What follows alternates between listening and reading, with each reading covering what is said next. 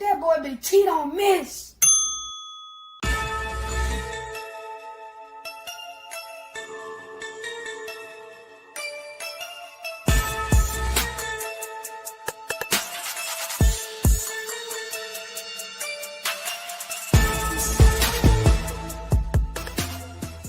Bang, bang, bang, boy, shit break. On the hard thing, out of Alabama, you can add Nick say.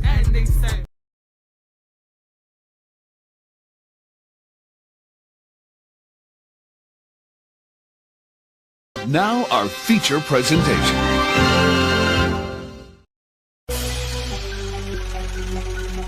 Yo.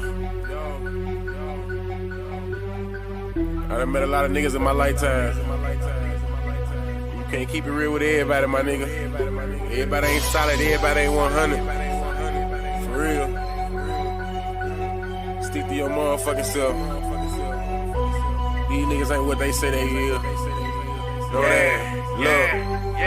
I do this shit for my brothers and everybody that done died for us. Niggas saying they gon' ride. When the time came, they ain't ride for us. Hitting licks on some hot shit with the same click, you a 5 buzz. Niggas switched up like a bitch, say they'll die for you, but they lied to us. Make room for the real. All that other shit ain't got time for it. Mama still paying bills. Till I get a meal, I'ma grind for it. Record labels all fake and gay, I won't sell my soul, I won't sign for it. Really cut from a different cloth. And new niggas only piss me off. Come around like they really down, but they only around cause they mooching off it. Niggas pussy beat the coochie off it. Listen up when the truth is talking. Real niggas got morals, and the lame niggas don't hate. Rob, who take what? Bitch, I'm riding around with that cake.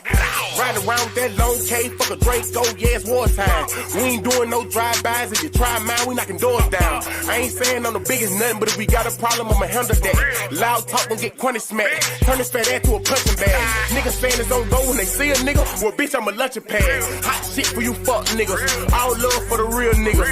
Even if a nigga went blind and got paralyzed, I wouldn't feel niggas. See the pain in my city eyes that they traumatized and they still getting it. Forever smoke on Mac bands. Long live smoking bean. But most of all, the one that hurt the most, goddamn nigga to the king. Wake me up, I know it's all a dream, but this real life and I'm stating facts. If I say this nigga, then I meant it, nigga. If it's out my mouth, I won't take it back. Rap niggas know what's going on. I'm the hottest shit since Tupac. I meant Tupac and I'm too hot. Nigga, you not, I'm a fuse box. Yeah, nigga, I control shit. Y'all ain't better than my old shit.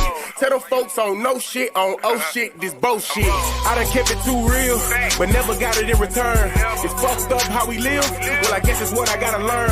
And they ain't saying that I'm perfect, cause everybody got flaws. And they say the real in the graveyard or they locked up behind walls.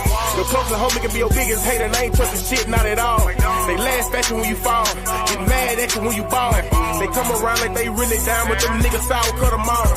Stand alone on your own team, be a grown man, that's a boss. I'm only here to get it real.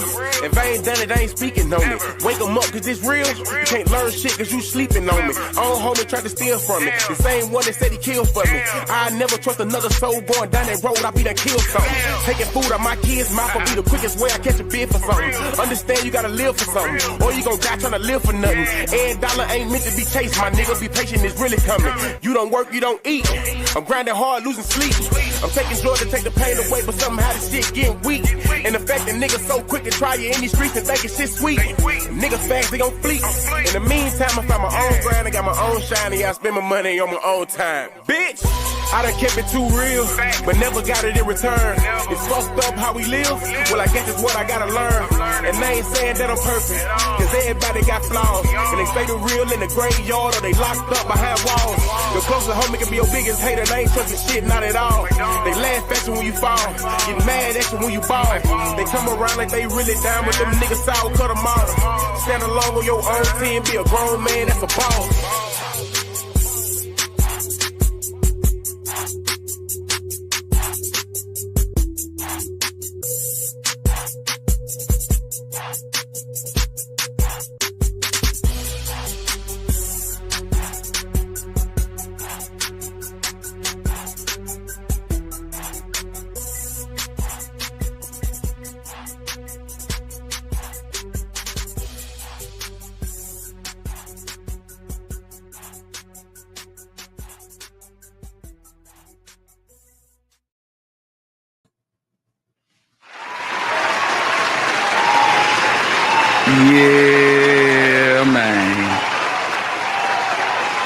like we always do about this time. You are now tuned in to the Alabama Hitter, and this is Hit Squad TV. Man, salute to everybody in the building. Illuminegro, salute to you. Mimi, what's going on, family? Salute to you. McName Mason's in the building. Real Talk with Tamara's definitely in the building. Yam is in the building. Salute to you, Yam. We got ZK in the building and everybody in the bushes. We got my dog, Balraj, in here. He said Team Thugger.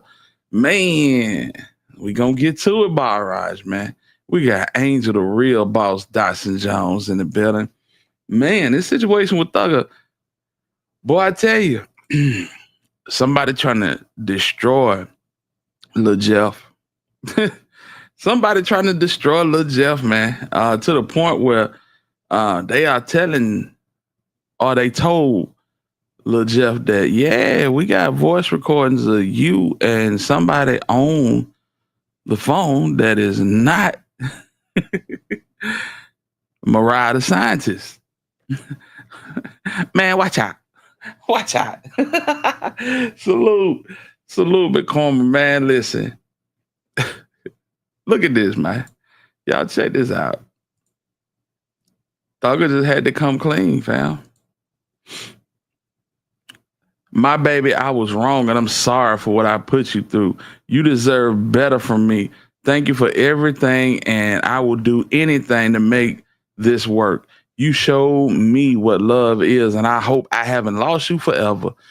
Everybody, leave her out of this, please. She's innocent. She's an innocent girl and feels bad about all of this. Please give her peace. Yeah.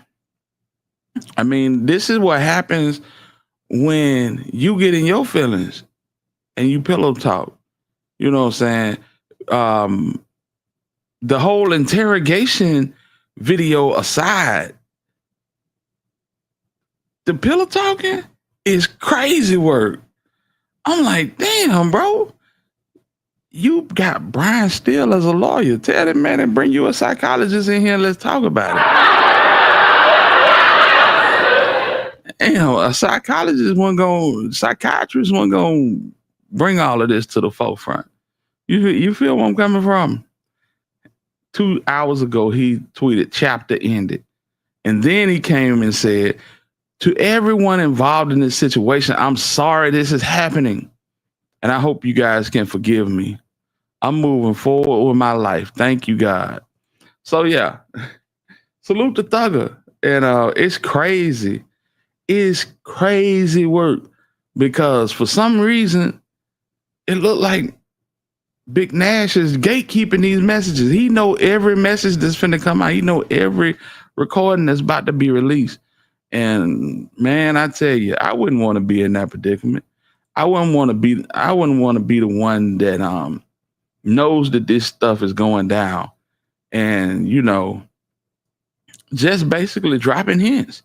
You know, like Saturday, he dropped a hint that, hey, we finna drop something that's gonna shake up the internet.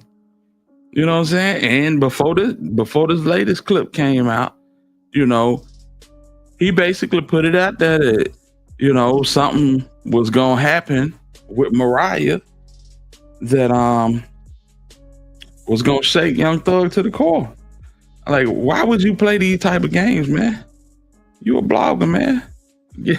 Get out them folk business. All money ain't good money, and the fact that you basically, you know, you being the go-between for this is crazy work.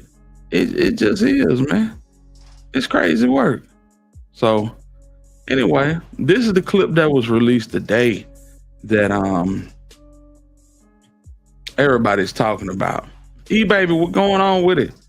McName Mace said, Thugger explained himself like this, like his life was on the line, because he know all of this stuff that's coming out, he is getting pre-advanced warning that it's about to drop. You feel me? So he know what's coming down the pipe. Y'all check this out. I wasn't expecting your call. And whoever this is on the other end of this phone is not Mariah. Let's get that out. My heart is beating fast right now. Yeah. Yeah. I'm happy that I make you feel like that for sure. crazy. He said, I'm happy that I make you feel like that for sure. I wonder what your heart gonna do when I see you. Oh my God, I don't know. I wonder what your heart gonna do when I see you. When you plan on having kids? Like what age? Can you get out? Tell you. Bet. When you come home, I have kids. Yeah. I wasn't expecting your call. So my heart is beating fast right now. Yeah. So she said, I'll have kids when you come home.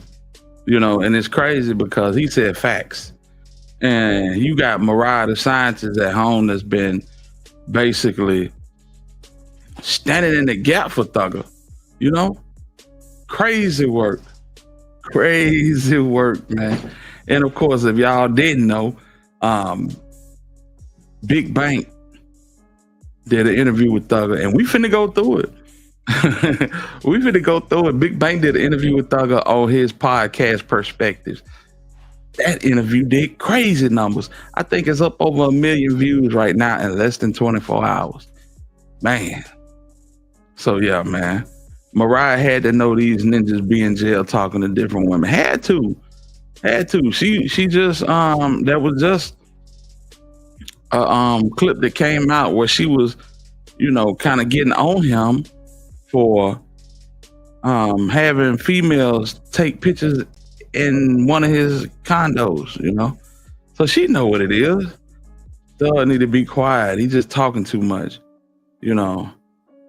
And well, this is the thing, E baby. When you got all this work out here on you, it's like, damn, he's scrambling. Oh boy, yeah, my boy is scrambling, man. But let's get into this. It's a pretty long interview, and I doubt we get all of it. But shit, man, we're gonna try. Salute to everybody in the building, man. If y'all can, hit that like button for your boy, man. And yeah, let's get down to business. Young Thug breaks silence on YSL, Gunna, prison call leaks, and interrogation. Man, that's crazy. This boy done did 1,100,097 views on this shit. This is crazy work. Shout out to Bank. Let's get to it. Work exclusive.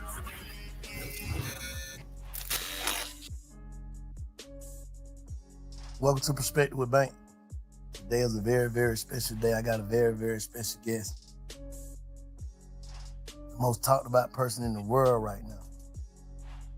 Man, listen.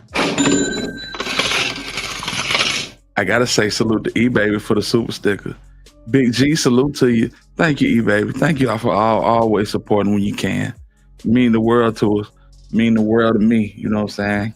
Keep everything, keep the gears oiled up and everything moving accordingly, man. You know what I'm talking about? Salute to you. Salute to my dog Robert here at the A. Salute to you, Robert, man. Let's get down to this, fam. We got Diane Brown in the room. Salute to you, Diane. Pleasure to have you in here this evening, man. Let's get down to brass tacks with Thugger and Big Bank. Yeah. What's up with it, King? Living life, bro. How you feeling? I'm planning. Planning. That's what it's about. Where your mental at?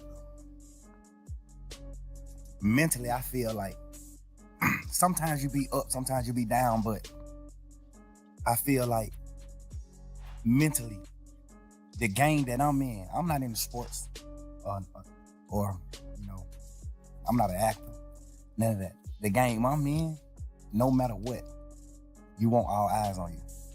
I feel like right now, this moment, no matter how the eyes look can look devastating, the eyes can look betrayed, the eyes can look however, no matter how the eyes look.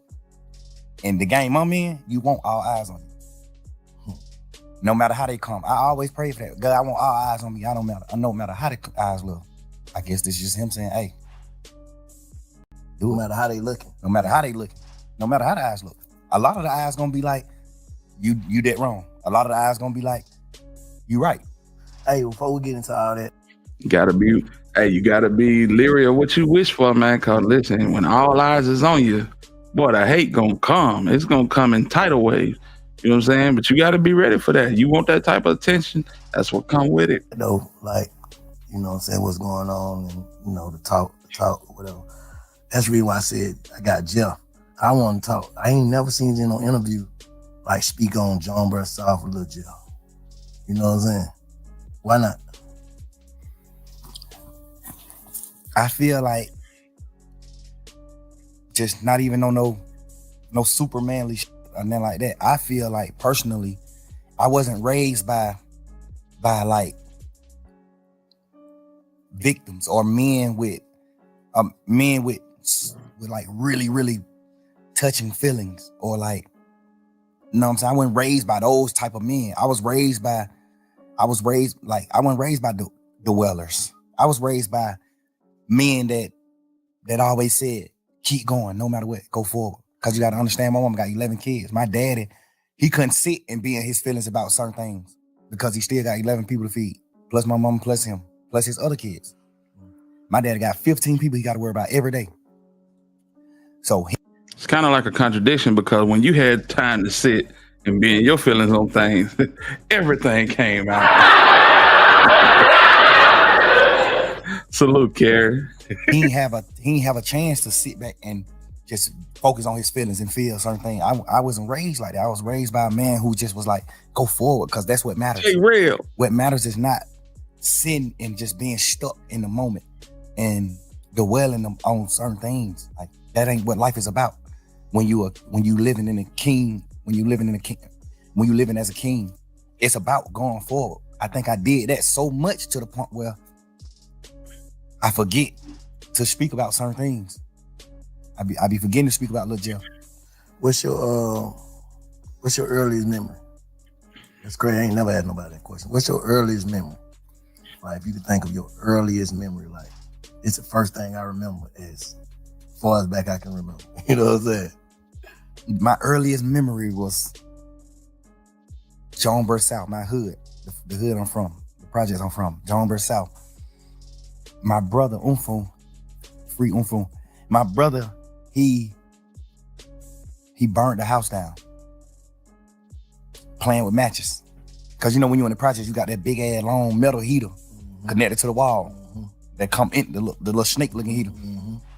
He playing with matches on that and it burnt down the whole building though. It ain't even burned down just our apartment, it burnt down the whole building. Badass. Hey, I had the same thing happen to me, but I ain't burned out the whole building. My mama had a plastic artificial centerpiece, and I don't know how I got to be at the house by myself with a book of matches, but I set that bitch on fire, and I put it out so quick. Ooh-wee. It was crazy. My mama came home and bought me a gift and everything. When she seen that centerpiece, boy, she lit into my ass like, gotcha, bitch. That's my first memory, like real life. Lil Vegas. Coming up, like, what's the first time you knew, like, that's your first, what type of memory would you say that is?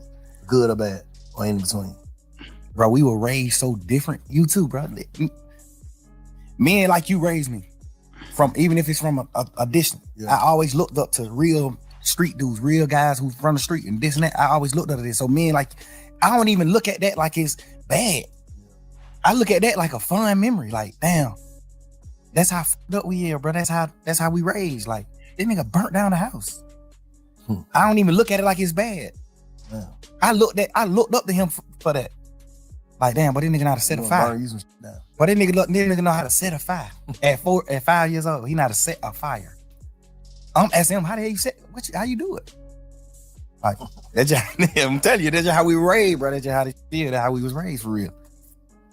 So I know you got some crazy memories. I was just saying, when I asked you the question, I was just trying to think of mine. My first one, but I can't. But I would say, what's your first happy moment? In life? Yeah. My first happy moment was when my mama moved out the projects to a house. When my mom moved into her first house instead of apartments, I was like, damn, bro, we got a house. The house was smaller than the apartment. My mom had got a 4-bedroom house. The apartment was 5-bedroom. Just saying, not feeling so confined no more, like around a bunch of people. Now we got rid of some grass. Like, but I got grass, I got a yard, I got neighbors, like houses. Like, I'm waking up, get on the school bus in front of my house instead of the project. It was wrecked across the street from the project though. But so it's just like, you know, but that was like one of my first happy moments, and that I remember like as a kid. What's your first saddest moment? I used to go with this girl named Santana in Pool Creek. That's when we moved out of Jonesboro South. I moved out of Jonesboro South when I was like 3-4 years old. We moved to Pool Creek, which is right around the corner from Jonesboro South. And I started going with this girl that stayed like 2 apartments down from me. Her name is Santana. I was going with her like, we probably like 5-6 years old, like kids. I was going with her, and we was sitting on a bench. And I think I was talking to another girl, and she hit me with a stick, with a sword, with a real log. Scarred me right here and right here. Hit me with a log. Made you sad? Yeah, because it was like, dang, she broke up with me. I'm like, dang, I lost my girlfriend. Oh, yeah. What's the first time you feel like you felt betrayed? Like as a kid coming up. He had to rephrase that because he know he's going straight to Gunna. Glenn, what's up with it, man? Yeah, this was a good interview, Baller. I must agree. This was a good interview. For real. Well, no. My first betrayal was like, because I'm a kid, so I wasn't introduced to the world or like niggas or friends. You know, you confined to just your household and the apartments you live in. Mm-hmm. So my first betrayal was probably like my other family members, like me hearing my auntie say, you know, she don't want my mom kids at her house because we just too deep. Like we got roaches in our house. Our clothes got roaches, so we might come to her house and some roaches might come out of ours. Now she got roaches in our house. Damn, that's a hard memory. Hey, listen, I gotta say first of all, Baller, I appreciate you. Salute for the Cash App and Chevy Blue. I ain't even see you in here, Chevy Blue, but salute for the Cash App. Thank you so much, loved one. You know I appreciate the support. Understand it. You know, no harsh feelings, but you know that type of shit. The nigga that I am. That's the type I was dealing with in life as a kid. I was dealing with that. Like my mom got so many children to the point where her sisters and brothers like, man, hell no. We don't even want to deal with y'all. No, sir. Too many of y'all there. They wouldn't even know no bullshit. Just like, she like, man, I got a 3-bedroom apartment. I'm goddamn raising my kids a certain way. Y'all over here, y'all grown in hell. Y'all doing what y'all want to do. And like, hell nah, we don't want that shit over here. I want my kids to grow up, you know, a different way. So I get it, you know what I'm saying? But that's the type of shit I was dealing with. Like, that was my first like betrayal, just like hearing my auntie say, she didn't want us at our house. We carry roaches. Damn. Hey, shit, we had roaches like. Of course. But hey, my auntie them did too, but they was so small, so she was able to exterminate them. She was able to get rid of the certain. She just got a little bit. Yeah, she had roaches just because she lived in the project. She was clean as a motherfucker. She had them 3 kids. All them were respectful, cool people, cool kids, all that. So she can contain like what's going on in her house. We just so deep. It's just like, y'all finna come over here. We broke ahead. We got this smaller amount of food stamps than your mama. My mama got a lot of food stamps because she got a lot of kids. My mama like, man, we got $300 a month worth of food stamps. Y'all come over here, y'all eat all the goddamn food because y'all just deep. Y'all ain't even trying to do no shit. Y'all eat all the food. Now my family don't, you know, just like that type. You know, until recently, like, and a lot of people who watching, they probably been watching me, they see like, I ain't different. I feel like I'm different. I know I'm different now. Like at first I was trying to trick myself into being different and it ended up working. You get what I'm saying? So, and I started realizing certain like, damn, man, this how you felt about this, or this what shaped you, or this what made you start to think like this, and this what made you, you know what I'm saying? Like, so how do you think Lil Jeff impacted Young Thug? Yeah, that's a dope question. Glenn, I appreciate you, bro. Man, thank you for the support, man. thank all you guys for the support. If y'all haven't hit the like button, y'all go ahead and hit that like button. We getting deep into this. Hey, ZK, that was a crazy memory. You know what I'm saying? I came from a similar background, but it wasn't. My background was a little bit different, you know. It was just I'm the baby, and then I got my nieces, and my sister was out there. You know what I'm saying? And so it ended up where it should have been just one of me, and my brothers and sisters was older. It ended up being, you know what I'm saying, like 4, 5 of us. A few things. It was a few reasons. A few things like from me being Lil Jeff impacted Young Thug. Like some of the shit that I just spoke on. Like that made me like love people more because I seen like some parts of my family like not having the gratitude and like love that I wanted as a kid. Like I actually love my auntie. I actually love my cousins from my auntie kids. I actually love them. Mm-hmm. And my mama, we were so deep. My mama always taught us like love, bro. Y'all supposed to be with each other. We'll never go against these folks. Love, you know? So those type of situations impact the impact Lil Jeff to Young Thug. Just like I'm telling you, you gotta think my mom got a 5-bedroom apartment. We 11 deep. All 11 of us live in 5 bedrooms. So I'm sleeping in the same bed with 4 other people. The 4 youngest kids my mama got sleeping in one bed. Then the middle 3 sleeping in 2 beds in their room. They got 2 different beds in their room, in one room. Then the other, it's like that. So I grew up off of like, you gotta love one another. We ain't had nothing. We was literally damn near junkies. Like we ain't have nothing in the world. We did. I'm telling you, when I bombs, not junkies, but like bombs. Yeah. You know what I'm saying? Like junkies. Yeah. Like we don't got nothing. Like I wear my sister clothes to school.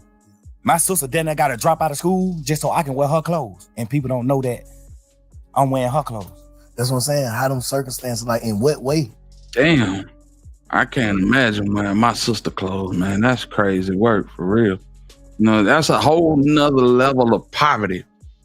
So for somebody to rise from object poverty like that to become something the caliber of what Thug became, hey man, that's a testament to his drive, man. So salute to him. Then, like, what did it make you feel like? It made me feel like I just wanted. It made me feel like my aunties and uncles and stuff treating my mama family a certain way. It made me like want love so bad. That's when I started meeting friends. That's when I started wanting love from like other people besides my sisters and brothers. Mm-hmm. I started trying to get love from my friends. I started getting, you know what I'm saying? Like it just made me just seek love. I started seeking love because I wasn't getting love from like certain parts of my family. Yeah. It shaped me in that way. And then a few more ways, like I watched my brother die in front of me. You know what I'm saying? Like I watched my brother die in front of me, bro. 8, 9 years old, little boy. Kid. What happened? He got killed. My brother got killed on Deal Avenue. My brother ended up doing some gambling. He stopped Uncle from gambling, and then he kind of slapped Uncle around like, yeah, Uncle was like 11, 12 years old. Look, he was a kid. He gambling with some grown ass men though. So he go out there to stop my brother from gambling. Then he started gambling. He ended up winning all the money. So when he leave, one of his friends goddamn call him and tell him like, bro, don't come back up here. These niggas they gonna take the money back for you if you come back. Cause my brother was like, shit, I'm finna go home right there. I'll be right back. Y'all niggas don't stop gambling. I'll be right back. So he walked down the street to the house and his friend called him like, man, don't come back up here. These niggas goddamn whoa. Which some people would look at like, nah, that ain't no, that's real niggas. But he knew my brother. He my brother best friend. He knew my brother. Gangsta, he's standing on that off top. You tell my brother some niggas finna do something to him, don't come back. He going right back. Cause the thing about it, he wasn't even coming back. He had won all the money. He won like 9,000. This was little kid shit. He won like 9,000. His friend knew he wasn't coming back. Like he like made him come back by telling him a nigga finna like he gonna rob him. So he. Damn, that shit's crazy. I had a similar situation. My homeboy, he got up. He didn't get up 9,000, but he got up a substantial amount. And niggas that he thought was his partners got him. You know what I'm saying? Salute to Bam Bam Carter. He go right back up there and shoot a nigga. He go right back up there. Hey, Ty. Who just said, who you just called me and said a nigga said they gonna rob me? Who you said gonna rob me? The nigga Ty.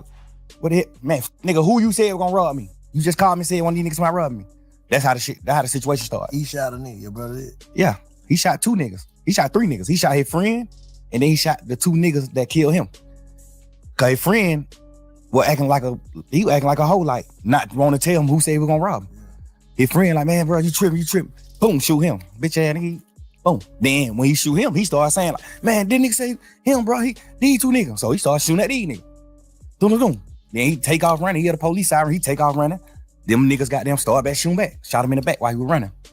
Ran down the street a little bit and fell on the ground and just like, he just on the ground gasping like, man, hurry up, get me in the car, take me to the hospital. He just was telling us like, I feel like I'm dying. Like, I'm telling you, I feel like I'm dying, bro. I feel everything's slowing down. My heart rate, everything's slowing down. I feel like I'm dying. Y'all gotta, what I'm saying? I'm right here, bro. Little boy. I'm looking at my mama holding nigga hand like he going in shock. My mama like, Beanie, like, son, you hear me? You hear me? And he just like choking up blood, but he like, you can see he trying to say something, like he let her know, like, I hear you. He trying to say something, but he can't talk. So my mama like, you hear me? Squeeze my hand. I'm holding one of his hand. My mama holding the other hand. She like, if you hear me, squeeze my hand, son. Squeeze my hand. Don't go, son. You squeezing our hand. I'm like, all right, he still, you know what I'm saying? Like, I'm looking at this shit as a kid, bro. Like, so from that day forward, I always said, I'm gonna do something to the nigga that killed my brother. That just shaped my life. That made me cause I played football. I looked up to Michael Vick. I played football. I wanted to rap. I looked up to Lil Wayne. I looked up to Michael Vick. I looked up to Hot Boys. That just shaped me from all that. From that point on, I looked up to like steppers. I looked up to niggas from my hood, from South, that handle their business. That shit just made me a whole different person. That one situation. I was never like 9 years old. I was a kid. So from that point on, how you, like looking back on like, what changed? Like what changed in you? Me. Shouldn't no little kid have to witness that, fam. Just to be honest, shouldn't no little kid have to witness that, bro. That's shit's shameful. Damn. From that day, what changed in me was the way I viewed like niggas that wasn't from where I'm from. Cause that's what it boiled down to. Like a John vs. South nigga got killed by a Deal Avenue nigga. So that just started making me be like, man, you ain't from John vs. South, nigga. You know what's happening? Now we living that type of life. So that's what I'm saying. Like the situations I was in shaped me in so many ways. It ain't shaped me one way. Cause it was so many different situations, different scenarios to the point where it shaped me so many different ways. Like me not getting love, the proper love from my entire family made me seek love from niggas and women. Me seeing my brother get killed shaped me to how I view niggas in the street, how I view niggas. Like, you know what I'm saying? So E-Baby said he looked up to Lil Wayne, but he shot his tour bus up. Crazy work. If you remember the origins of Thugger when he first came out, like when Pac died, it was a nigga on No Limit named Crazy. Sound just like Pac. And it was a nigga that came out right after Pac died named Black Haze. I think that was his name. Sound just like Pac.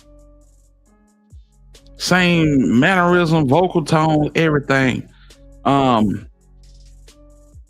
When Thugger came out, this nigga shit sounded exactly like Lil Wayne shit.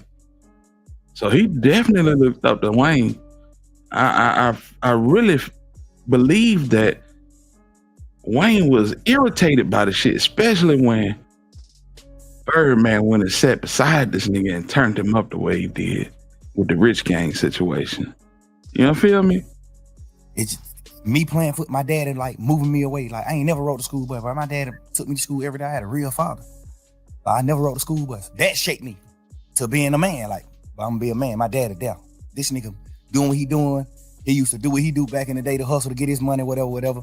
Like, I looked at all that type of shit like, damn, he a real man because he's still trying to do whatever he can do to feed all these kids. And he's still taking time out to like take me to school every day and come get me from school every day because he just wanted me to be that far away from the streets. You know what I'm saying? Like that shaped me in a different way to being the dad that I am to my kids. That shaped me in a different way. You know, just so many different scenarios just shaped me. Like I look at my mama cry every year on my brother's birthday, bro. That nigga died 3 days before my birthday. His funeral was on my birthday. Nigga, I remember my 10th birthday, a funeral. I'm going to a funeral on my 10th birthday, bro. My brother, who just told me before he left out the house and died, I'm gonna give you $100 for your birthday. I'm looking at that. Like, nigga, I still wake up right now today. I still want my $100 for my brother. Can't get it. It just certain shit just shake me certain ways, bro. Just, you know what I'm saying? So when you look at yourself, like when you reflect and just look at yourself, how you see yourself right now as a person. Like if you had to judge you, how you see yourself. The crazy part is, bro, I thought I was whole.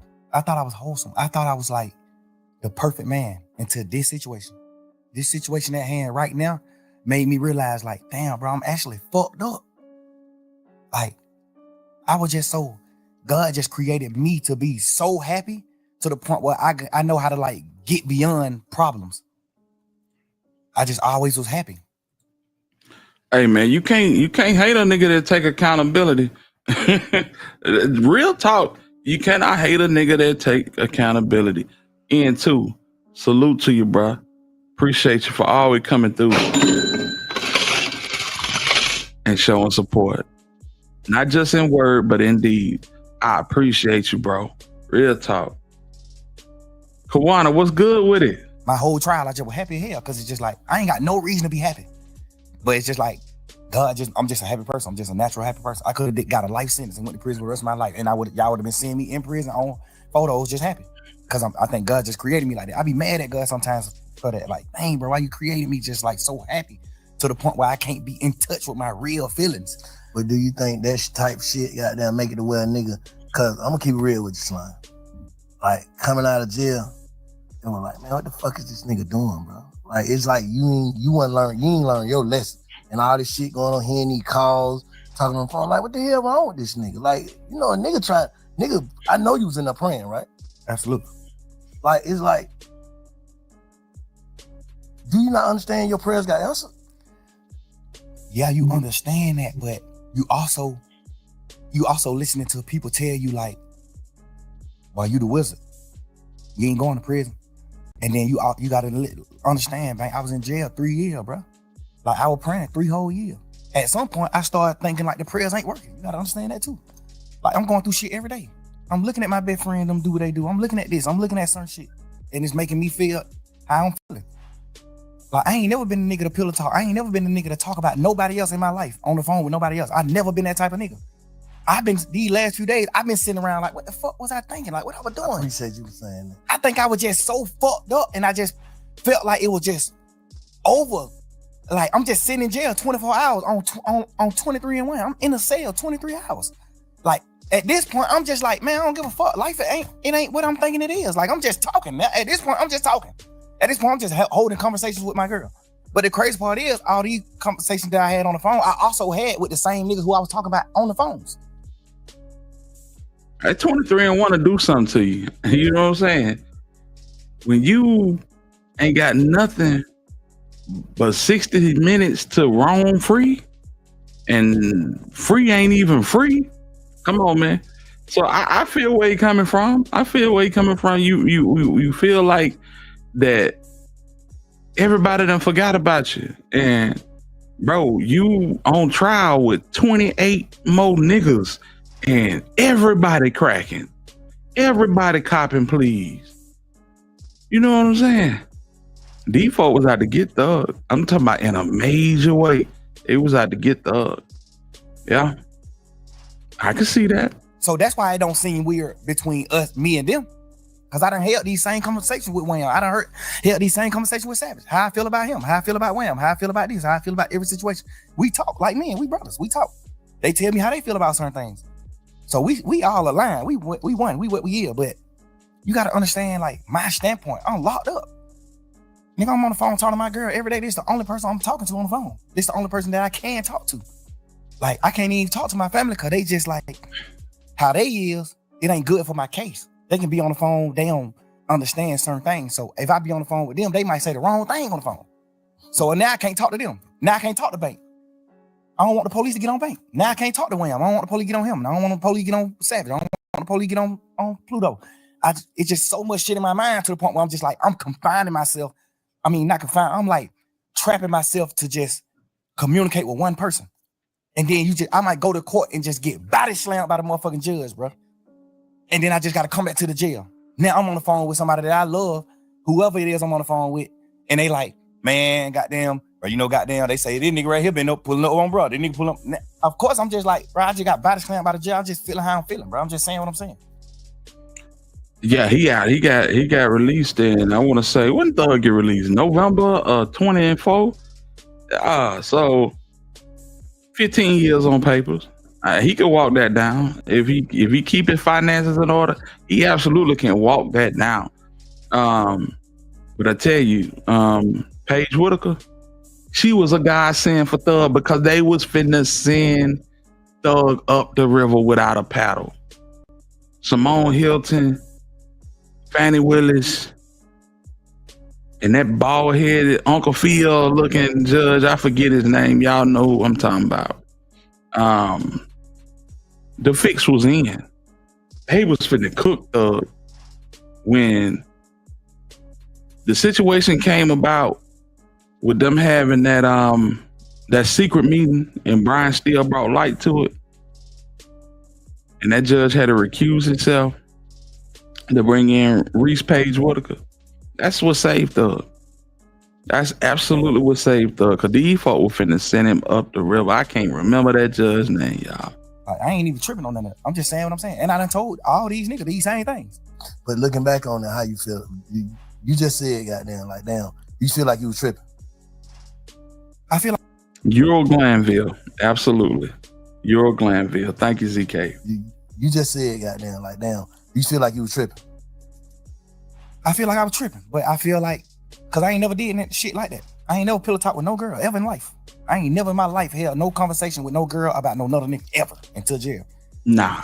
And I've been trying to figure out, like, why the hell was I even doing that? And then I just had to, like, think back to when I was in jail. Cause I did a long time in jail, so I know how to think right back to when I was in jail right now. So you've been reflecting. Hell yeah, and that's another thing I don't even want to do. That's why I don't even respect the phone call shit coming out, cause all it do is make me think about when I was in jail, going through fighting for my life. All it do is make my girl think about those long ass conversations on the phone. We praying and we doing shit and hoping that I can get away from this shit and come out of it. Like, that's the weird part about this shit that's happening. Like, this shit, all this, y'all, this shit just like a fun moment in the memes on the internet and trying to just like tarnish my existence and just my real nigga shit, my real nigga life to like just to have fun with it, but not knowing like, but this shit traumatizing the hell. This shit goddamn make me remember when I was in jail. This shit make me remember those dark ass days and moments I had, bro. This shit make my girl cry. She ain't even tripping about what we saying on the phone, nigga. We said whatever I say, I can say twice. I'm a grown man. I'm a man, nigga. Whatever I say twice, and I done said it to every nigga. They know that. So I ain't tripping on that part. I'm tripping on just like the world not knowing that. I'm tripping on the world just, oh, but look at this. Oh, hey, y'all, here go another phone call. Here go. It's just like, bro, y'all ain't understand what's going on. Let me say this. If you knowing that you told these people and you was on the side, how would you look at it? If you was from the sideline, just listening to Slime on the phone, on the jail phone, talking to Savage, talking to your girl, just about like everything, how would you look at that? If you didn't know, like you said, you done told these same people this, how would you look at it? It depends. If I was on the sideline and I never been in that situation, like no jail shit or fight for my life, I probably would look at it how people looking at it that ain't never been through shit. Okay. They probably looking at it like, man, you some bullshit. Why the hell you talking about? But if I was a nigga that had experienced certain shit, I would look at it another way. Mm-hmm. But and me personally, I'm a smart man. I know how to think. So if I see somebody else going through this, I'm the type of person to be like, man, I want to know what he think. Like, I want to hear what he was feeling. Like, why you do this? Why you said this shit on these phone calls? Why you was saying this shit on these phone calls? Because everything on the phone call came from questions being asked. Or they just putting out your part. Who you think putting that shit up? I don't know. I be looking at it like some of the niggas that's like mad that I'm pushing grown man business. I'm pushing. We ain't telling them about it. We ain't no rats. We ain't doing it. It might. Nah, you gotta let that shit go, bro. You absolutely is mice. Come on, man. And talking about niggas is trying to affect your grown nigga shit. No, bruh. Come out of that shit. You a grown man. You damn near 34 years old, bruh. Come on, man. Let's sack up, put our big boy drawers on, and walk this thing out as a civilian, fam. Come out the gangster matrix, fam. Yo, what it do? Salute to you. Salute to you, family. My boy said, driving and listening, hit the like button. Let's go, J-Rail. Be safe out down that road, family. I mean, people that's like, you know, it might be stemming from that. Cause Do you think you inviting the energy though? yeah, 100%. Overly. Yeah. Overly. But me just knowing how this world is, even if I wasn't inviting the energy, it still happened. It still would happen. You can't just say that. I know it. You can't just Cause say you gotta think, before the world even seen an interrogation video of me or anything, jail calls I had already got leaked. Jail call got leaked when I was in jail. interrogation shit was already out too though. Huh? Right. I'm just saying, all this shit was happening while I was in jail. But I'm saying, So I don't can't- think it would be, me personally, bro, this shit for me to use slang. I don't think it would be, it's like right now, yeah, interrogation shit came out too, and there was some shit in there, we're gonna talk about that. There was some shit in there like, damn, Slime, why you say that? Like, what the hell wrong with you? But at the end of the day, I'm saying niggas wouldn't wanna be like, yeah, man, fuck that nigga. If it didn't come with, you gotta think, bro, if people's out here in them motherfucker like free slime to the death, like, can't wait till you get out. But then when you got out, it was like, he ain't learned. He's still the same. He want to go back. Just off of tweets and dissing and, you know what I'm saying? That just like, damn, bro, like, bro, you just did some shit niggas don't do. You just goddamn came home on some shit with goddamn damn near everybody telling. Nigga ain't. Everybody did tell. Shit. Well, yeah. I don't know about Yak Gotti, but Yak Gotti had a hellified interrogation mixtape too. All these niggas got caught on mixtape talking crazy. Yeah. So, you know, just take your lick, man. It is what it is. All y'all niggas talk. Y'all at home now. And it's time to, you know, re-up on the backside of life. Everything that happens now will be characterized as what happened after you came home. You know what I'm saying? It's a new day. On some shit we goddamn damn near everybody telling. Nigga ain't supposed to make it back. And you back, that's God. So it's like, damn, it's like the universe too was making it like, yeah, spank him. I think, personally, no matter what I came out of jail and did, it still would have came out one day. Me personally. I understand what you're saying. Because it still came out when the whole world looked at me as a real nigga. My jail phone call got leaked. They weren't pushing no narrative then though. You know, fuck the narrative. I'm just saying coming out, no matter what. I feel like no matter what, it still would have came out. I know it would have. You know what I'm saying? I feel like it still would have, no matter what, bro. No matter what I would have got out of jail and did, it still would have came out. Yeah. Just because it was public record. Yeah. Because at the end of the day, when the first shit came out, when the first few jail calls came out, or me and my girl just talking this shit, when those first few jail call came out, nigga, my team got in touch with the Cobb County people and stopped all of it. Like, shut down the whole system. Now you can't go get none of that shit. Okay. So what they tell you? Somebody been had it. They got it back then. And they just waiting to release it. Strategic. No matter what I would have came out doing, it still would have got released. What about like, because you can't go on the internet and get it right now. You can't go on Cobb County website and get it. It's been shut down for a year and a half. what about like contradicting shit? Like they say, you tweeted that you told Shaw to take the take the plea. Yeah. But on the call, you told Savage. I ain't told that nigga that. Like, so that's like credibility. Like, damn, Slime, you said this, but this, you tweeted this. Well, goddamn, what one is it? Yeah, I understand that. And the thing is, when just say I'm in jail fighting for my life, it's just for people that don't know the law.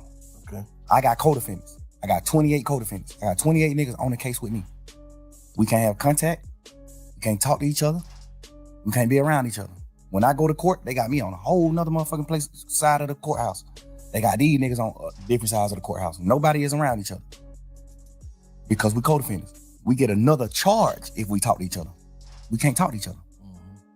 So when I'm on the phone, a nigga like Savage, he know what he know about the law, but it's some things that he don't know about the law. So that's what slowed me down from calling niggas from jail, because he on the phone just having a normal conversation with his brother, and he just want to know what's going on. Like, shit, I just want to know what's going on, bro. Like, you seen your brother plea? You seen this? You know, he don't know the law. He don't know the side of the law where I got a co-defendant and I can't talk to him. So if I get on the phone on a jail call and tell Savage, yeah, I told Umfum to take his plea, that's another charge on me, because I don't supposed to have contact with Umfum. So when I'm on a jail call talking to Savage, I got to say no. Hell no, I ain't told that nigga do that. Hell no. Because all they gonna do is take that jail call and play it in court. Now I got to attempt the court charge. Damn, that shit's crazy. Cinematic Ken said I was locked up on some traffic shit. Thug got released the same time I did. Ironic. Salute to you, Cinematic Ken. Appreciate you for rocking with us, dog. Hey, listen, I need y'all to hit that like button, fam. Hit that like button. Let's run this up, man. And if you can, support the channel. But this is a hellified interview. I ain't gonna lie to you. Thugger clearing a lot of stuff up. A lot of people say he lied about a lot of stuff still. But we're gonna go through it and see. Yeah, man. Salute to the squad, man. Appreciate y'all for rocking with me, man. So when I'm in the jail, I can't say it. And when I'm in the jail, I'm like, hell no, I ain't told no nigga take no plea. No, I ain't did that. Because I got to do that. I'm on trial. I don't supposed to have no contact with him. If I say I told my brother to take the charge, all they gonna say is, how you told your brother that? You must talk to your brother. Boom. The lawyer can get in trouble. All type of shit can happen. I'm on the phone all the time. Hell no. I ain't tell that nigga take no charge. Fuck no. I mean, I ain't tell him to take the plea. No. But when the case over, can't nothing happen to me by saying that. So when the case over, hey, let me clear this up just for the world to know. Because I told Savage no. I told Pluto no. Like, I told a few niggas who asked me, like, hey, bro, you told your brother to do that? I'm like, hell no, I ain't telling him to do that. So obviously niggas that I fuck with in the streets, in the world, they looking at it like, all right, your brother did what wrong. You ain't tell your brother to do that. Mm-hmm. So I got to clean that up. Because I really did tell him after the case. Yeah. After the case. Hey, hell no, I overly told him to take the charge. But because it definitely looked like, damn, they took the same plea, so how the hell you gonna just single Gunna out? You know what I'm saying? You know why? But you was done talking? Nah, go ahead. The reason why I differentiate his plea from their plea is that's like you telling your son to do something versus you not telling your son nothing and he do something. Mm-hmm. I told my brother to take the plea. We had a week and a half conversation, talking a week and a half. Every day in court. My first time seeing the nigga since we been in jail. We crying each other, all type of shit. I'm like, bro, get the fuck on. This nigga been in prison his whole life. You think that nigga give a fuck about going to prison? Boy, that nigga a man, gangster. Stand on that. Home don't give a damn about no sentence. Home told me every day in court, he told me, hell no. Boy, you tripping, bro.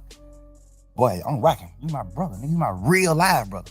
Like my mama had. Your mama and we got the same mama, nigga. You my brother. If you go to prison forever, I'm going to prison forever. Fuck that.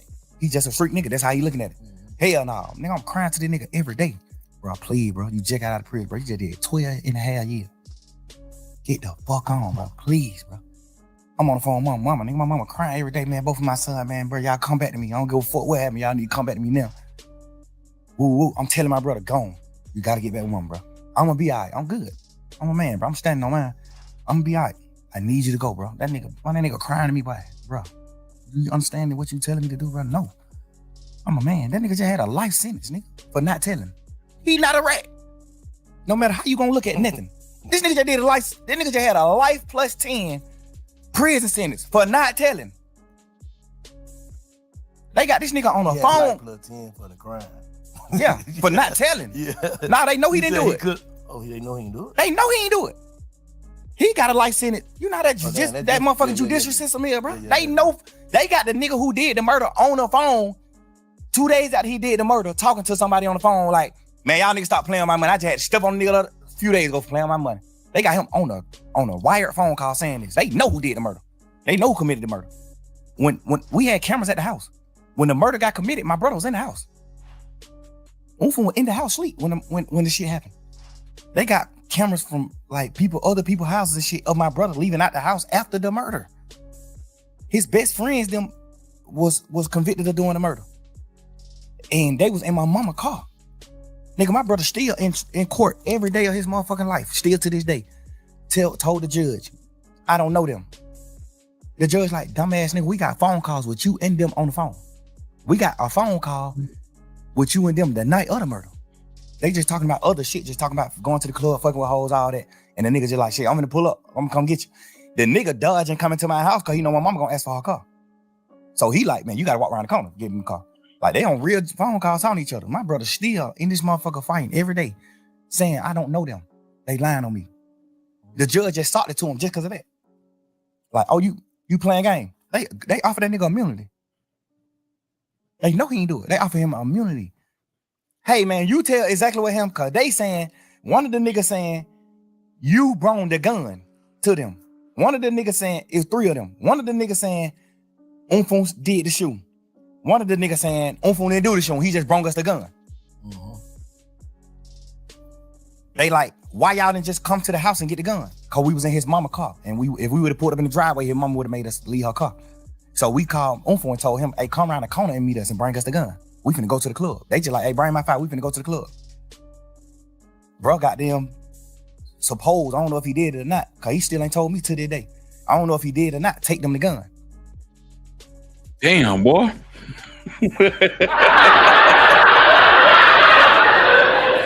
This shit too much for me. This is too much for me. Stop talking. Shut your punk ass up, nigga. You're talking too much. This is crazy. Thugger. Come on, man. Just tell them folks your brother's solid. You ain't gotta go through all of this. Man. Nikolai, what's the word? Ashley, what poppin'? You know what I'm saying? Y'all say he telling on somebody now. Crazy work, y'all. This shit like a soap opera. Yeah, it is. Yeah, it is. I swear to God. Let's let him talk. But when he take them the gun, they ride off and going like they finna go to the club and do what they doing, but they end up, well, that's what the court say. I don't know the case. The court said that they robbed some Mexican and one of the Mexican booked and they shot him and the Mexican died. I don't know if that's true or not. Robbed, but that's what the court say. I don't know the case. One more time. But when he take them the gun, they ride off and going like they finna go to the club and do what they doing, but they end up. Oh Lord, man, that's a lot of talking. That's a lot of talking. Wow, you so comfortable talking. And then back to the interrogation. This man told them people, listen, you know, tell the whole world what happened now, you know what I'm saying? But listen, take my number down. And if you need my help for anything at any time, don't hesitate to call me. You feel me? Well, that's what the court say. I don't know the case. The court said that they robbed some Mexicans and one of the Mexican booked and they shot him and the Mexican died. I don't know if that's true or not. I'm not saying it's true, but this is what the case was. They saying my brother took the gun to them, and then one of them killed the Mexican, which we don't know if that's true or not. Mm-hmm. Cool. Goddamn. They got one of the Mexicans that didn't get shot. One of them got killed and one of them they let run away. The one that ran away said, my brother is that nigga probably about 5'7", 5'8", red as a motherfucker, real Mexican, Chinese nigga. The Mexican that didn't get shot said the third. Hold up. I'm sorry, y'all. Describe him again. About 5'7", 5'8", red as a motherfucker, real Mexican, Chinese nigga. The Mexican that didn't get shot said the third guy that walked up was a tall black man with a ski mask on. That they said, how you know he black if he had a ski mask on? He said, I seen his hands. His hand was black. So my brother, off top, everybody know that ain't him. No, they know 100% he didn't do the murder. He just got a life sentence because he wouldn't tell. They granted him immunity. Didn't take it, man. Fuck y'all. Grant to what? I don't know what happened. I don't know nothing about that. I'm telling you, bro, just man to man. I can't put no rat on him. I can't. I'm telling you, I seen Shawty stand up and Shawty was 17 years old. Shawty was a kid. Shawty stood up in the paint, bro. Shawty got a life sentence. So let me ask you something. Did his plea say the same shit Gunna plea said? Like, is it the same? Like, did he have to agree to the same shit? Guess what you wouldn't believe, man? I ain't never seen your plea. I ain't never seen your bro plea. I swear to God. Just handle your business. Just go home. I told him, cause he had did 12 years on a murder. And then his lawyer got him a new trial. Like, they fucked up in trial, the lawyer got him a new trial. So now he out of jail waiting to get tried for the murder again. They ain't gonna never try him for the murder again because they know it ain't nothing he doing. He ain't do that. So he wasn't gonna never get tried for it again. They were gonna just like goddamn keep resetting the trial date for the rest of his life. He would never go to court again. That's what the lawyers say. Like, they ain't finna do nothing with that case. They can't beat him. So I told him, well, if you do take the plea, make sure they add your murder case in the plea. Make sure they dismiss your murder case in the plea, because you still got to do a new trial. I'm saying they did that. I don't think they did it. I think when they went to them with the plea, I think they were like, the plea is out of the murder shit. We can't do nothing about the murder shit. If they could, they would have. But the state was like, we can't do nothing about the murder shit. Like, it's a new trial. Like, it ain't nothing. We can't get involved in that. That's up to the court. So I guess that's what they like. We can't add that shit in there. So that's when he like, shit, I'm definitely doing a plea then. Now we having a week and a half conversation every day, bro, in court every day. I'm sitting in the cell crying like, bro, please, gotta go, bro. Mom, dude, these folk out of their mind. These folk can't function. Go on. One of us need to go right now. Memphis native, what poppin', fam? What's going on with you, man? And out of all of this nigga took the plea deal, got free, and violated again. I don't need you right here with me. You just did 12 and a half. I don't need you right here with me, bro. This shit gonna be 3-4 year process. I don't need you doing that, bro. So who did what's right on that case? Everybody who on the case did what's right, except the niggas who took the pleas in the beginning of the case. Except them. The niggas who took the pleas in the case, that's who did what's wrong. They took the plea and agreed that YSL was a gang. They saying that we got a RICO and YSL is a criminal street gang. All of us on this trial, all 28 of us saying YSL is not a criminal street gang. Because by the book of gangs, the law that solidify you as a gang, we don't come to terms with none of that. So it ain't a gang. In real life, it's really not a gang. When it comes to the gang book, done did some shit separate on their own. Yeah, it's just a lot of crimes that happen, and they just saying, "Oh, YSL a gang?" Off of all these crimes that happen, but the law that makes an organization a gang, the law that makes an organization a gang, we don't meet none of the criteria. So we not a gang. No matter how y'all try to twist it, we not a gang. You see what I'm saying? We got every lawyer in this motherfucker saying we not a gang. So who you look at in that shit that took the plea that you be like, oh, I can see how he took the plea? Nobody. Dude. Okay. Nobody else. On phone. All right. Because, and I ain't like saying, oh, he didn't goddamn do us wrong or he didn't do this. One thing I know is he ain't taking the plea. If I don't make him take the plea, he ain't studying that plea. So why Duke ain't wrong? I just want to know. Like, why? Because Duke plea was from Duke. All Duke said in his plea, he didn't say YSL was a gang or none of that. All Duke plea did was said that Yak was right about telling on him, about what they talked about. Duke plea was just what Yak already had told the police about him. You see what I'm saying? Hold on. You said. See how confusing this shit get? Everybody talking. Ain't nobody solid. Everybody talking. So you can't say that, yeah, Duke and Umfong, you know what I'm saying? They kept it solid. All these other niggas, man, these niggas rats. Not me though. It don't make sense. Duke just agreed to what Yak said. Yes. Duke, Yak, you saying Yak threw Duke up on the bus. He just said the nigga telling the truth on me. Yeah, because if he say that he not, then Yak got to take the stand on him. Because Yak plea agreement said he got to take the stand if Duke go to trial. That was a part of his plea. What I'm saying? On that case. I appreciate your end too. So Yak Yeah, say ain't nobody. He was on Big Fat. He said nobody ain't go to jail for what. He said he just was in there running his mouth in the what's the name? Interrogation room. So how he? What you mean testify?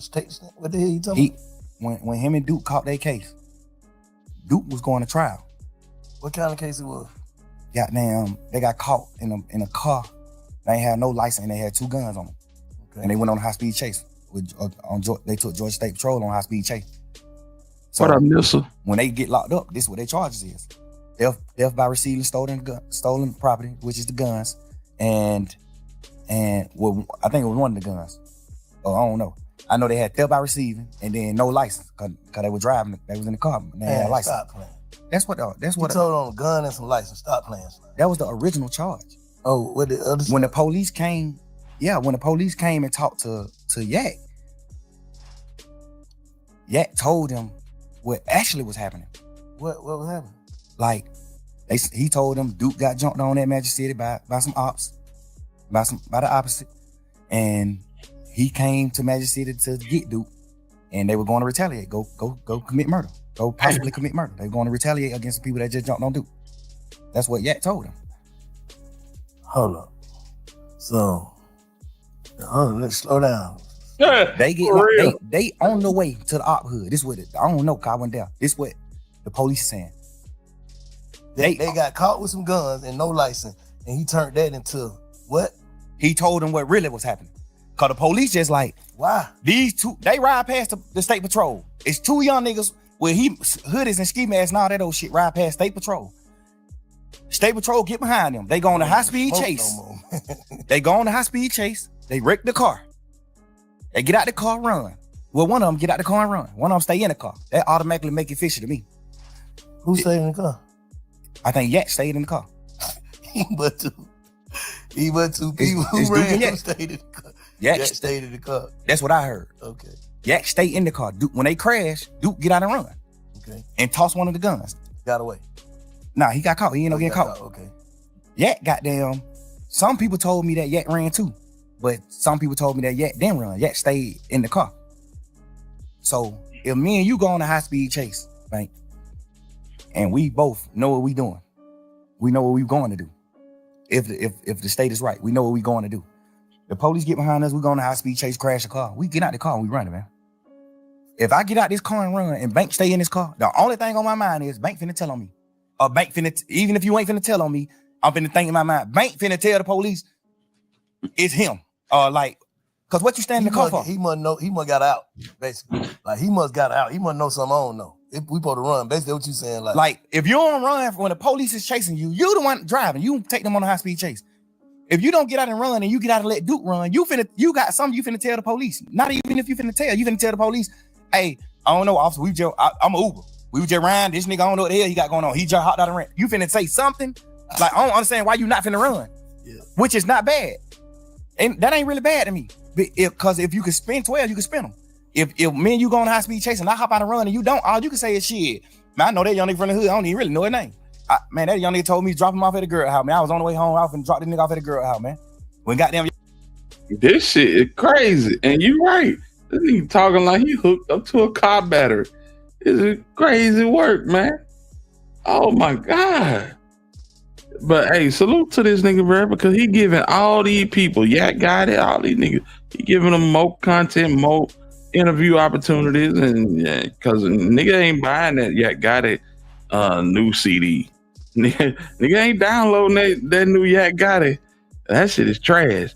You seen what Thugger just came out with. These niggas is done for as it relates to music. These niggas is done. Yeah, for real. Y'all got behind me, but I know I can't go to jail, boys. But the young nigga got a gun, but I know I can't go to jail. So I just went on a high speed chase. Like, you know, you can. It's ways you can flip it and then make it good. Like, all right, cool. I understand why you sat in the car. If you can flip it, you can flip it. So I ain't gonna say he sat in the car because he was gonna tell, but I'm gonna say it's weird that you sat in the car. Like, so what? All right, fast forward. If you sat in the car. All right, fast forward to what the facts. You say he Duke got jumped on at Magic City. Okay. Call yet. This supposedly. I don't know. Allegedly. Yeah. Duke got jumped on at Magic by some opposites. He called Yet. Yet come get him from Magic. Him and Yak get in the car and on the way to the ops hood. They on the way to the ops hood to retaliate, to go handle their business. Like niggas just jumped on him, he finna go handle their business. They ride past the police next to the ops hood. They on the ops street when they ride past the police. The police get behind them and turn the lights on. They go on a high speed chase, they crash. They get out and run, they get caught. They in jail for driving no license and firearm in the car. This the charges. The police come question Duke. Duke don't tell Duke like, man, suck my dick. No. The police go question Yak. Cause I think Yak was in some more trouble too. So the police go question Yak. So I guess that's his way of being like, shit, well, I gotta try to get myself out of trouble. I'm in deep trouble. Like, even though Duke got this little bit of case, I got this same little bit of case, but I got more shit. I'm on probation. I just got out of jail. Yak got a deeper rap sheet. So I thought he said he took the charge though. I thought Yak took the charge. He said goddamn, ain't nobody go to jail but him. Like, he don't want this time, and Duke Duke went to jail, bro.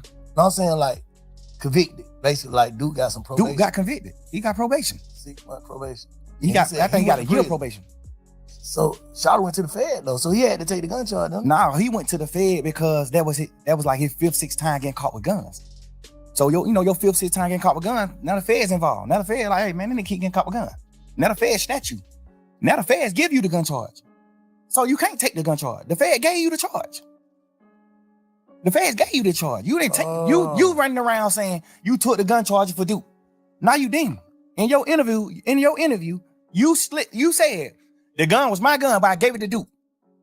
Everybody know in a court of law, if you say, hey, this is my brick, but I gave this motherfucker to a bank, whoever is in possession of this brick, that's who brick it is.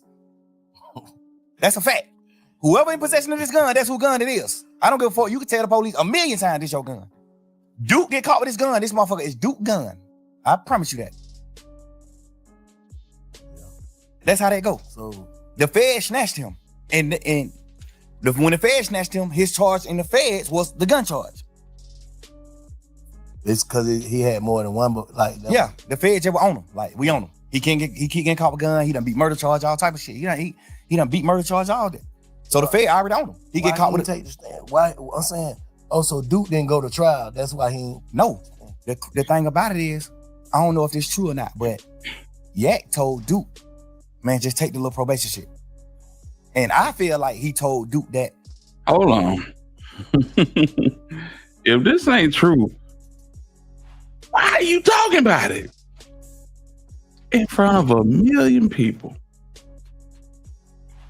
This is the true definition of a rapper Rico. This nigga Jeff can't stop talking, fam. The thing about it is, I don't know if it's true or not, but Yak told Duke, man, just take the little probation shit. And I feel like he told Duke that because he didn't want his interview to come out. Because if Duke go to trial, you got to take the stand. It's a part of your plea. So you tell Duke, man, take the probation shit. Ain't nothing but a year probation. Take that shit, man. You tripping. Go on forward with your life, man. So Duke take the probation thinking like, shit, my brother took the charge. I'm gonna take the probation for even being around it. They just charging Duke with it. So they give Duke a year probation. Duke take the probation. Word in the street is Yak told Duke to take the probation. I don't know how true that is or not, but a lot of people that said Yak told Duke to take that probation. A lot of people. Reliable sources said that Yak told Duke to take the probation. I feel like he told Duke to take the probation because if he didn't, he was gonna have to take the stand on him. And he didn't want to take the stand because he already got to go to jail. So you saying he would have took the stand in the Fed when he picked it up, basically? Yes. If Duke, no, it don't matter if the Fed pick it up or not. If Duke go to trial, if Duke don't take the plea, Yak got to get on the stand and Duke trial. That's his plea. He know it's over. Memphis native said, for real, that boy whole image done changed. So it don't even sound the same no more. It's over with from the music side. Yeah, it's over with. It's definitely over with, family. This is too much talking. Way more talking than need to be done, fam. How does he even have fans? But this is this whole situation. Keep telling y'all, same shit with Finesse 2 times. Nigga talk too much and not enough rapping. and Finesse got fire music. But the activity on the neck kills the whole motion of the music, man. This nigga here done did way more talking than he ever did rapping. And he 10 years in, fam. He 10 plus years in. Hankin, what's the word, man? Salute to you, big homie. Appreciate you for stopping in and rocking with us, man. I'm waiting for Future's response to Thug's comment. They just got back cool a few years back. Yeah, well, that's over with. That's over with. Y'all hit that like button, man. Let's go. His plea was this. You get out of jail. You do this. But if Duke go to trial, when Martinez want to go to trial, you must take the stand and speak truthfully about what you told us in this interview. That's his plea. If Duke go to trial, he got to get on the stand. That's Yak plea. And if he'd have took it and she got on trial, what they would have did, that would have fucked the case up or something? Who? That would hurt the case. Like if Duke would have went to trial, Yak would have had to take the stand. Duke would have got fried. What the hell you mean? In the goddamn interrogation, Duke Yak told exactly what happened. Oh. Yak told, hey, man, I ain't even finna play with y'all in here, man. I'm gonna just tell y'all the truth. That's what happened. That's what he say in the interview. I think Yak had like 30 chicken wings. He was going to town. Yak did it right. This nigga Thugger did it for a bologna sandwich. You can't make it up. In the interrogation, man, I ain't even come to play with y'all for. I don't even, man. Whatever I can do to goddamn try to make this shit light on me, bro. Like, they like, man, what going on? Goddamn, ooh. Obviously, the DA's already wondering, like, why the hell y'all nigga on the high-speed chase right here next to the ops hood? They don't know that Duke got jumped on at the club, though. This on the wraps. It's low. We keeping it low. Just street shit, keep that low, going on. Goddamn. So, when Yak tell them, Duke got jumped on that magic. We was on the way to goddamn go straight up hood. That's why in the interrogation room, he was saying shit like, they were like, oh, so you and Duke finna go kill? He like, I ain't gonna shoot. I was driving. How I'm gonna drive and shoot? Duke gonna shoot. He say all this shit in the interrogation. You know what I'm saying? Like, this the interrogation room. He's saying this shit, and he took a plea, and his plea was when Duke go to trial, you got to take the stand. So what's the difference between Duke in interrogation room and that interrogation room, you in interrogation room? What's the difference? Duke never was in the interrogation room. I mean, not Duke. Yeah. The difference with me and Yak's situation is Yak in the interrogation room telling that Duke did the crime. Yeah. Not no bullshit, no funny shit in that. Go ahead. Yeah. Ain't even no harsh feeling. I ain't mad at nobody, none of that. Like, I live and learn. I want to know what the difference is. I want to know your perspective on what's the difference between him in the interrogation room talking and you being in the interrogation room talking. The difference is he told that Duke was locked up for these crimes. He told the police what Duke did. Mm-hmm. Like you told on Duke.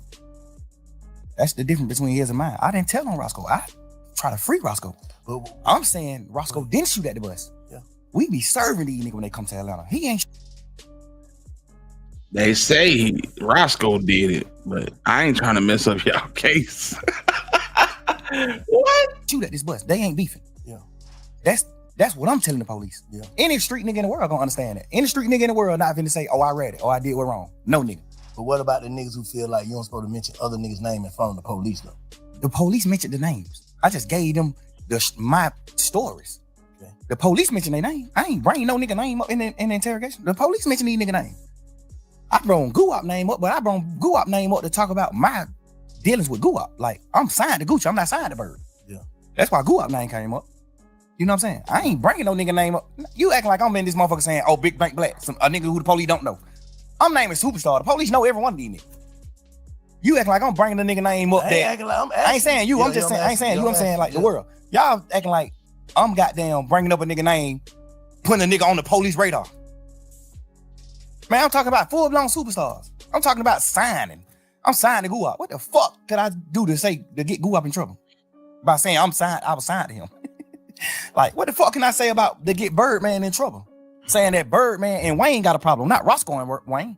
But can a nigga take that as you giving them you pushing it off on Bird? Like that's a motive? I check that motive? No, because at that point it was already on fire. You gotta understand, Wayne had already said they fuck nigga over my money. This shit was on the internet. He already said fuck a nigga wear a dress, man. You don't listen to no nigga music.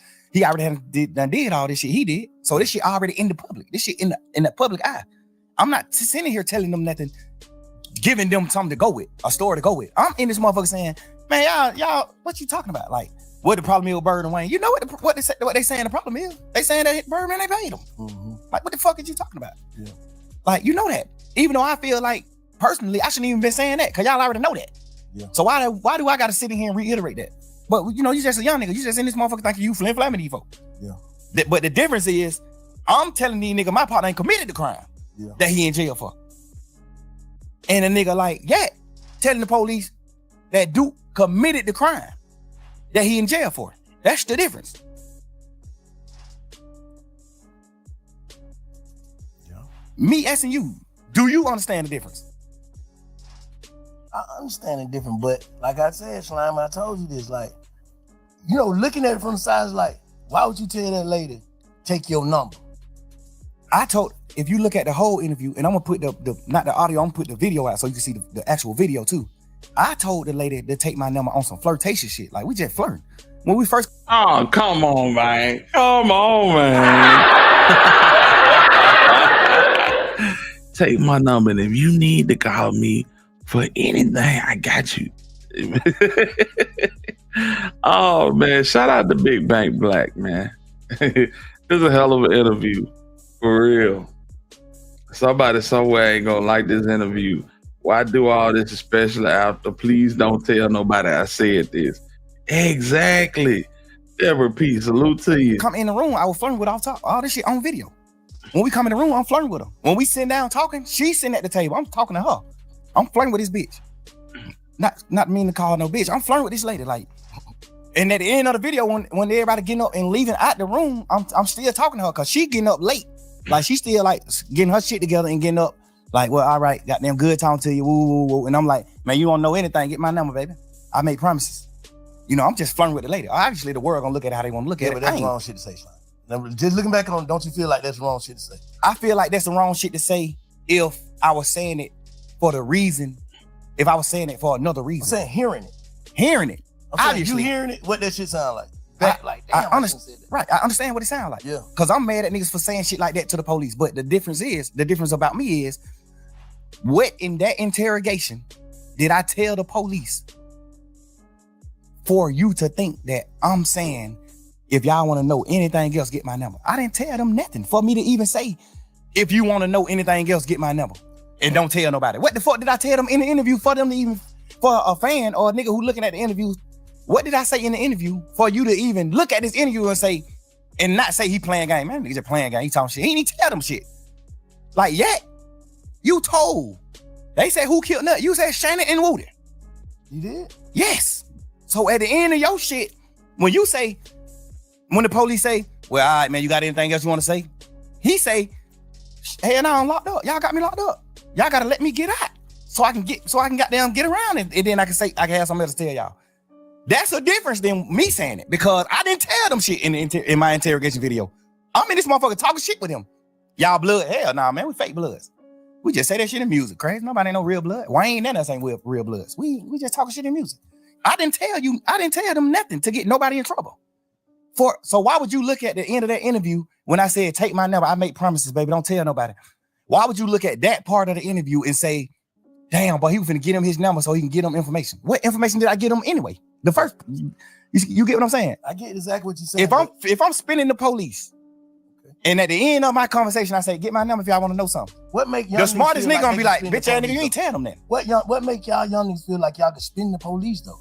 I don't understand that though. I don't understand that. Man, them bitches is smart, bro. It's just like movies, just coming up in the game. When you a real nigga, bro, I feel like I'm a real man. I feel like I honor and I love every nigga who I love. Yeah. So I'm willing to do anything to help a nigga that I love.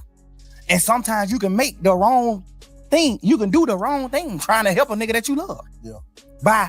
And when I say do the wrong thing, I ain't doing that wrong in the interview. The only thing I did, I feel like I did wrong, was even talking to them. The interview, fact. Right. No, but I'm doing the interview out of I'm purely trying to save my mans. When I first seen the shit on the internet, I was like, oh man. But I was like, man. Because they mixing it. Because I ain't even watch it. I just seen 2-hour interrogation video, Young Thug. I didn't even watch it. Slime like, man, you got, little man like, man, you gotta listen to it, man. Right. Please just listen to it for me. Before you jump out there, please just listen to it for me. Please. I listen to it, I say, if all I'm listening, I'm like, yeah, you're not playing game, but why the fuck is you in there, Slime? Because we just young nigga and I'm thinking, my man's Roscoe already locked up for shooting at Lil Wayne tour bus. I know that. I know Roscoe got a trial coming up. I know that too. So basically you saying ain't no way you would tell him because you ain't even in trouble. I'm not even in trouble. Soon as they come in, they say, you ain't in trouble. We ain't talking about none of that, dealing with you, none of that. We just got some conversations that we want to have with you. According to street niggas, the number one rule is we don't talk to police. If you are not in trouble, the second comment that should be made is, can I go? Period. I'm not in trouble. Okay. Can I go? What's wrong with these niggas, man?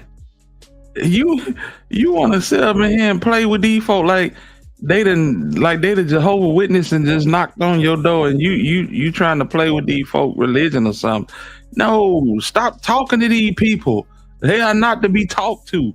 Like Bank said, them folks smarter than you think. You go in that thing, you slicking the lotion, they'll have your ass indicted. It don't take much, fam. Think in my mind, this my turn to help my man. This my chance. We just young niggas, bro. We high hell, we on drugs. I'm just thinking in my mind, but this my opportunity to help my man. You ain't supposed to be in there eating no hot one. Who, me? I ain't blown the sandwich. Oh, for real? They get niggas who tell that type of food. They get niggas like me who I ain't finna tell them nothing. They give me the blown sandwich. I ain't give them nothing. They gave you blown sandwich? But them folks try to give me blown sandwich. I ain't even eat it. I'm like, man, I ain't eating that shit, man. I think I opened that shit up and ate the cookies or something out of it. I ain't even eat it. I probably did eat the sandwich. I was so burnt down on them saying, like, I was burnt. But I didn't get the luxuries because I ain't get them then. They would have felt like ain't giving me something to eat. Cause I asked them in there, like, man, y'all ain't gonna give me that bill? Like, damn, this thug, bro. Like, I'm a motherfucking millionaire, bro. I'm doing what I'm doing. Like, y'all gonna try me like this with the blown motherfucker? Like, give a nigga something. Y'all gave this nigga chili wing hot pepper. What, you know what I'm saying? God damn, give me what y'all gave this nigga. I know. Talking about, yeah, got it. They gave the nigga chili pepper hot wing. Know why y'all ain't gonna give me what y'all gave him? Cause I ain't getting you nothing. And you don't get nothing in return. You don't get me doing nothing but denying my partner involvement with that tour bus shooting, denying me being in a gang, denying Birdman having something to do with the shoot with Lil Wayne tour bus shooting, denying me being signed to Birdman. You don't get nothing but denial from me. You don't get nothing but denial from me. Everything I did in the interview was on purpose, nigga. Man, that's crazy. So let me ask you something though. Now let me tell you something, matter of fact. Cause I've been saying hearing all this shit. And you know what I'm saying? A lot of this shit valid. You know what I'm saying? You did do whatever, however. But fuck that. This is how I feel, Slime. Me to you. I know you said this shit probably would have came out or whatever. This would have happened, that would have happened, this would have happened. But what I'm saying is, even in them, I don't feel like you realized what you was going through. And then when you got out, I don't feel like you was focused, bro, the way you should have been. Like, I feel like you taking your blessing for granted. That's just how I feel. Like, I ain't here to condemn or goddamn protect. I ain't here to do nothing but get your perspective and feel your energy, bro. So what I'm telling you, and I'm hoping you feel mine, I'm saying, I feel like you probably got out of jail and truly went with the narrative I went with. What was it? And the interviewer is Big Bank Black. Bank. Perspectives with Bank. That's his channel. Y'all go rock with him. Truly humble on the cut. Yes, sir. I don't feel like you came home humble, bro. Enough. And I don't know. I'm just saying, I'm from the sideline. I talked to you when you first got out, first day you got out, you gonna live and comment on through. I was like, what'd I say? But fuck all that, get home and get to it. Nothing else. I don't feel like you did. I feel like you came home playing again, bro.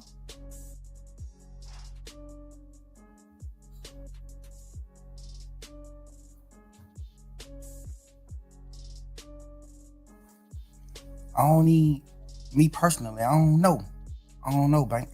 Just to be honest, bro, I don't know. I think the crazy part is, I thought I came home on fire. I thought I came home just like popping that shit and just living life and getting back to life and enjoying life. But you still gotta understand this too, Bank. My whole life, I poured into people. I built niggas' foundations. I built niggas up my whole life. Any nigga you can name, I play a major part in their success. I witnessed that. And I feel like you gotta look at it you gotta step in my shoes, Bank. I gotta get out of jail and rebuild. I gotta get out of jail and rebuild this shit. I can't get out of jail and just hit the ground running. That's what them niggas do. That's what a fuck nigga do. They go past what the fuck they did wrong and they just keep going. Rebuilding. Nah, fam. You can't throw that on them niggas like that, fam. Nah, that's what you supposed to do. You silence the noise by producing. Everybody and their mama called Gunna a rat. I'm gonna tell. This nigga came out here, went straight to the studio and had the #1 hip hop album of the year. The year he was released. No, that's what you do. No, you came home and started calling niggas rats and played politics. And that's why they dropping this shit like it's hot right now. Now, I understand what Thugger did. He blessed Wham. Wham was out there hard with Marlo and them. And yeah, shout out to Bank. You know, he did his thing with duct tape, RIP to school and whatnot. But this nigga came home and played politics, fam.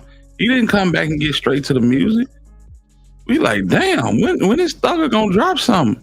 It took months for him to drop that single with Future. And a lot of people don't like that either. Doesn't mean what, like rebuilding your mental? Rebuilding my mental, rebuilding my financial stability, rebuilding my organization, rebuilding rebuilding like the way the world looked at me, the way the world perceived me. Cause you gotta think, I get out of jail. I spent my last 10 years every day with my friends. And we building, we showing the world, this how you supposed to be, this how brothers is, this hood is, this how we supposed to do it, this what we doing. So I get out of jail, now I don't got them friends no more. So I just get out of jail. I'm used to being with them. My last 10 years, I've been with them every day. So I get out of jail, now I gotta learn how to not be with them. And not because they dead or they went to prison or they did it, because they betrayed me. I can't just get out of jail just going forward, bro. Like, I thought I was though. But this situation at hand just let me know, like, damn, you ain't going forward. You wasn't going forward. But then I look at it like, damn, why I ain't going forward and not going forward like success? Because I don't look at them niggas like they successful. I ain't moving on. Why I ain't moving on? And I think like, because I gotta rebuild. So do you think watching a nigga look as if they like Gunna? You think watching Gunna look as if though he ain't hurting about this shit or moving on, that shit hurting you even more? You don't like the word hurt. I see how you looked at that. But a nigga gotta know when they hurt, bro. Cause the only thing you're explaining is you talking about betrayal, those words bring heartbreak. Yeah, but bro, we gangsters, bro. We men, bro. We bosses, bro. You know the thing, bro. I cried on the internet about that. Give a fuck. I ain't that gangster. I know, nigga, our heart is fragile. Cause I look, and I said this and I just seen on, you know, I don't listen to all them jail calls too. Yeah. Like, man, what the hell they nigga talking about today? But I said, I listened to that motherfucker and you said something like, cause I had already told Lil, I said, bro, the reason why Slime, and it's just me, I could be tripping. The reason why Slime ain't fuck with Gunna, cause he already done put the word out and snapped it to niggas and he gotta stand with these niggas. Not saying it's right or wrong, it's like, shit, how the hell I'm finna make these niggas fuck up their friendship or whatever, they camaraderie with the nigga, and then I come home. I feel, and then I ain't never told you this. I talked to Gunna when he first got out of jail. I was trying to get an interview with him. He was like, man, I ain't worried about none of these niggas saying, I know my brother in that box fucked up. I was just in that motherfucker fucked up. That nigga mind ain't right. Whatever. I don't give a fuck if he is telling these niggas fuck me. If it ain't fuck me when he get out of jail, they're my brother. You know what I'm saying? I love that nigga. I know he love me. He knowing I wouldn't have did that shit. I triple asked them folks, is this gonna affect my brother? That's what he told me. I took it for face value. That's what he told me. That ain't the truth.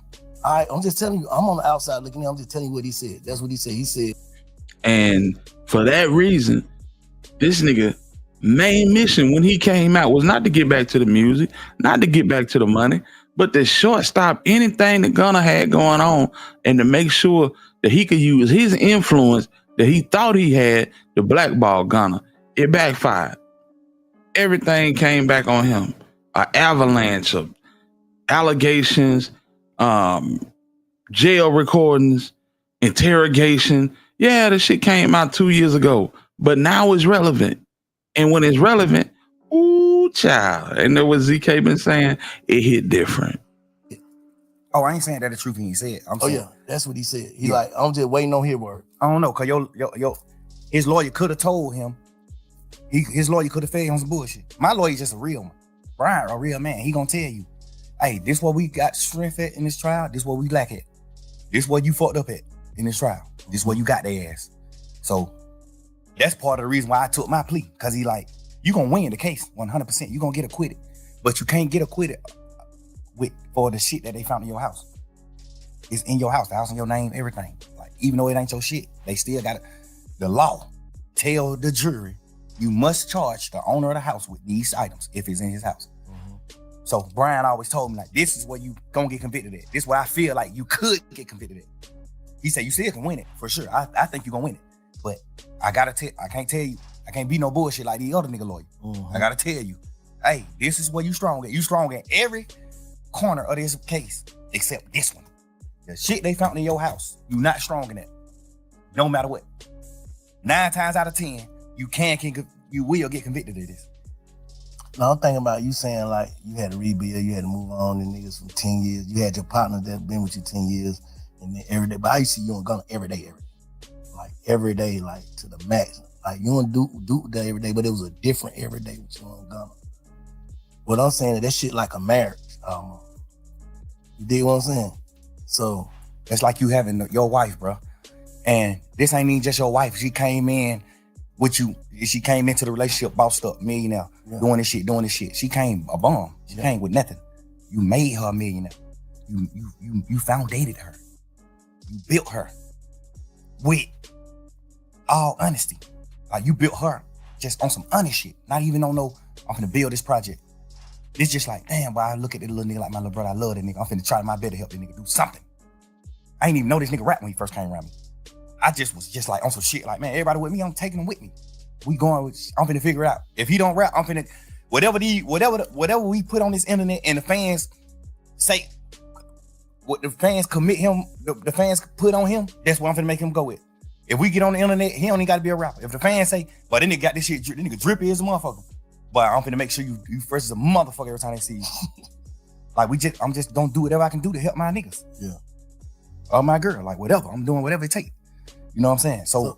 So have you ever actually sat down and thought to yourself, how do I really feel about this? Not how, well, I take it back to this. How do Jeff feel about this before I saw my brother get killed? How would he feel about this? About what? About Gunna, period. Just all the way. Like, how do you, like, I'm trying to get you to tap into, like, how do you really, really feel? I know how we know how we supposed to feel about shit. Fuck that nigga crawl me. That's how we supposed to feel. Like how you really feel. How you really feel about this shit. Like, I really, really feel. I feel like Truth word. King Truth.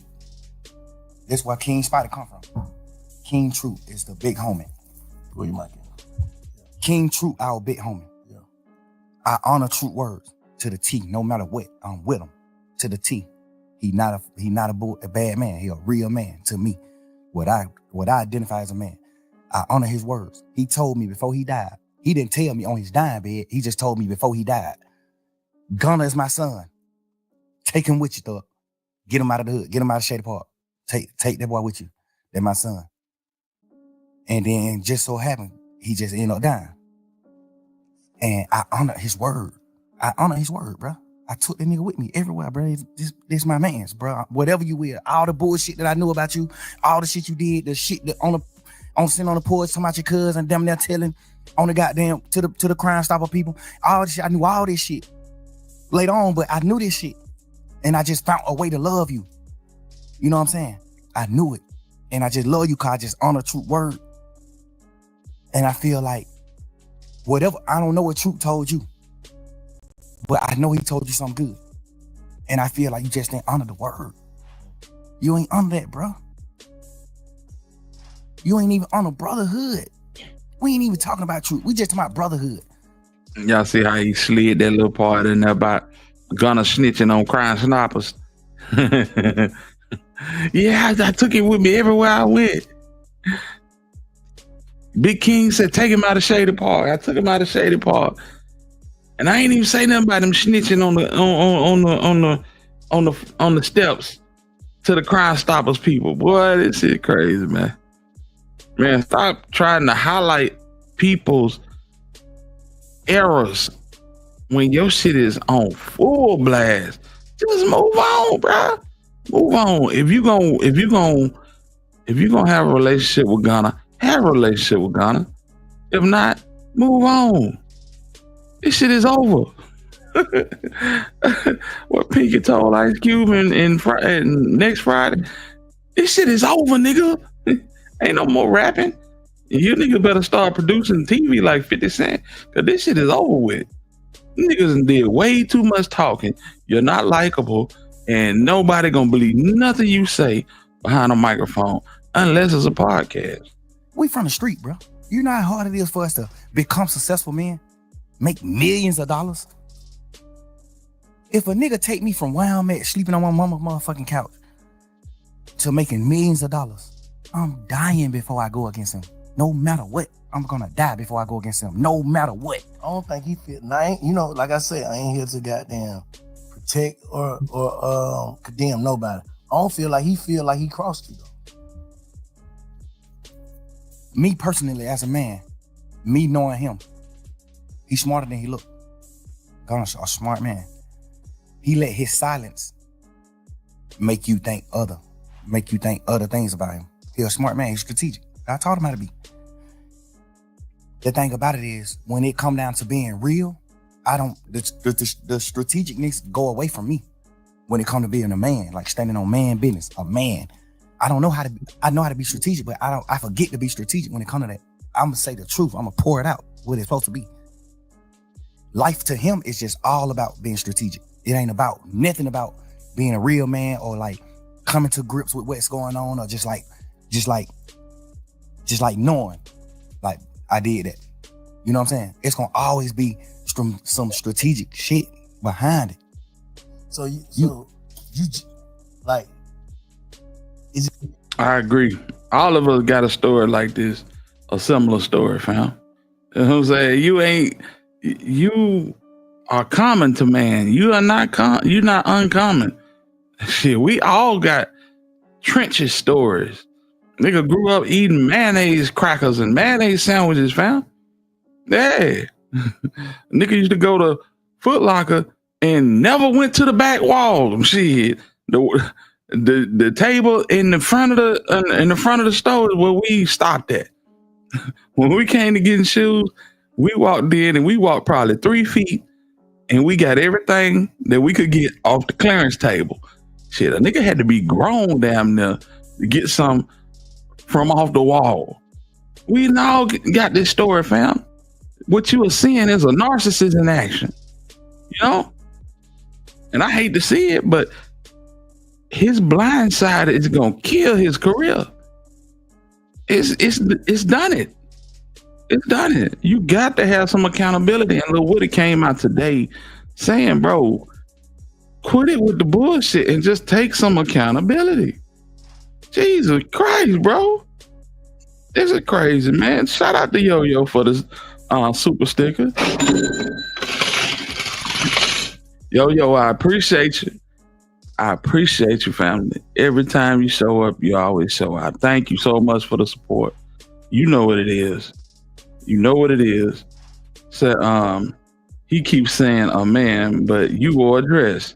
That's why you can't talk talk about how he move as a man, because everything he do is strategic. Nigga, you put a dress on and ain't think twice about it. That's a flaw. That's a character flaw. You know what I'm saying? Dude better bullies sister wearing them jelly bean shoes to school. He ain't no different than nobody else. No, that's facts. We all got them stories, man. We all got them stories. Yeah. You know what I'm saying? I came up good till I was about 7 years old. My parents got divorced. Boy, man, parents got divorced. Crack came through like a tidal wave. Folk in my family started geeking. Not my mama. My mama was always silent. Folks started geeking. You know what I'm saying? Mama got to take care of their kids and her own kid. You know what I'm saying? Single parent, working doubles. Right over at St. Vincent's Hospital, downtown Birmingham. Shout out to St. Vincent's. Going in from 7 to 3, 3 to 11. Sometimes she'd go in from 3 to 11, 11 to 7. I remember I was 10 years old. Somebody broke in the house and I was the only one in there. I had to talk in the deepest voice possible. What you fuck nigga want?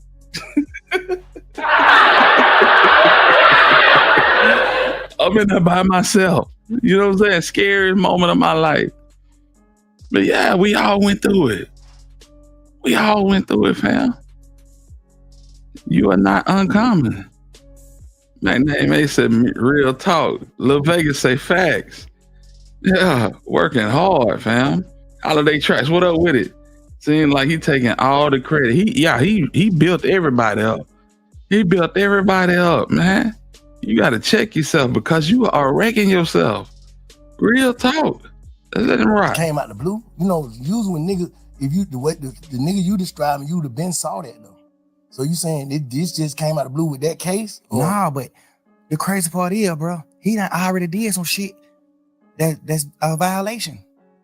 Like, Don't nobody really know about it but me and goddamn Cash, XO, my brother. He already done did some shit that was a violation that I supposed to cut him off for. He already done did some shit where I was supposed to cut him off for. I just found a new way to love him. And I try to be how y'all live. I try to look at him from a different light and be like, maybe he ain't understand. Maybe he ain't know. I know he knew though. Maybe he ain't know. The only reason why I knew he knew is because he denied it. Instead of saying, damn, bro, I ain't even know. A nigga that don't know gonna say, damn, I ain't even know that. A nigga that know what he doing, what he gonna say? Hell no. I denied it. Like, hell no, right? Hell no.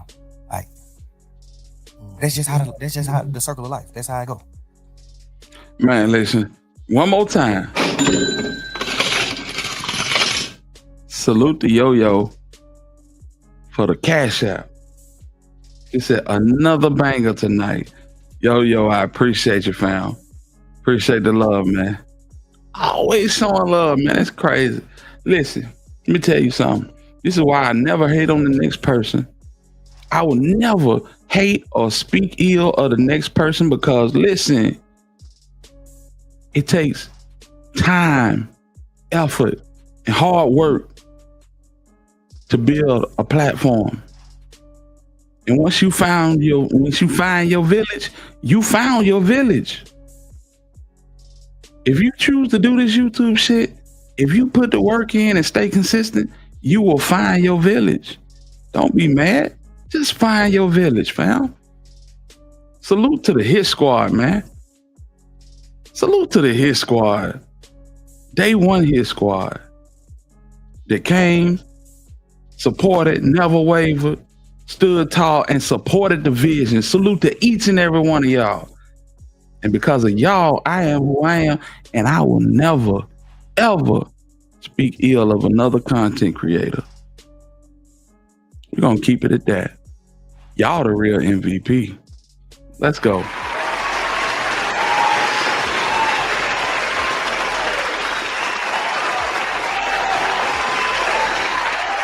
Mystery 7777777. Salute to you, bro.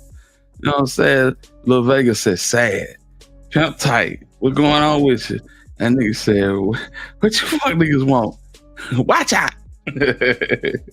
Yeah, salute to Yo-Yo, fam. Real talk. You know what I'm saying? And this will say, yes, absolutely. Absolutely. You know what I'm saying? The standards to be upheld. And we're going to do that. We're going to do just that. And we're going to run our race. Because in our lane, we control the traffic. Let's go. You got to understand, bro. I had him man with me every day since late 2015. I had him man with me every day, bro. I made that man I made him a millionaire. Like, I bought his first apartment that he lived in. I bought it with my money. I made him put his money up. Keep your money. I bought it with my money because I had a little extras. I bought that shit. I went half and half with you to buy your mama house. Your mama first house, get her out of the hood. I did that. Me. I told you to go down there to the country town and get your daddy, no matter what the differences is with your daddy. I told you that. I know for a fact, me personally, I know your dad don't look at you like a real nigga. I know that. This my man's. Your dad is my. Althea, salute to you for the super sticker. I appreciate you, loved one. That's my YouTube boo. That's my YouTube boo. Salute to Althea for the super sticker, man. Listen, let me show y'all something.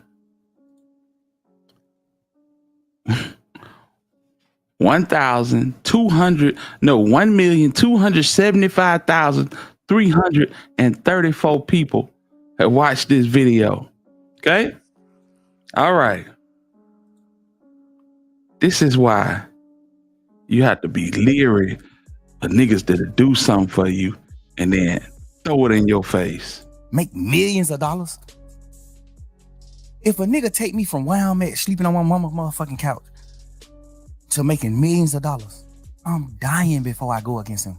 No matter what, I'm gonna die before I go against him. No matter what. I don't think he feel. Now, like I said, I ain't here to goddamn protect or condemn nobody. I don't feel like he crossed you though. Me personally, as a man, me knowing him, he's smarter than he look. Gunna's a smart man. He let his silence make you think other things about him. He's a smart man. He's strategic. I taught him how to be. The thing about it is, when it come down to being real, the strategicness go away from me. When it come to being a man, like standing on man business, a man. I know how to be strategic, but I forget to be strategic when it come to that.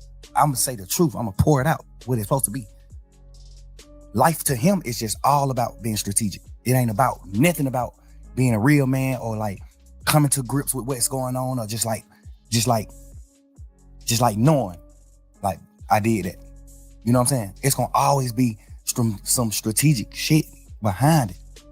So you like, it just came out the blue. Usually when niggas, if you the nigga you describing, you would have been saw that though.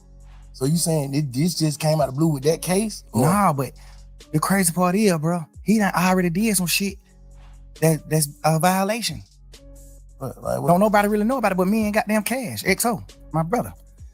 He already done did some shit that was a violation that I supposed to cut him off for. He already done did some shit where I was supposed to cut him off for. I just found a new way to love him. And I try to be how y'all live. I try to look at him from a different light and be like, maybe he ain't understand. Maybe he ain't know. I know he knew though. Maybe he ain't know. The only reason why I knew he knew is because he denied it. Instead of saying, damn, bro, I ain't even know. A nigga that don't know gonna say, damn, I ain't even know that. A nigga that know what he doing, what he gonna say? Hell no. I denied it. Like, hell no, right? Hell no. Like, that's just how the circle of life. That's how I go. You gotta understand, bro. I had him man with me every day since late 2015. I had him man with me every day, bro. I made that man I made him a millionaire. Salute, Jane. Like, I bought his first apartment that he lived in. I bought it with my money. I made him put his money up. Keep your money. I bought it with my money because I had a little extras. I bought that shit. I went half and half with you to buy your mama house. Your mama first house, get her out of the hood. I did that. Me. I told you to go down there to the country town and get your daddy, no matter what the differences is with your daddy. I told you that. I know for a fact, me personally, I know your dad don't look at you like a real nigga. I know that. This my man's. Your dad is my OG. He don't look at you like that. I made you go get your dad. I made you reunite with your family and do the right thing. I just poured my all into him, bro. I gave this nigga more time than my children, bro. I gave him more time than my kids. I gave him more time than my old lady. Like, I poured my life into these people, bro. Like, every second. I went half on your mama house and bought your mama house, bro, because you didn't have the money. I went half with you. I bought your brother his first truck and let you present it to him like you bought it. Your brother on the internet, man. Yeah, fuck that nigga, throw it. Like, nigga, you don't even know what's going on. You don't even know, bro. Relax. This shit that nobody don't know, but we men, so I don't be can to speak on that type of shit. We men, I ain't do it for that reason. But you talking about it in front of a million motherfuckers. Watch these type of niggas. I did it because I just honor my brothers, my friendships and brotherhood. I honor that shit. I love you, bro. So, man, that's cool. So you still love him? Bro, I poured so much into this nigga, I can't even hate him, bro. In jail, I thought I hated him when he took the pleas and shit, when they did that. I thought I hated these niggas. Nigga, my girl made me realize, like, boy, you don't hate him. You just mad at him. Yeah. You don't hate him, bro. You hate him motherfucker, you stop talking about him. Why you hate a nigga, you on a whole nother type of time. Yeah. You stop talking about him. Like, well, I don't wish no ill will on him. No ill feelings at all. Stop the man album though. That shit hit the way, but that fucked up.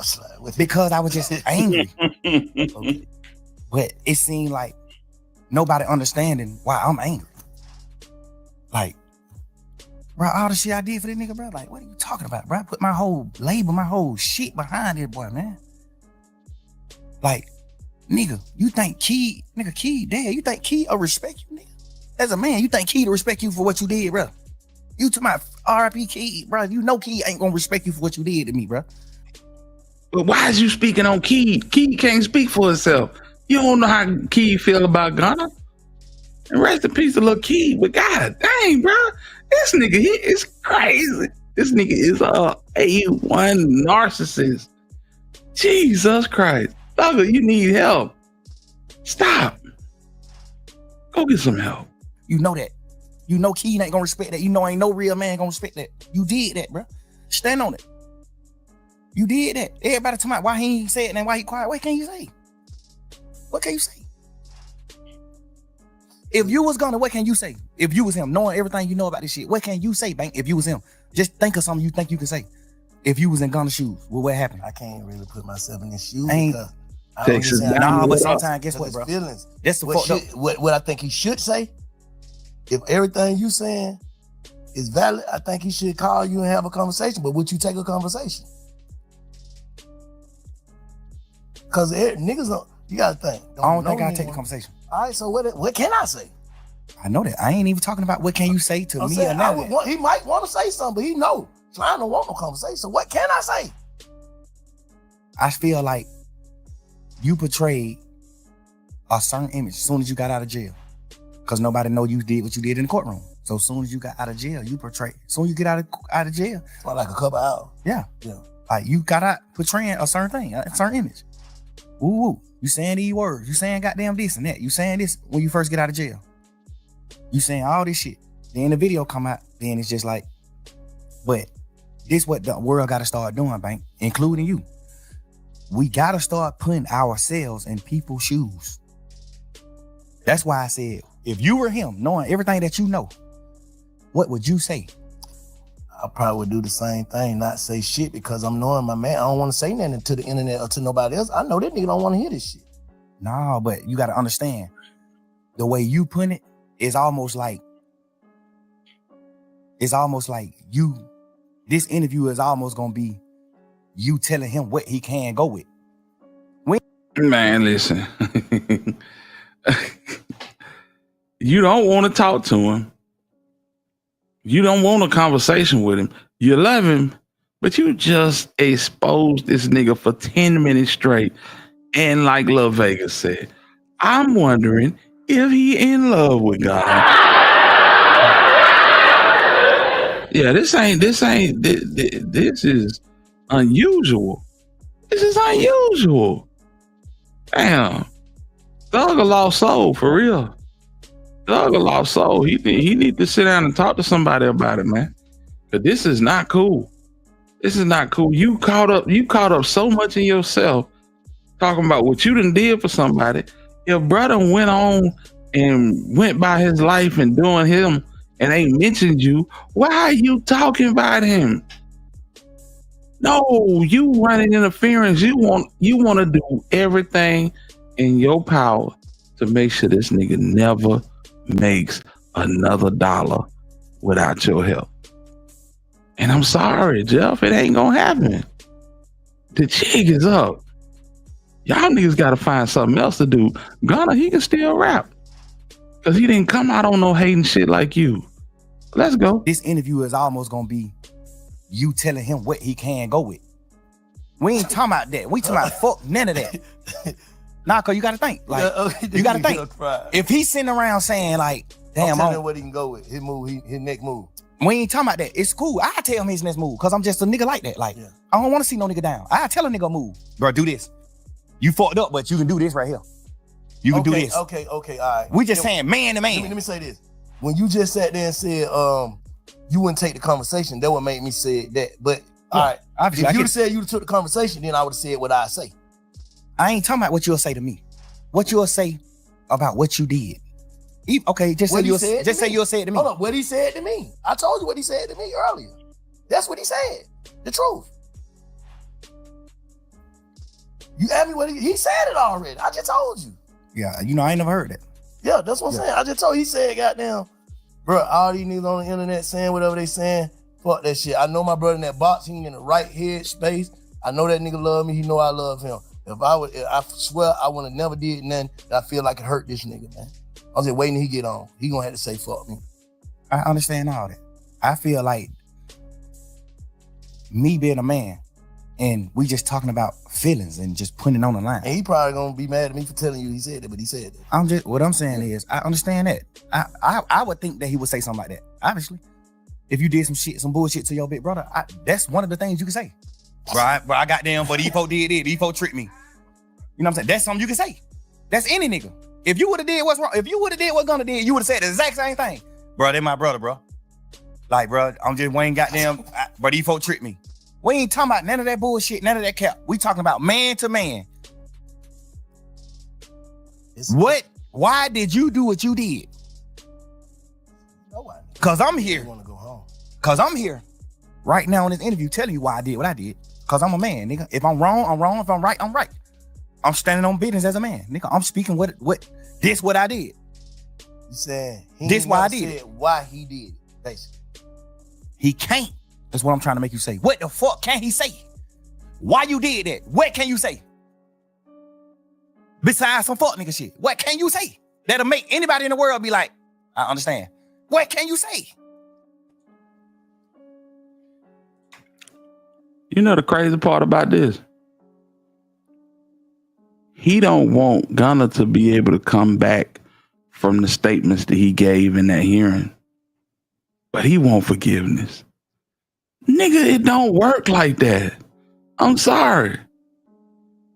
How you asking for forgiveness and you won't forgive this man? Ain't nobody did a day behind what Gunna said. You at home, he at home. Move on with your life, fool. You stuck.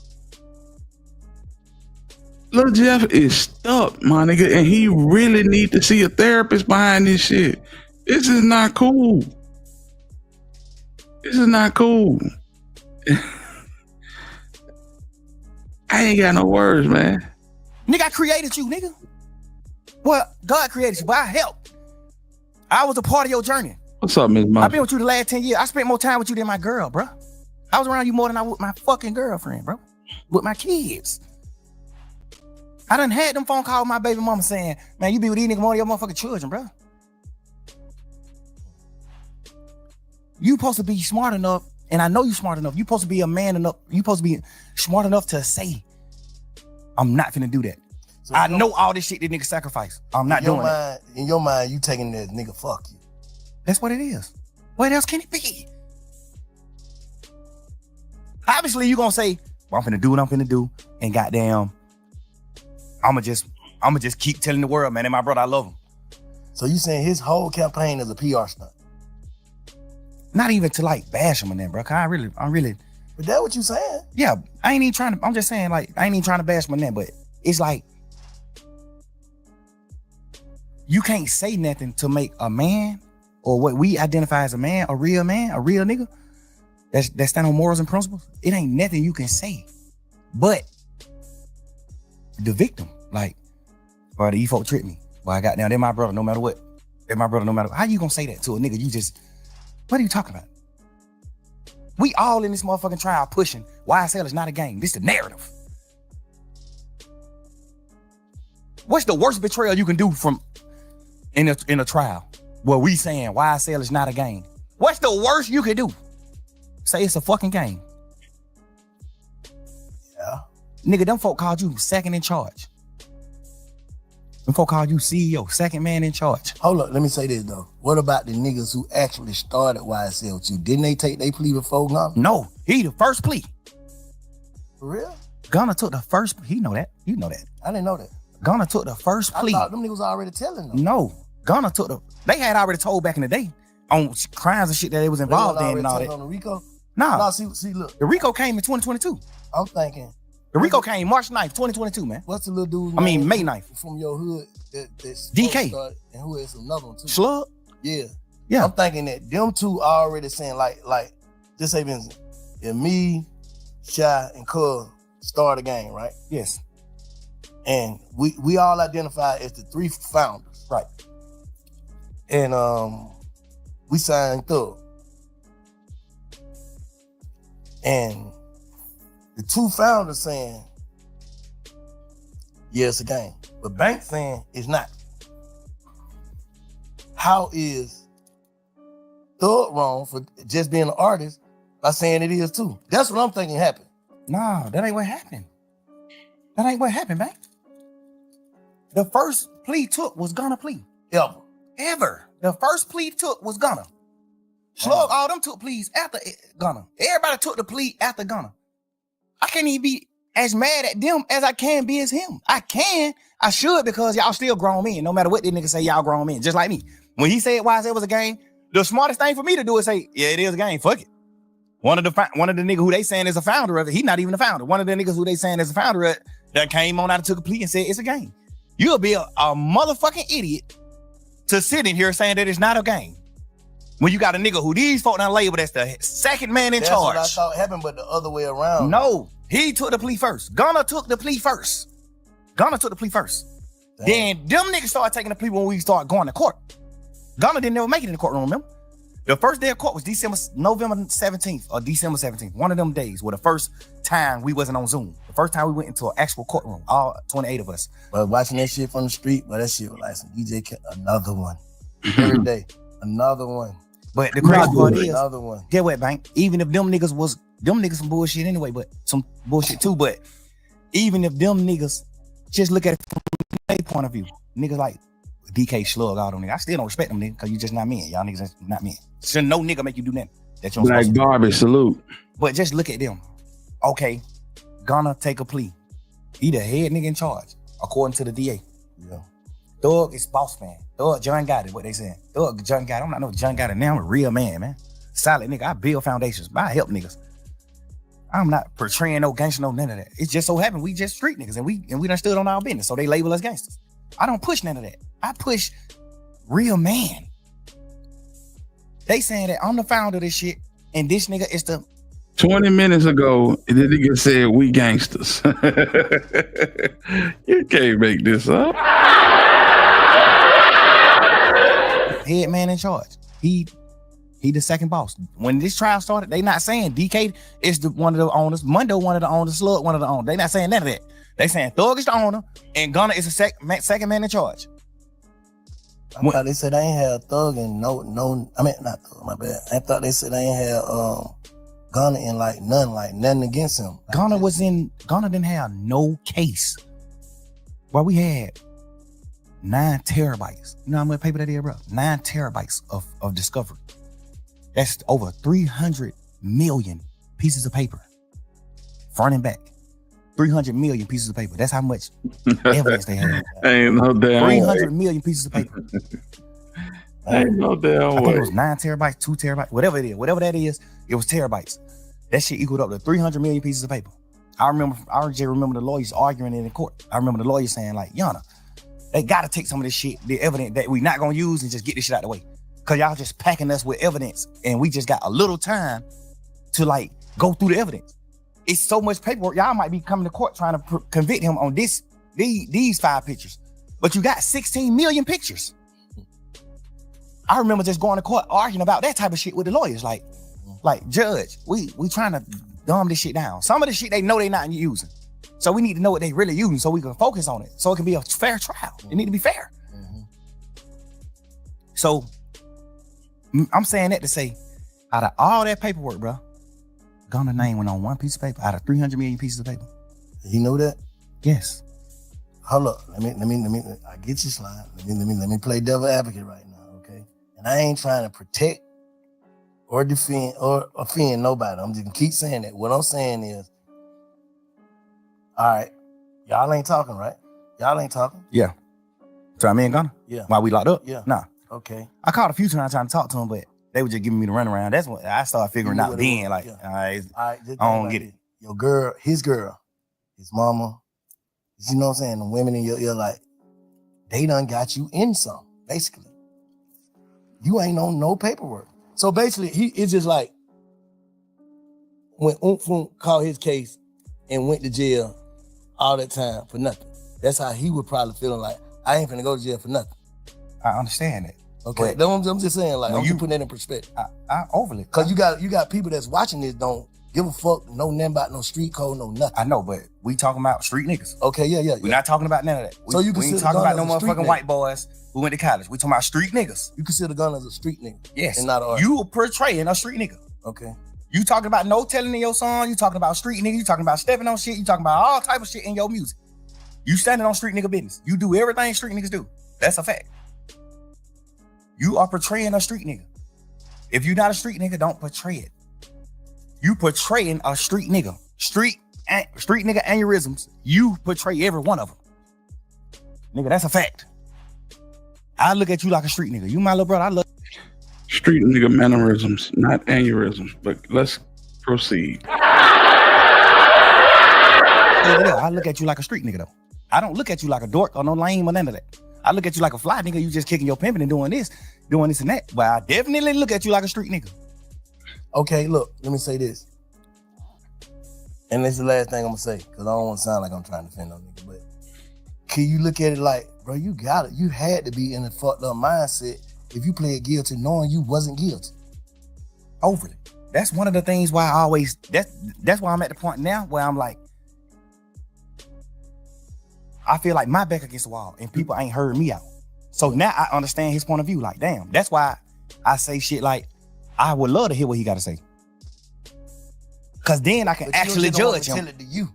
Say it, nigga, say it publicly. Don't tell You me. publicly said YSL is a criminal street gang and it must end. You publicly said, yes, ma'am, when they said, I know 3 or more co-defendants on this case. Well, 3 or more co-defendants on this indictment, which is the 28 niggas. I know 3 or more niggas that committed these crimes: murder, attempted murder, aggravated assault, damage to property, shooting at houses, petty car thefts, armed robberies. You said, I know 3 or more people on this indictment that have committed these crimes. Publicly. They asked you that in the courtroom. You said, yes, ma'am. First of all, you don't know nobody on this case. All 28 niggas, they from Johnburg, South Cleveland Avenue, and other places like that. He from the South Side. He don't know nobody on this case. Guess what's so weird? Out of all 28 people on this case, all you know is 3 niggas. Me, Gunna, and Duke. That's the only niggas you know on this case, Gunna. So when you said, yes, I know 3 or more niggas that committed these crimes, who the fuck is you talking about? Me, Gunna, and Duke? Cause we the only niggas you know anyway. I know you could have been talking about anybody. It's cool. But just so happen how the dice roll, you don't know nothing but 3 niggas. So who the fuck you could? Like if he would have went to trial, the state, if his shit was getting used in trial, which it was, unless I got out the case, his plea agreement was gonna get used in trial. I know they saying like, oh, he ain't had to get. I thought an effort plea don't mean that. Yes, he had to get on. He ain't had to get on the stand. You know they pushing all those narratives. He ain't had to get on the stand. He wasn't gonna testify against nobody. Yes, he was. If you look at the end of his plea, that shit say this plea agreement could be presented in trial, and if any questions come up about this plea, however they wrote it, if anything come about this plea, you must come testify truthfully about what you said in this plea. Nah. Nigga, look, every one of they plea said that, except mine. Every plea said that except mine. In Lil 9. Every one of them niggas who took a plea in the beginning of that trial, plea said that. Duke plea said the same thing. Oh, you ain't got to get on the stand. Duke had to get on the stand. The week the case was over with, Duke was getting on the stand that week. The week all us went on and took our pleas at the end of the trial. Duke was getting on the stand that week. Duke was outside the courtroom, sitting on the bench, waiting to get called in to get on the stand. So how Duke did what right then? Because he didn't say why I said it was a game. He only said, when y'all put Duke on the stand, Duke can't send nobody to prison. Duke plea only saying that a nigga told on him. Okay, I'm right. When nobody on that case but Duke and Yak. Only thing Duke plea said was, this nigga Yak told on me, and I'm just agreeing to it. Because if I don't agree, I'm gonna have to go to trial and Yak gonna get on the stand on me. So he gotta take the plea. Mm-hmm. The thing I don't respect about Yak is, before we knew Yak told, when Duke took the plea, I was pushing the narrative like, that fuck nigga Duke did what wrong. Like, damn, but my best friend? Why Duke you do that? I'm pushing that shit every day in trial, every day. Yak sitting right here with me, bro, every day. Yak, my little brother, I love this nigga to death, bro. I got this nigga mama house. The house this nigga mama living in right now, I paid for this house. Bro, you sitting right here with me every day, bro, face to face in this trial. Me, you, and Shannon, the last 3 niggas on this trial. And Lil Quay them, I mean. Me, you, Shannon, Lil Quay, and Lil Rod. We done got down to 5 deep, 6 deep. You know how we is in this motherfucker. Man, back against the wall. Fuck that, and we rocking. Fuck these niggas. These niggas left, we gone. Fuck that. We rocking. You sitting in this motherfucker every day with me, 2 years straight. After them folk took their plea. And you let me paint this narrative to you, Shannon, and you agreeing with the narrative that Duke told on you. We sitting back in the back of this courtroom when we on trial every day. I'm coming back in the courtroom. We coming back from in the courtroom. When we leave out the courtroom, we go in these little cells behind the courtroom. Mm-hmm. We sitting in these cells. I'm in these cells. We just talking like men, like brothers. Damn, boy, that nigga Duke, I can't believe Duke, bro. I kind of can get it with Yak. I mean, with Gunna, cause he done betrayed me before. So I kind of get he'll betray me. But I'm looking at Duke, like, Duke my best friend. Duke been with me the last 20 years. Like, you my best friend. I'm from John Burr South, you from John Burr Road. Duke my mans. Duke name tattooed on me. Duke my mans. Gunna too, Yak too. These my boy. Like, these my boys. You sitting in this motherfucker every day. And we in this cell crying to each other and talking like, damn, boy, these nigga really betrayed her. These nigga left her, bro. This nigga Duke now, fucking. Cause Duke plea sound crazy. Duke plea saying, yes, I got jumped on that Magic City. Yes, me and Yak went to go retaliate and commit murder on the opposites. Yes. So Yak still on the trial with me. So I'm looking at it like, Duke, you took that plea and said that? Fuck, nigga, you did that? Why you just told on Yak? Is you at home or no? Do you have 100,000 plus around your neck or no, nigga? What are you doing? Get over this shit, man. It's over with. This shit here is sad. This shit's sad as hell. Sharon, what it do, Frat? Salute to you. Sitting in this motherfucker every day with Yak. Every day. I'm sitting in this motherfucker with Yak every day. I'm like, what damn, this fuck nigga Duke just cross you like that, bro. That nigga Duke just got you sent to prison, bro. You going to prison yet? But Duke just got you sent to prison, bro. Damn, Duke. This fuck nigga sitting in here with me every day saying, man, fuck that nigga. Man, fuck them nigga, bro. We gotta goddamn, when we get out of this shit, we make it out of this situation, bro. We gotta go forward and it's just us. We ain't hang with none of these niggas. We ain't fuck with these niggas. Fuck these niggas. Bro, these niggas told on me, bro. That nigga did that, bro. Damn. Every day. We did this shit every day for about just under 2 years, bro. We was on trial every day. The whole time, when them niggas took the plea, the whole time from that day forward, we just sit in this motherfucking cell just going through it every day. Like, damn, but these nigga did that. Knowing damn well the whole time you told on Duke, bro. Duke took the plea because you told on him. And if Duke didn't take the plea, you would have had to get on the stand on Duke because that was your plea agreement. Your plea agreement was if Duke go to trial, you got to get on the stand and testify that you and Duke was going to go kill these niggas because they jumped on Duke. You got to get on the stand and say that because you said that in your plea, sir. If you get on the stand and you say something different than that, they're going to treat you like Moontoon. You going to prison. I ain't even gonna lie. I hated that shit for Moontoon. Moontoon got up there and stood up for herself, and them folks said, "Shit, yeah, you going back. You're a hostile witness. Take your ass back there. Put a jumpsuit on. We'll see you in 20 years." You got to get on. That's why Moontoon went to prison. Yeah, because he said this in his plea agreement. Yes, Thor. When Nut died, we pulled up on Thor. He gave us some money to lay low. We did this and did that. He said it in the plea. But one thing I do respect about Moontoon is when he was doing his plea, you negotiating back and forth with the state. So when Moontoon was doing his plea, he was telling them to take that out. Like, hell no, that ain't what happened.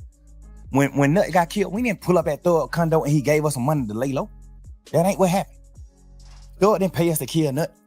No, he was saying take all that shit out the plea. Like, hell no.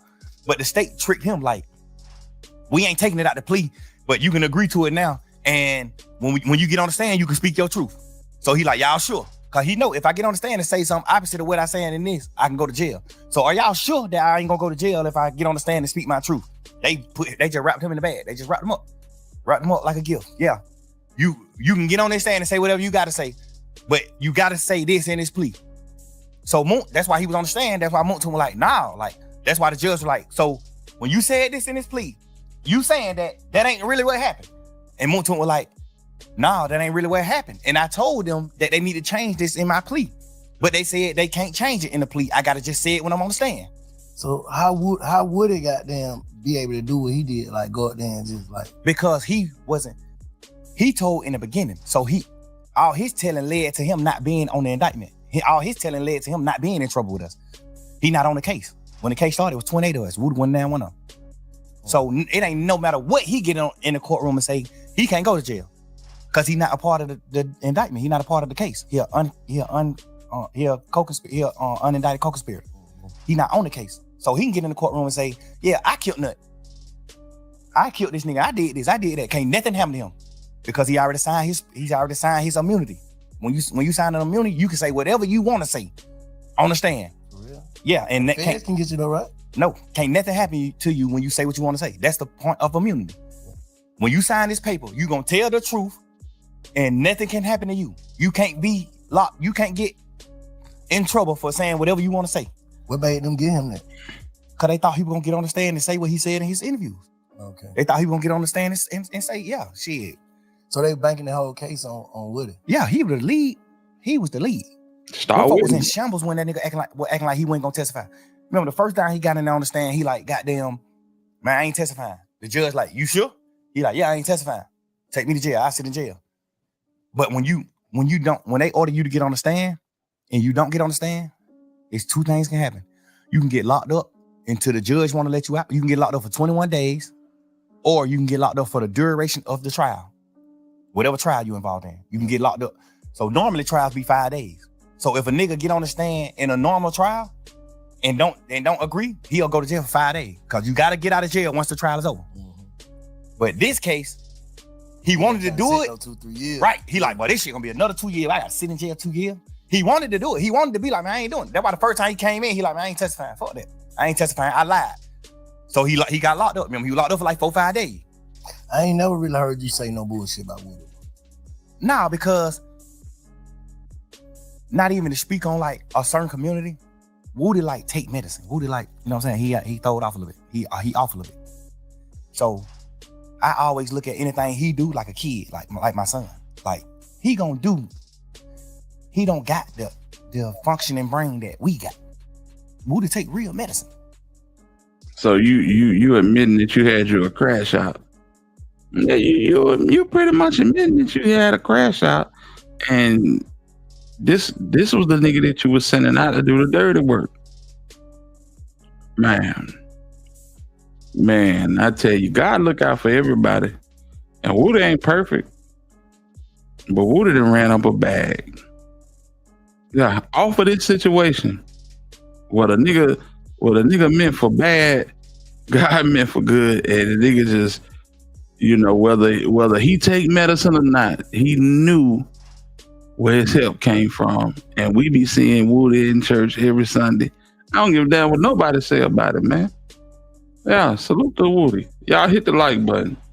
So I ain't even Sound like you got a lot of sense to me. Yeah, but that just come with like you just learning what to say when you going through life. You just learning things when you going through life. You know what I'm saying? I told you. The craziest niggas in the world are always the ones who you think got the sense. Like, boy, that nigga ain't crazy. Man, that nigga take real medicine. He overly did what's wrong. Definitely don't respect what he did, but I respect what he doing though. You can tell he different. That's what I respect. Like, Yeah, you can I tell don't even be judging at him because like I be seeing him doing his little shit on the internet where he's just like talking to kids or he's just trying to do things. He go to the college trying to talk to them. He just trying. Like, I don't respect niggas like right. I don't respect certain niggas because you'll get out of jail and still be doing the same thing. That's why I say if you tell, just go on and make you some gospel music, go on and just get out the way. That's what keep you away. That's what keep you away from certain shit. Just get out the way, bro. I don't respect no rat, but I respect if you tell, you can't portray no street nigga. You got to get out of it. You got to get out the way once you do that. Yeah, I agree. Well, I'm gonna tell you something. Right over here on the west side of Birmingham, we got a pastor by the name of Mike McClure Jr. Make pretty good gospel music. You might want to collab with him, Jeff. I'm just saying. You not running around acting like no gangster. You not doing none of that no more. You ain't doing none of that. All that shit is dead, man. You told. It's dead. I think he for real about trying to change it. I understand it. But it's just like I think so too. Cause he crazy enough to the point where he don't gotta change and he still won't be at fault. Because he really crazy. He really throw it off. But the fact that you crazy and you still trying to change, it's like I say less. Why you let Roscoe get on there and stir that pot though? You gotta think, bro. I can't talk to certain niggas. But it's just like with Roscoe, that's my man. He just love me. You know how that shit go. Like he love all of us. Everybody who's on this shit, he love all them niggas. He just upset too. He just mad. He love all these niggas, bro. He just the same way I was in that interrogation room trying my best to get him out of trouble or trying my best to paint a picture of him. Like, man, hell no, Shawty real. Shawty ain't do that. Yeah. He just doing the same shit on the internet with me. Like, he just looking at, he know me. He like, man, hell no, Shawty ain't none of that. Shawty ain't no rat. Shawty a man. Shawty a gangster. I'm telling you, he ain't no rat. He a man. Not even a gangster. Shawty a man. I respect it. It's just the same shit I was trying to do with him in the interrogation room. He just doing the same thing with me. Like, he just trying to take over me. You know, that's how I go, bro. When you're a man in the real heart, bro, with a real heart, bro, you standing on real business and everything just ain't a chess move to you, bro. You gonna have faults. You gonna have hiccups. You gonna have certain shit because you just a real person. I just don't like to see the city in the climate that it's in. It's like too divided, bro. And then they trying to say like you the head leader of dividing the whole city. Like all your beefs divide this shit. This nigga thug, this nigga this. See, like how you speak on that? See, the thing that made me not say that else to Rollo is because damn, who said something about Rollo? Oh, the narrative. Hold on, bro. Let's check for this question again, fam. Listen to the question. Beefs divide this shit. This nigga thug, this nigga this. See, like how you speak on that? And they in the climate that it's in, it's like too divided, bro.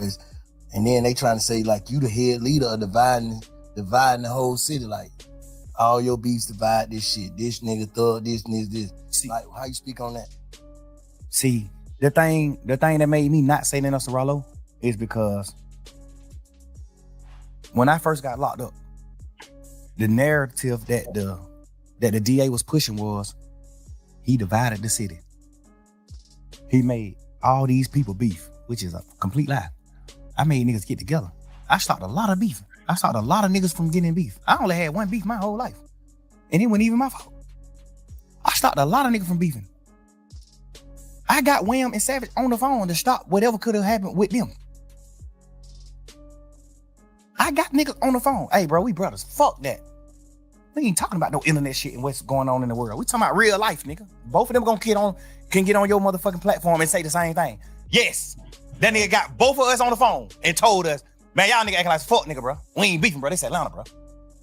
Everybody in this rap game, everybody in the industry, all over the world look at Atlanta like the hometown of niggas who stick together. So that's what I'm on. Everybody. Ask Wham. Ask Savage. I got them on the phone to start their beef. And other niggas. I got a lot of niggas on the phone to talk about a lot of shit. I got goddamn Lil Key and Ola Runt on the phone. Hey, bro. Me and Goo out motherfucking big homies in this shit, man. In this rap game, man. We goddamn, we real niggas, man. We big homies of the rap community. Like, we ain't doing that. Ola Runt, you up on the Gucci, Key, you up on the me. Y'all nigga, we ain't doing that beef shit. No. When 9 Vicious and Uzi Vert, like they finna get into it, hey man, y'all nigga call me. We ain't doing it. What aspect, what in my entire career that's been up on a fucking microscope, at what point in my career can you or anybody in this world honestly say he stirred this pot? They can say, I'm glad you had that. They can say the shit you were telling baby about P is like trying to break up a family. No, but from my point of view, the family was never a family. From my point of view, just being real. I told baby in Allure inside the strip club, don't sign that deal with P. After I told P to sign them, because I thought people just gonna do the right thing. When I told P to sign Lil Baby, I ended up finding out all the shit about the Migos, what he did with the Migos and shit, like the ownership and all that shit. I found out all that. Then I tell Wham, like, hell no, don't sign with P. Hell no. Hell no, don't sign with him. Inside the club, nigga, in the strip club. Where we in this motherfucker supposed to be throwing ones and looking at females. I'm in this motherfucker having a heart-to-heart with Wham, my little brother. Hey, hell no, don't sign with him. Hell no. Not even saying P no bad nigga or none of that, but it's just like he ain't my type of man. What I view as a man, he got some aspects that I view as a man. You know what I'm saying? He take care of his family. He do what he need to do for as far as his close family, his real family. He take care of his real family. He take care of his kid. He a father to his sons and his daughter. He a dad. I respect that part. But like, I respect his business part too because I'm a businessman. But I just do business different. So I wouldn't do business like him. Like, I went sign Wham, and cause we knew P before he signed Wham. So we all was family. Like I know your son, like they're my little brother. You think I would ever in my life consider Lil One, my little brother, if I sign him and take 100% of his masters? Nah. 100% of certain shit. Like any percent. You think I would do that? It's my little brother. Me personally. It's business though. This shit business. I know, but you probably get some. I understand that, but a lot of shit is fair. Cause P a mastermind in this music game. He know rappers don't get rich off of music. Rappers get rich off of their shows, their endorsement. They don't get rich off streams. We get rich off shows, endorsements, and masters. Fam, last time I checked, I ain't heard Wham talking about none of this shit. You see what I'm talking about? Why are you so concerned about it? Why you ain't signed Wham? You the one brought Wham to the table. Why you ain't signed? Why he ain't YSL? I know he thank for the God he ain't YSL, but why didn't you sign him? Come on, fam. This nigga talk way too much. I know. Yeah, I'd be firing up too if I had to sit in front of this nigga and listen to all this shit. Rappers get the last money. Rappers will be okay with the master money. Nigga like Swiss Beat, Missy Elliott, Timbaland. They got rich at an older age. They got rich off of their masters. They was able to sell their masters. You see what I'm saying? And get a bankroll. We know that. P know that. But we watch P pour in the baby like a motherfucker. No, he didn't.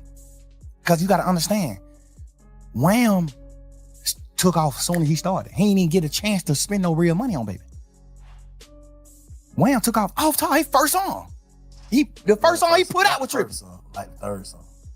Then we had that cause me and Wham went on tour. That nigga left them on. We was on a little tour, a little run. Yeah, but he was already doing freestyle. Yeah, he did that. What the name of that song was? For my dog. Freestyle. Anything is an option. Money is an option. Yeah. And then that shit with Marlo. And then that goddamn what's the name? But freestyle was out. When all that was out, freestyle was out too. Freestyle was just his biggest song at that point. It was? Yeah, all that shit came out around the same time. All that shit probably came out the same year. I'm saying that to say he didn't have to spend money on Wham. He spent money on Wham just so he can have leverage to take a certain part of the cake and say, I spent money. You spent money on Gunna just so you can come back and throw it in his face in front of 1 million+ people. Tequila, what popping?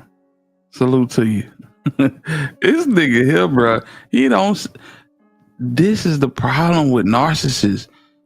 They don't have a side mirror. They only see what's in front of them. They can't see their faults and their shortcomings. And how all this shit that he's saying sound good, but it's damn near a contradictory. It's almost a contradiction to everything that he's saying previously. Bro, you talking about P, but you didn't just expose the dude that you said was closer to you than your kids. Lil Jeff down bad, bro. It ain't no words to explain it. He didn't have all my business, man. I'm telling you, bro. Man to man. I tell P to his face, just man to man. No problem with you, no ill feeling, no nothing. I just tell you man to man, face to face. You didn't have to spend no money on Wham. I spent a lot of money on Gunna because it took Gunna a few years to blow. I put that nigga on song. Me, Travis Scott, and Gucci, all type of shit. Gucci them on the phone like, who the hell is brother? I'm like, they Gunna, my new artist. I'm got them. Travis Scott, these folk don't know who this nigga is. They don't know him. Like, I put a lot of push behind it. It took him 4-5 years to blow. Wham blew first year rapping. How did you spend any money? I know the real business. I ain't going about for what, because you got to understand, most of us just regular street niggas. So we looking at it like, damn, but these niggas going back to back road rest, but these niggas doing it. Man, that shit $3,500 a day, man. That's it, $3,500. You done made $50 million off of Migos and Wham. Of course you supposed to buy Wham a Rolls Royce truck. It's his money. Of course. I bought Gunna a Rolls Royce truck off of my money. Not no money I made off him. I ain't never make $1 off Gunna. Ask him. Never. This my little brother. And I spent millions on that nigga. We just was still getting money. I'm still getting money, so I ain't never tripping. I ain't never get to the point where I was like, damn, I need the money. I was just still getting money. God was just still blessing me with money. So I ain't even never have a chance to be fucked up and try to get some money from Gunna. I never did that. I always helped him. He always fucked his money up and had to come to me to get money. Always. I never made $1 off of this nigga, bro.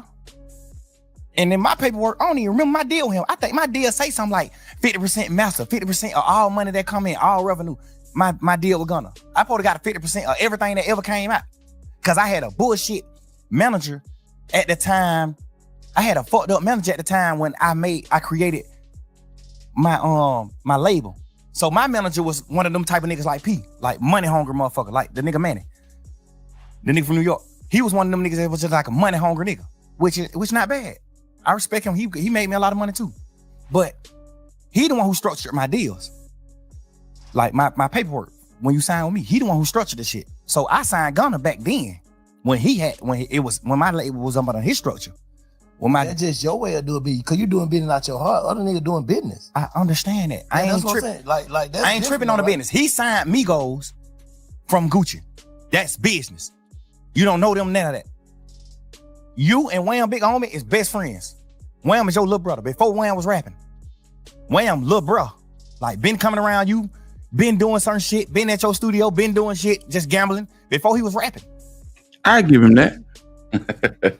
Y'all remember when P Mom, when there was a person came on the internet that said she was P Mama and said P was trying to kill her? y'all remember that? Oh, we gotta dig that up out the archive, man.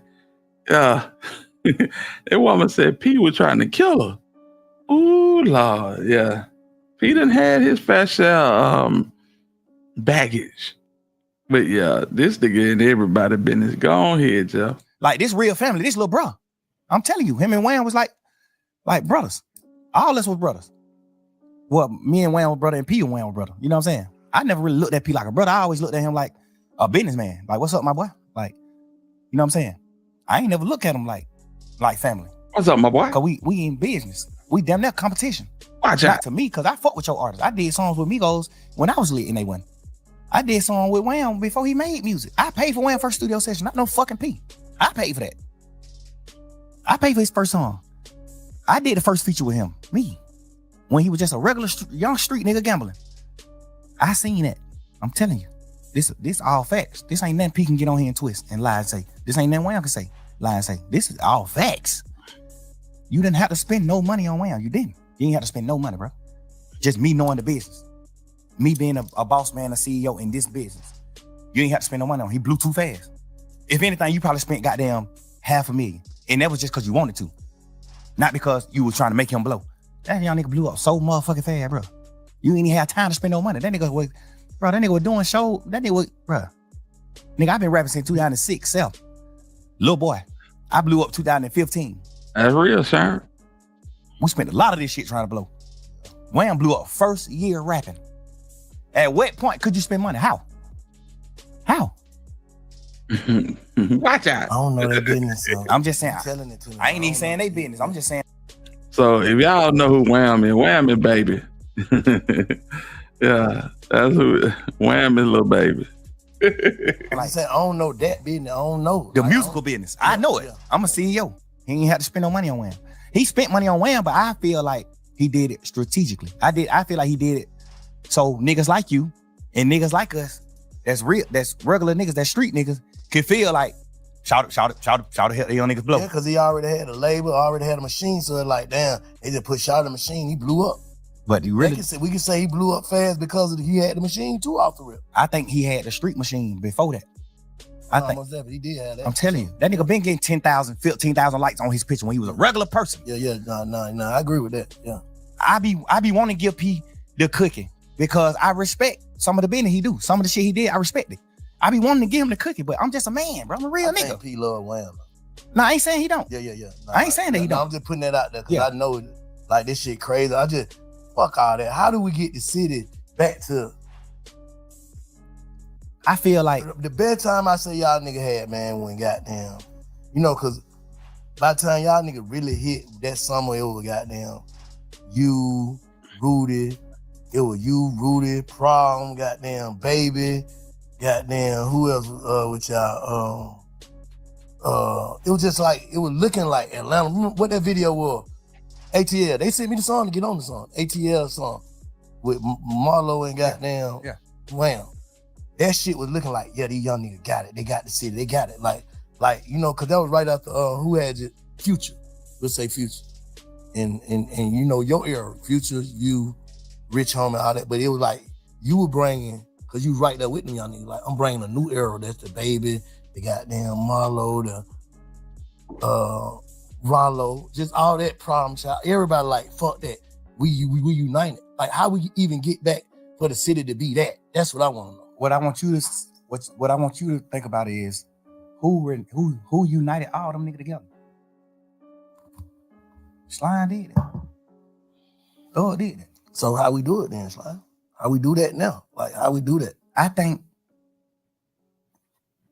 at least to the point where it don't be no bullshit. Because all this shit is going on, all this talking ain't gonna do nothing but build egos. Niggas gonna bump into each other. Hey man, you gotta stand on that ego. That's why you ain't gonna never see me condemn a nigga on these podcasts, bro, because I already know how this shit go. Niggas ready to go out bad behind their ego and their name. And I agree about that. Shout out to Bank. But listen, it ain't no coming back from this because of the simple fact that Slime trying to end niggas' careers. He literally trying to blackball niggas like Gunna. Talk down on CEOP.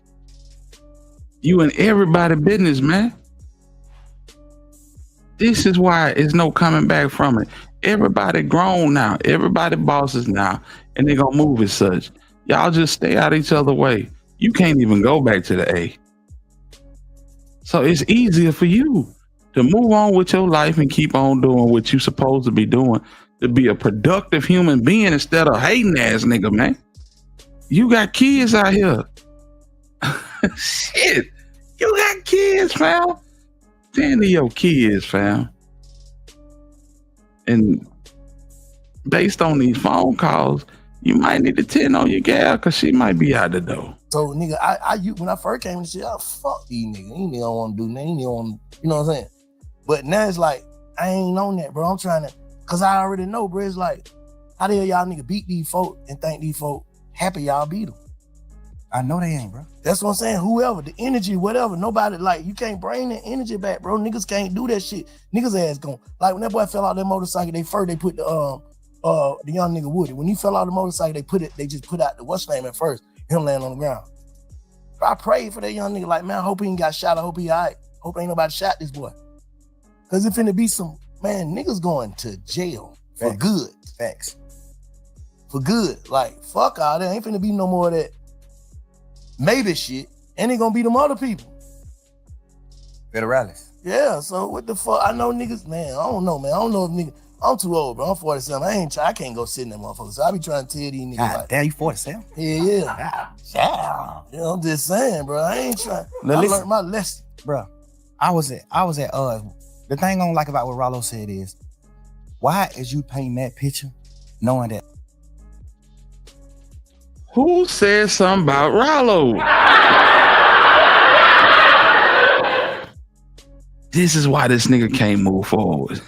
You got an agenda, my nigga. You got an agenda and you got ulterior motives. With that weird ass hat you got on. But go ahead. The only reason a lot of niggas cool with each other. And the DA just painted this same picture. That's police shit to me, bro. You can't get on the internet and say, fuck nigga, you really divided the city. How? How the hell did I divide the city? I brought the city together. I was at odds with Lucha.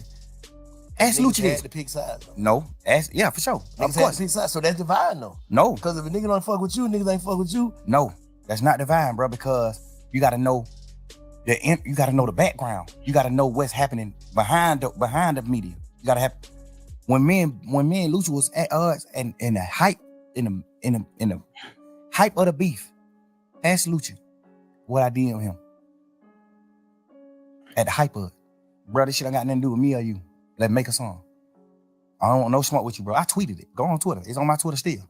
But they back consider then. it trolling. No, it's not. Nigga. I'm saying it could be considered as trolling. Man, if a nigga get on the internet and say, you're a sissy, you're a punk, nigga, I fucked your hoe, woo, woo, woo, woo. If a nigga get on the internet and say all that, and I get on the internet and go up on his, if I reply to him on the internet and say, my nigga, I don't want no beef with you, no none of that. Let's do a song, bro. That's not trolling. I'm saying, I ain't saying it was trolling. I'm saying it can be considered that. It can be considered as yeah, trolling. but ask Lucha yourself, and I bet you he gonna say it wasn't trolling.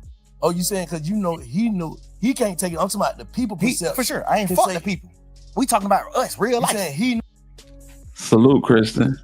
You know, I did a video about this not too long ago, about 2 months ago, about Wham bringing up Lucha on stage. And can they coexist and, you know, continue to bring the city together and influence the city? Because, man, it's bodies.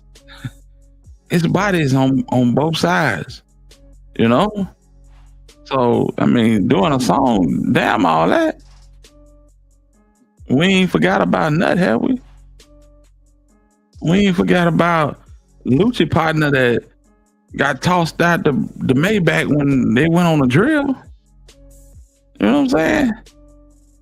It's crazy, man. This is crazy, man. Niggas need to see a full 360 themselves. Niggas need to step out their body and take a bird's eye view of what they are, how they living, and what they talking about. And salute to you again, Chris, and I'm glad you made the stream, for real. Hey, y'all hit that like button, gang. Let's keep rocking. No, like you already had them reached out to him before you even put that up. You said to him and in public. I said in public. At the hype of it. I'm not known for that. Thug known for standing his ground. A nigga say something about, man, nigga, fuck you, what? I'm on that. You know I'm on that. What? I'm not known for that. Nigga, I stopped from doing that and said, bro, let's do a song. I did him on Instagram too. We did him on Instagram. I'm like, lame man, nigga, let's do a song. I don't want no beef with you, bro. It's gonna doing the song, it's gonna be bigger than beefing. I'm telling you. I could bring you up to my level. I'm telling you. I DM'd him this. Lucha came home in a Maybach. I repeat, Lucha came home in a Maybach. I don't want no beef with you, bro. It's gonna doing the song, it's gonna be bigger than beefing. I'm telling you. I could bring you up to my level. I'm telling you. I DM'd him this. But you know, we in the hype of the beef. I got you, Sean.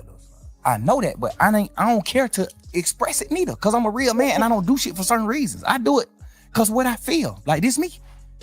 You know what I'm saying? Now we get to the point where I'm doing the interview with you. Now I'm telling the world, like, that's what I'm saying. I'm making the point when you said, how could Rollo do that? I'm showing you how he could. No, because I done had conversation with him too. Oh. What up, Ed? I done had conversation with Rollo too many times before he read it. I done had too many conversations with this boy. I wasn't even tripping on him writing because it don't got nothing to do with me. I'm mad that you did what wrong because I looked at you like a real nigga. But it don't got nothing to do with me, so I ain't tripping. I ain't gonna fuck with you, but that don't got nothing to do with me, so I ain't tripping. You see what I'm saying? But a nigga came out, the same nigga who said that, like how what's his name did. He said that, man, such ain't tell on me.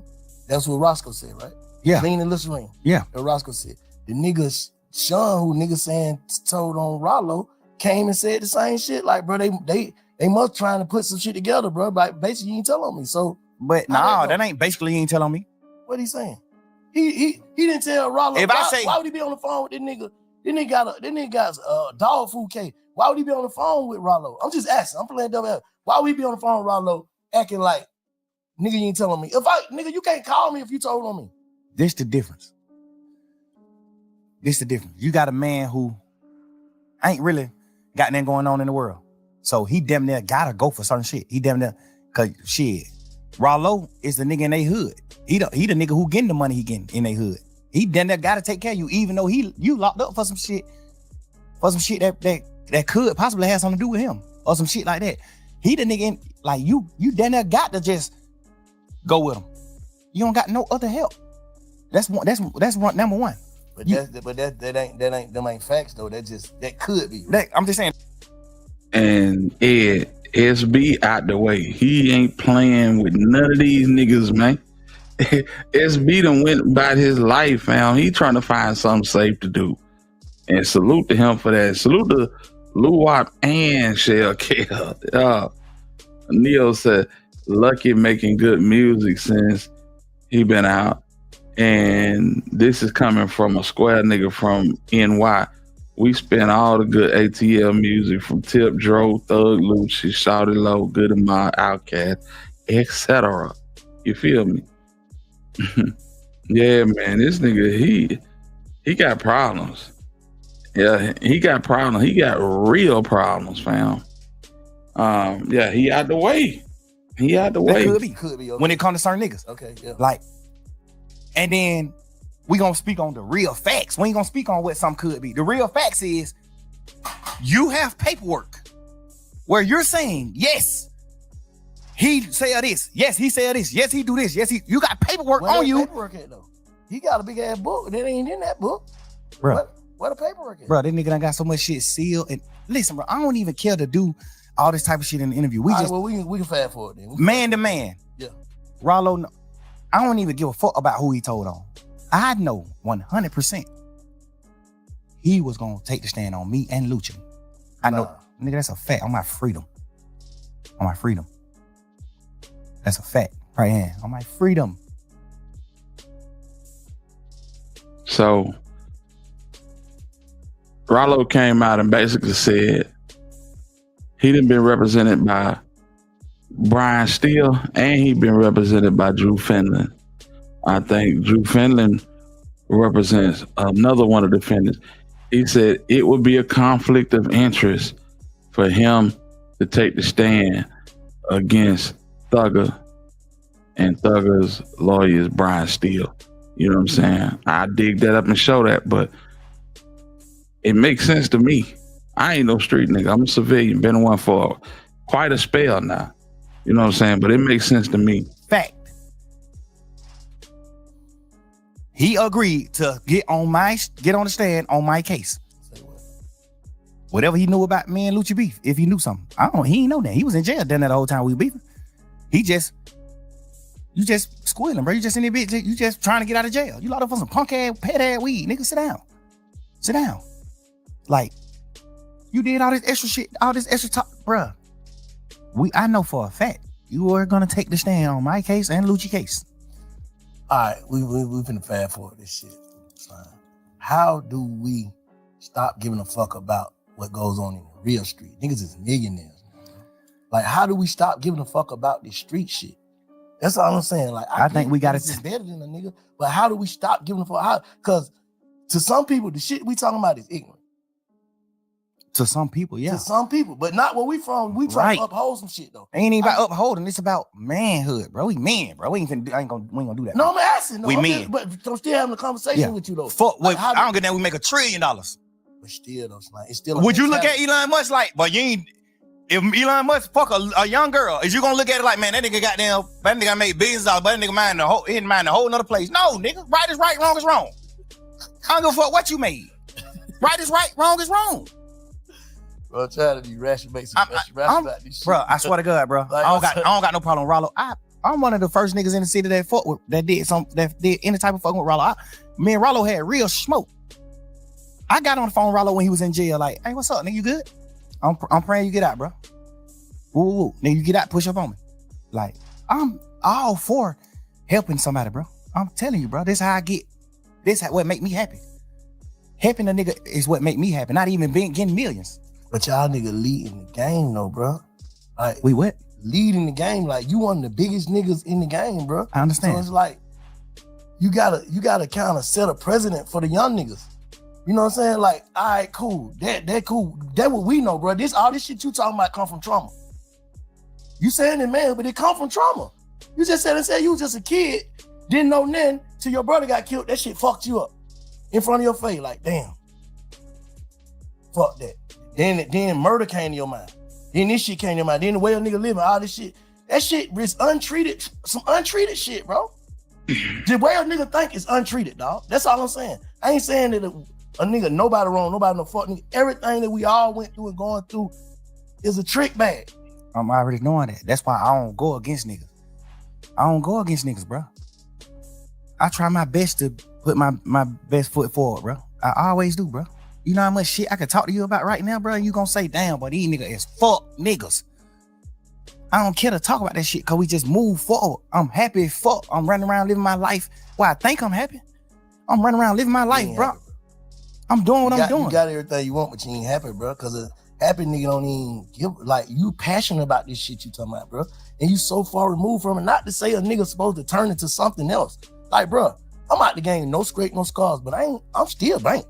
But I'm something else. Yeah, but you gotta think with. You can't even entertain it, bro.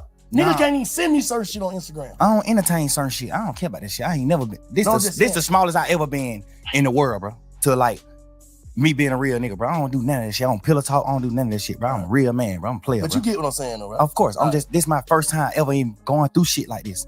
I'm telling you, bro. I don't deal with this type of shit. I'm glad you're speaking on it, though. It's always 5 sides to a story, bro. You know what I'm saying? But I don't want to see no nigga crash, bro. I ain't finna do nothing. Look like crash. That's the course, though. No, it ain't. Looking like it. It look like it, but not for you. I'm just saying for the whole thing. You can't say who want to crash. That's what I'm saying. Crashing gonna have to be a nigga want to do something to me. I'm not. Listen, I don't respect certain shit that niggas do, but I respect life and I respect the air that we breathe, Earth. Mm-hmm. I respect everything that we got. Nigga, my son live with me, man. I take my son to school every morning, bro. Ain't nothing beating that. My son going to school in a double R every day. No, nothing beat that, bro. My son a real motherfucking scientist, a genius, smart as a motherfucker, bro. Don't nothing beat that. All my kids were with me the whole summer, except one of my kids. All my kids were with me the whole summer, running around doing family shit. Nigga, we got houses everywhere we go. I'm telling you, bro. This the first time ever even like understanding what's going on in the world, like real life. Nigga, I was just so happy and just so blind to like betrayal and niggas doing whole shit that I would never do. I'm just now getting to that point in my life, bro. I'm telling you, man, you gotta understand why it's like hard for me to just go forward and just like attract the masses up by doing certain shit. Hard and impossible are two different things, though. I know that. Hard, nigga, it was hard for you to goddamn become a millionaire, but it wasn't impossible. That's a fact. So hard and impossible, two different things. You can do it. Like, that's what I'm saying. Like, how do a nigga first step, nigga gotta, like, bro, and I ain't kind of trying to be no therapist today, but I'm saying, nigga first step, nigga gotta acknowledge what he really going through. What I had to do, bro. I had to acknowledge, like, damn, man, everybody ain't gonna think how you think. You cut different. I had to tell myself that every person is cut different. That's why we got different fingerprints, different goddamn how they when they identify you. Dental. We all got different shit, bro, to be identified. So we ain't gonna think alike. But you taking, like you said early on, nigga, my mama raised us to love. So I always trying to find people to love. Like you had a whole bunch of niggas that never had loyalty for each other and trying to put them in one crew. How the hell they gonna be loyal to each other? Got niggas from over here, niggas from over here, but you love everybody. That ain't gonna work. Nigga go to jail, nigga like, bro, you ain't even from over there, fuck them niggas. Am I right or wrong? You just said it in the first beginning. Like, I've just always been looking for friends to love, looking for this person to love, looking for this person to love. But nigga, the hard is what get a nigga zipped up. And in the end, cause get what? Your reaction off of using your heart gonna make you seem like a fuck nigga, cause you speaking from your heart. I done been through that shit. I ain't gonna say if that's what you going through, but I done been through that. And you cannot expect out of people what you bring to the table. Part of the reason that you pouring into somebody is because they need it.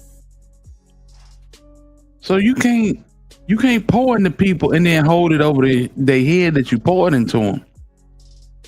We only help those that need help. If you don't need pouring into, man, I don't have a mission here.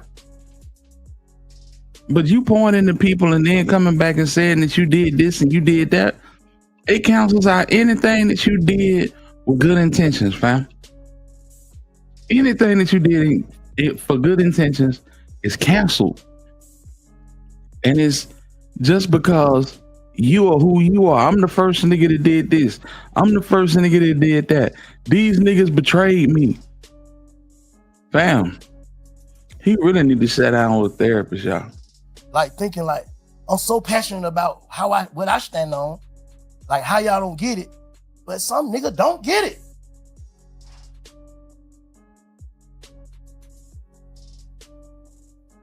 Now I don't get it, right?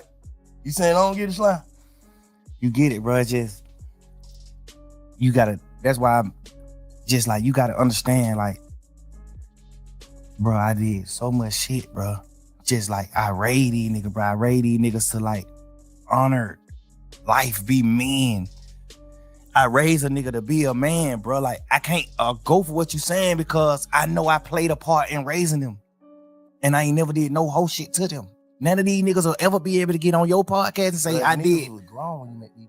No, but I still raised you. Still, nigga, I was grown when you met me, but you still raised me in certain ways. I'm telling you, certain ways I look up to you, and you ain't never got no money together, nigga. I raised some of these niggas, and we got money together. That make it even deeper. We stand on certain morals and principles, bro. When I speak on Unfo to Gunna or Pluto or Wham, when I speak on him before this situation, when I speak on him, guess what I say to them? Oh yeah, you know, Shawty got a life sentence. Shawty sitting on that bunk right now for not telling. We instill that shit in each other. Bro, how the fuck is you gonna, like, just man to man? How the hell can you go against the grain? And that's why I look at niggas like you, cause guess what? I respect you cause you don't take nigga sides. You don't do certain things. You tell us what's right and what's wrong. Cause you an older street nigga, you're an OG. You tell us what's right and what's wrong. I live all these morals with niggas who came in the game with me, bro. I teach all these niggas do sucker shit toward me, bro. Every one of these niggas. Anybody you can name who we've been talking about in here. These niggas talk the hoes about me. These niggas do all type of shit. I still love them niggas. I still just love y'all niggas. Fuck that, man. That's just how he is when it comes to girls. It's all right. I love him. That's just how he is. That's just how he is. But I'm saying, a nigga gonna carry that shit forever, a nigga gonna try to heal. Like, that's all I'm saying. Now, I get what you're saying. Exactly. That's just how he is with girls. Bruh, nigga, if he like that with girls, what the hell you think he gonna be like with money? You gotta choose better, fam. Everybody can't go. There's a such thing as altitude. And the higher you go, the thinner the air is. Everybody can't breathe up there. You understand what I'm saying? Everybody can't breathe the higher you go. That space is reserved for only a chosen few. See, you trying to bring everybody with you out of your hurt. And when they betray you, now you want to kill the world. But some of these niggas that you got on your side, they done gave you all they got. They ain't got nothing else. They ain't got nothing else. And now you sitting up here jilted and heartbroken because some niggas chose in the best interest of themselves versus you. I always say, if you don't know whether or not you are not a snitch, don't jump off the porch. You ain't never got to realize it. You ain't never got to find out. Find something safe to do. Find something safe to do. But this shit here crazy. Bro really needs some help, y'all. I get what you're saying, how you feel. This your perspective. We on perspectives. So you give me your perspective on how you feel and how you was raised, the shit you stand on. But how do a nigga move forward? Because a nigga can't, like that shit, you can see that shit consuming a nigga. Where the music at, son? You just play me some hard ass shit now. Why that shit ain't that? The fuck is a nigga thinking about? Cause I just don't got my twin, bro. I don't got my friends, bro. I'm just fucked up, right? I'm fucked up, bro. The nigga who I be with every day, I don't got him no more, bro. I'm fucked up, bro. Damn. I'm fucked up, bro. I don't know what to do, bro. Like, and I ain't lose no nigga to a tragic or now. I lost a nigga to betrayal, bro. You signing that one piece of paper, signing your initials on this one piece of paper could get me a life sentence, my nigga. How you, like, what? Come on, bro. I get a life sentence, all this piece of paper you signed, bro. Just cause you trying to get home fast, or you just trying to get to a hole, or you just doing a certain thing, bro. And you already done betrayed a nigga before, bro. Damn. A piece of paper, nigga, you gonna let a piece of paper in all this shit? Nigga, we men, bro. We brothers, nigga. Ain't no nigga in the world making me go against Gunna. No nigga, bro. Damn. Nigga, what? Yeah, you been around me 10 years knowing you told on our other brother. You told on Duke. Bro, you told on Duke, bro.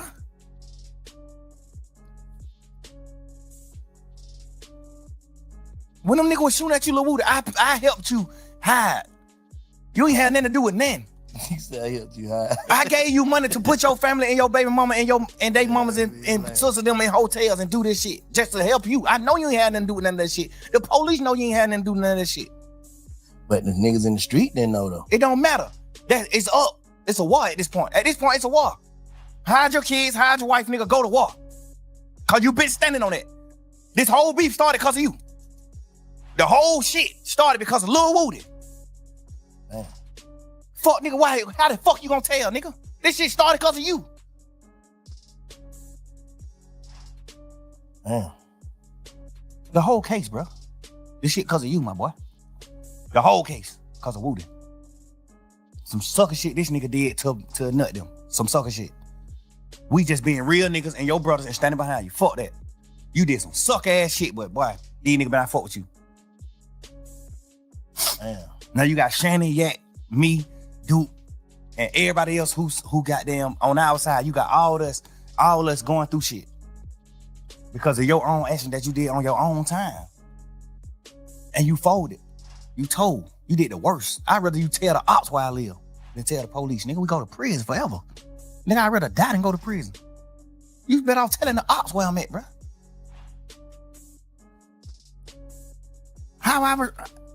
What the fuck you mean move forward, man? You want me to just get out of jail like these pussy ass niggas and just go forward and don't speak on shit? Just go forward and live my life. Just woody do. Yeah, I got blessed. They let me out of jail. Woody do, woody. I can't. I don't know, man. 2 years trying to be healing, bro. You in there talking shit. How the fuck I'm a heal in the midst of the fire? How I'm a heal in fire? Damn. Tell me how. So basically, what you saying you trying to block out a lot of shit. You suppressing. That's what they call it.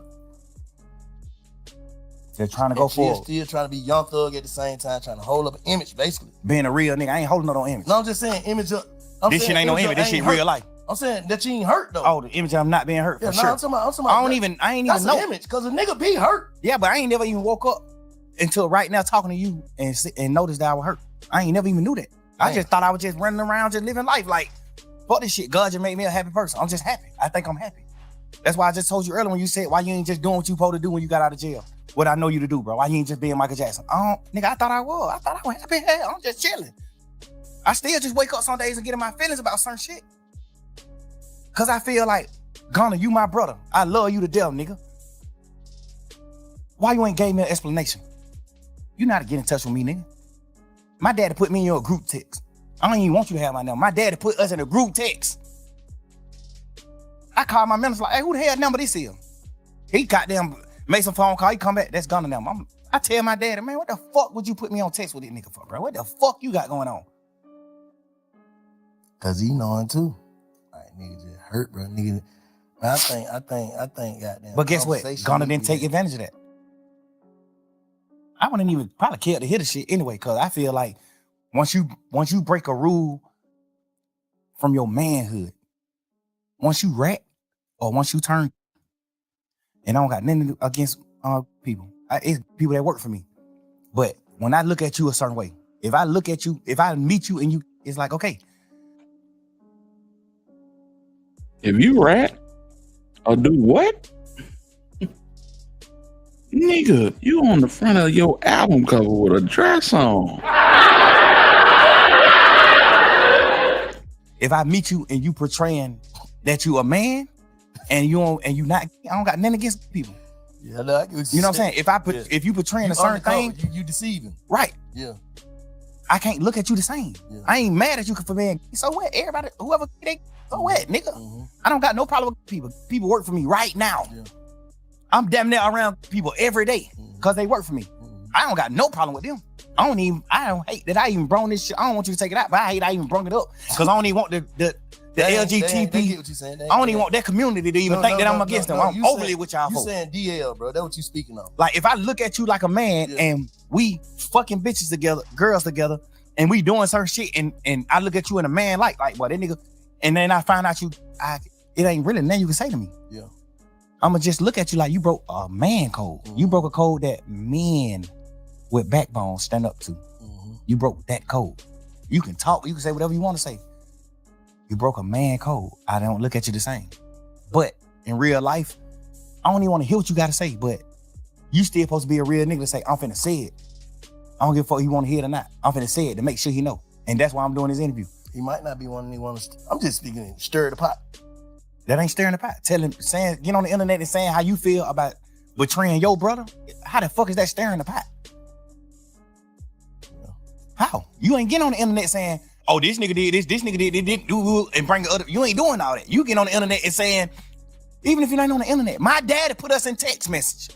So you can't even do no interview in the future, in the near future. You can't do no interview and say, I ain't got his number. I ain't got in touch with him. You overly got my number. Overly. That just further my conspiracy. You saying even after all the shit all the jail you taking, you still supposed to submit? Cause you know you're wrong. It ain't even about submitting. It's about speaking your piece. Did what it is, bro. Yeah. So basically, I don't like, bro. Imagine a nigga, bro. We fighting to say YSL is not a game. Me and Bank best friend. They're my mans. We done made all the millions in the world together. I gave you the millions. We ain't make them together. I gave them to you. You get on and you take a plea and say, duct tape is a game and it must end. Just be a man. You don't think that you owe Thug an explanation? No matter what Thug saying. Thug can say Bank a rat all day. Bank a rat. He a motherfucking rat. Nigga, I can say that all day. And you can't say nothing about that because you did. But that's gonna stop you from giving me an explanation? As a man. That nigga Bank said, don't say shit about duct tape now. Hold up, keep our name out your mouth. And so maybe he need to get in touch with his feelings. As a man, bro, you supposed to, bro, this what I did what I was thinking. If you rocking with it, you rock. If you're not, fuck it. How can you just do what you did to me and then just go live your life like ain't nothing happened? Like, how can you do it, bro? I can't do that. I feel like I ain't do nothing in the world wrong in my interrogation. And I still can't just go by living my life without addressing it. I still gotta address it. Cause you know it's wrong for you being in there. As a man, I gotta explain this to niggas that I love, that look at me like a gangster, that look at me like a man. Yeah. It's niggas in this world that's gonna be like, bro, what the fuck is you doing? Yeah. Practice what you preach. Yeah.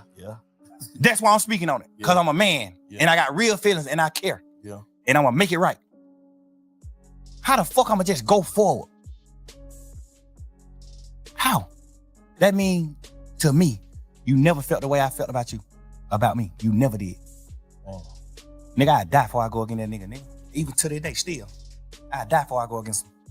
The only thing I'm gonna ever say, you a rat. You a rat, bro. You a fuck nigga. You did what wrong. You betrayed me.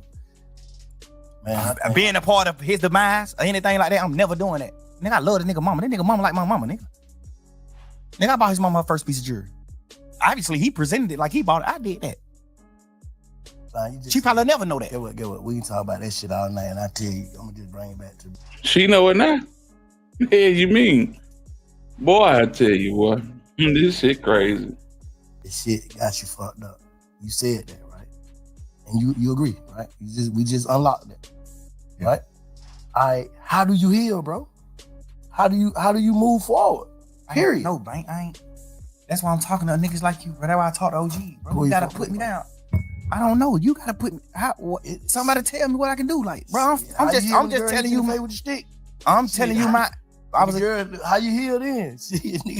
I healed it, but like that with soap and water. Soap and water ain't gonna heal this shit, right?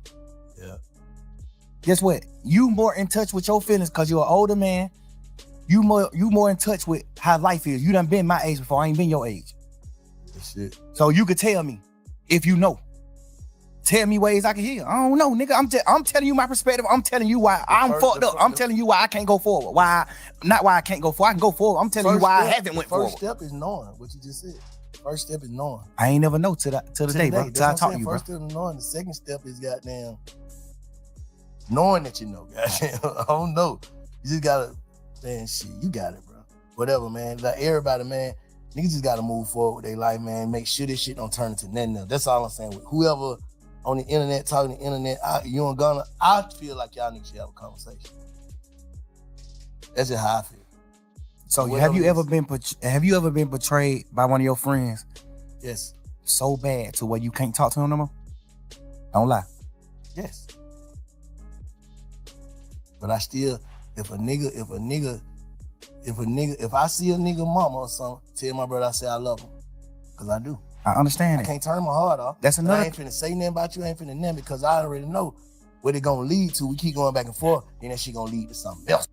Thank you, because there's egos involved. Niggas has got money. Niggas is bosses. Why are you on the internet talking like this? If you love a nigga like you say you do, reach out. Reach out. Your daddy got his number. Let your daddy reach out to him. Let your daddy mediate the shit. Get it off your chest. This shit right here bad for business, dog. That's another thing on respect. A nigga ain't contact my mama. Oh. When you did what's wrong in that courtroom, you ain't get out of jail and run to my mama immediately. You ran to your mama, who I take care of. You ain't ran to my mama, who you ain't never did nothing in the world for. Nothing. You ain't pull up on my mama and say, hey, I know bro going through some shit here. Bro, bro sent money these niggas sent money to help me pay for my lawyer. Wham sent the money, all that. That's why Wham hurt. Like, these niggas, they talk to Wham. I ain't talk to them. These niggas held conversation with Wham. Wham told them, man, hell no, nigga, what? Never. Don't never do that. But if your ass get 100 years on that bunk, nigga, we gonna take care of your mama and your family forever. And nigga know Wham mean what he say. He stand on his business. Home, a real one.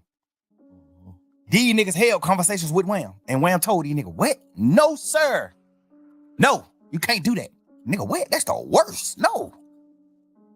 Nigga ain't pull up on my mama, bro. Nigga, I done held conversation with my mama. And get what my mama said.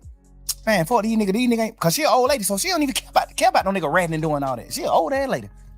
My mama get on the phone and she say shit like, man, them niggas ain't pulled up on me. Ain't none of them niggas came to see me.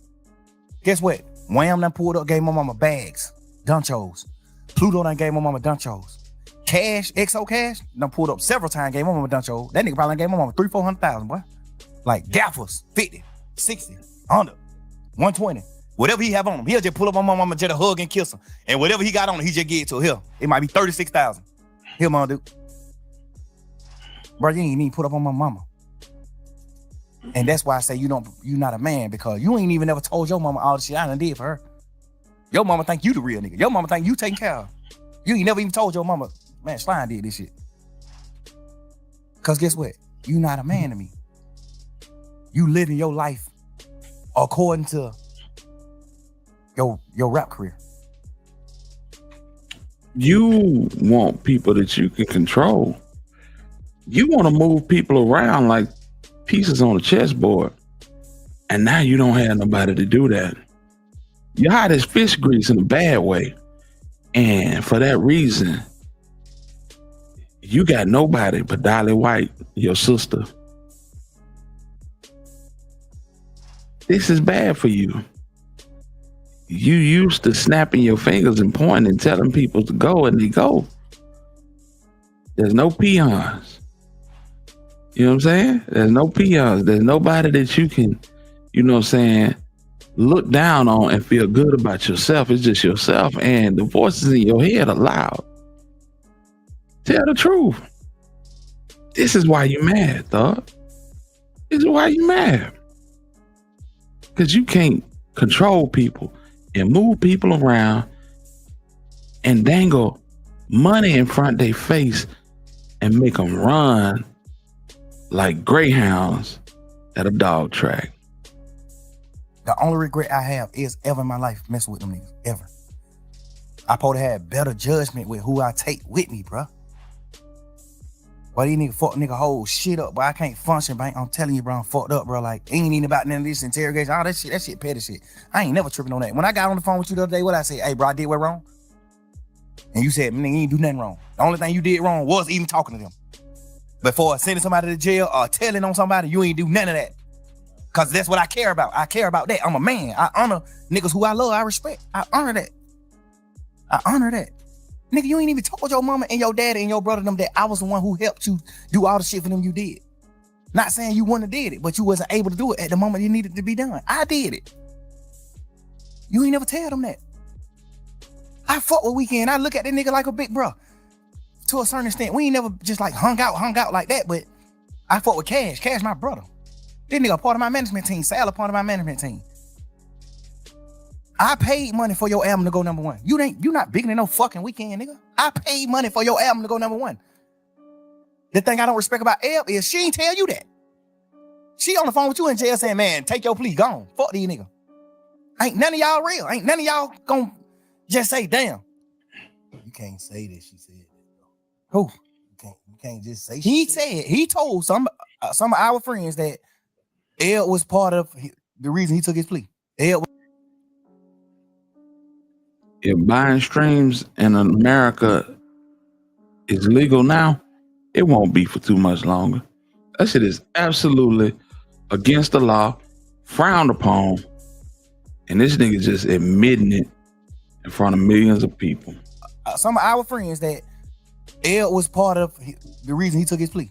Ed was like, man, shit, bro. You gotta focus on your career. You gotta, I'm telling you. And she said he was saying it, she was saying it to the degree of like, she know how to play the game. You know, she came up on the Pluto. She know how to play the game. But she was telling him like, shit, if you want to help Slime, you need to get out. So you can help Slime. What made me know that was some cap is when you got out of jail, you didn't help Slime at all. When you got out of jail, you didn't help Slime at all.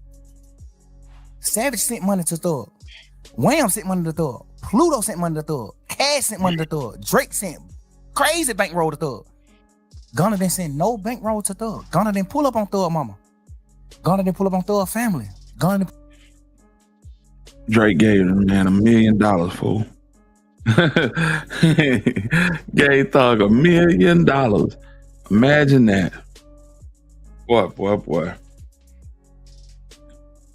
Maybe this is the reason why he's mad, but I doubt it highly. He just want to be mad. He want a reason to be mad at the world.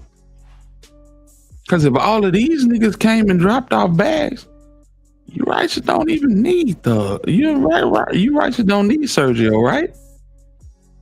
Drake gave you $1 million. What you need Sergio for? Oh, bankroll to Thug. Gunna didn't pull up on Thug mama. Gunna didn't pull up on Thug Family. Gunna didn't pull up on Dolly. Gunna didn't pull up on nobody that has nothing to do with Thug. So it's no way possible you think that Elle was serious when she said you got to get out so you can help Thug. Man, you ain't get out and do nothing to help me at all. You do an interview and say, I'm providing. How? What the fuck you providing it? What you talking about? Why you ain't put up on my mama gave them nothing? I'm so solid, right? That nigga signed to me right now. I'm so solid. I still ain't never took $1 from him right now, and he signed to me. Ever. I still took $1. Like I still ain't collected none of my money that he owed me. Right now to this day. Never, still. That's never. Man, that shit might be goddamn floating in the wind somewhere. I ain't even stunned looking for it. I feel like that's not godly. That's not a godly gift. I feel like the devil get gifts too. I feel like that ain't a God gift. That ain't a gift God that want me to have. I don't want it. I don't want that shit. Fuck it. I'd rather die and then the lawyers figure that shit out. Oh, he made these little 3-4 million off of Gunna music. Get this shit to a kid. Fuck that. I ain't even, bro, I'm so fucked up about that shit, bro. I'm so much of a real nigga, I still can't even be no fuck nigga. I still can't even go, that ain't even been a fuck nigga. I can't even be a businessman with this nigga. After he did what he did. I still ain't never did nothing to You really want to forgive them? No, I don't. No, I don't, twin. I wish he did something lighter so I could forgive him. Fuck, I don't. Hell nah. But I done cried many nights about this shit. This shit ain't about no Wham, Pluto, Savage, man. Fuck every one of them when it come down to how I feel in real life. Not saying fuck them on no bullshit. When it come down to me making a man, cause I done raised these niggas to a certain extent. You think I care about what they feel? I can't. Hell no, I'm a man. No. What he did, I would never do. That piece of paper you signed could have sent me to prison for the rest of my life. With Gunna taking that plea, was it harmful to me? Yes, 100%. Out. You out? Because God. That's what I'm saying. I'm saying it was harmful. But the way my lawyer and the rest of the niggas that stayed a part of the case, the way our lawyers worded it, because you got to think, we going in the trial saying that YSL is not a game. Now you got Gunna and the rest of these 7 niggas take a plea and say YSL is a game, except Duke. Everybody else who took a plea said YSL is a game. Now my lawyer, we having a meeting, all the lawyers having a round table meeting. Now all the lawyers saying YSL ain't no game. These are the points we're gonna hit. This is what we're gonna do. YSL not a game. This is what we're going to. All lawyers are aligned. 100%, all they have. This is what we doing. Huddle, break. Now this nigga take a plea and say it is a game. Now these 7 niggas take a plea and say it is a game. Now they going back into the drawing board. Now the lawyer going to the drawing board like, well, now we talking to the jurors. First we telling the jurors YSL ain't a game. Now we going back to the jurors and say, well, some people might say it's a game, but we ain't a part of that part of it. We a part of the record label part. Hold on. So let me ask you something. One more thing about this. So did y'all see Gunna plea before he took it? Before we knew? Did y'all know? The lawyers did. They ain't tell y'all? My lawyer told me. I'm saying, like, my lawyer said, I think Sergio Kitchens is gonna take a plea today. I said, you think so? He said, yes. So he didn't get a chance to get into his lawyer and be like, hey man, no, man, let's stay on track. Of course, we did all that. My lawyer was the head honcho of the lawyers. He telling everything that happened in that trial came from Brian. Everything. He told every lawyer what to do, what to get up there and stay. Max Sharp is top tier. Brian told that nigga everything to say to help Shannon. Everything. Nigga, them niggas talk to each other every day. Obviously, Max Sharp, mastermind, and he know how to protect. Nigga, him and Brian in the same office. Brian gave that nigga rooms in his office. Brian owned his whole building, this office space. He got 10, 15 rooms. Man, Max Sharp, 5 of these rooms, yours. Yeah. Like, but these niggas in a huddle 3 years straight, nigga. Everybody on one accord. Until that happened. When he took the plea, the niggas who got off the case was out of the huddle. All the rest of the lawyers who still was on the case was still in the huddle. But we had to change the plan. Hey, we gonna run to the right. Now we got to change the plan. Hey, we gonna run to the left and we gonna say shit. Some people did run to the right, but we ran to the left because it was open. You gotta think. Do it hurt the case, nigga? You got jurors sitting in this bitch saying, we don't know none of these niggas. We know Young Thug and Gunna. Every juror. We know these two people. These are superstars. Rest of these niggas is nothing. We know these niggas. These is the head honchos. This what the state's saying. The state don't even got to say it. We the two richest niggas on the case. The jurors gonna think that anyway. The state don't even got to say it. They would have been better off not even painting that narrative. Because the jurors already thinking that. They was painting the narrative so bad to the point where it made the jurors like, man, now you just talk. It might not be like that. It might not be like that. You better off not even speaking on that and just letting the jurors just come up with that themselves. Because they were going to come up with it themselves anyway. If I'm looking at 26 niggas in the room, 28 niggas in the room, and 2 of these nigga millionaires, okay, these the 2 bosses. That's what I'm thinking anyway. But when you take your plea, now it's like we go from YSL not being a gang to, well, my YSL is a gang to certain people, but not to Mr. Williams. Mr. Williams is all about music. What you mean did it hurt the case? I heard somebody do an interview and they asked one of the lawyers, Mr. Weinstein, goddamn, salute to him, I love him. They asked Mr. Weinstein, did Gunna hurt the case? And he was just speaking from what happened after the pleas. We was in this courtroom, tearing these motherfuckers, the state ass apart. They couldn't beat us in no way, shape, or form. No way. He ain't lying with that one. And they was unprepared. They were just as bad as the prosecution in Memphis. I ain't gonna hold you. They were horrible. You know what I'm saying? When you got to get reprimanded by the judge that's on your side, that's in on the play, you got to get reprimanded by Euro Glanville. Yeah, you're pretty damn bad. They wouldn't beat us. So that's why we say what them niggas taking the plea didn't harm the case. We saying that overall it ended up not harming the case. But right at that moment when you take the plea, yes, that harms the case. Nigga, we saying that it's not a game. You taking the plea as the second man in charge. You taking the plea as the second man in charge, and you said it did harm the case. I mean, and you saying that it is a game, that harms the case. Why would an interviewer, why would anybody doing the interview even ask that question? Did it harm the case? Nigga, of course. What the fuck you mean? Yes. I guess the question should be, did it harm the outcome? It ended up not harming the case because of the masterminding of the rest of the lawyers as the court case, as the trial went on. So basically, in your mind, you feel like this nigga got out of jail feeling like, man, this nigga, he gone. Overly. I feel like all of them took a plea in the beginning because they thought we were gone. They thought, nigga, what the hell? What the other reason is? You went from a real nigga, a stepper, a real live street nigga, respected street nigga, to a rat. Gunna ain't never been a well-respected street nigga. When Gunna was wearing the blue rag claiming Shady Park Crip, nobody respected him as a street nigga, bro. Stop it. You niggas, bruh. T. Crawford, what's up with it, man? He's a hitter. You really think he really wants to off him low key? He say he love him. You say he love him. He just hurt. This nigga been up here crying and everything else, fam. Cause you thinking somebody hey, little damn, man. All right, twin, I'm gonna hit you back. I love you, bro. I'm doing an interview. Nigga bad. He ain't even know nothing about that. He just speaking like we just talking man to man. That's why I asked you a question like, Bank, what man to man? I understand the light and the political. I understand the political shit behind everything, but just man to man, brother to brother, big homie to little homie. If you go into jail and you plea out before the trial even start, what the fuck are you thinking? Boy, this shit over with.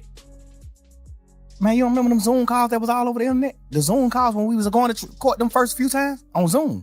Before we made it to the courtroom, we was on Zoom. When we was going for buns and shit. Man, you don't remember me asking that nigga on the Zoom? We don't even supposed to talk. I broke the law. I'm on the Zoom. I said, Gunna, you look at me on the Zoom. I say, you good? Cheering up, nigga. You good? He say, yeah, that's some shit. I forgot what he said, but the energy was just down. Not even on no bullshit, no funny shit in that. Like the energy was that down. Yeah. So it just automatically made me start thinking like, little bro, you good? I'm not saying that you know rat. And then at that point, I'm just like, nigga, what you going through? You good?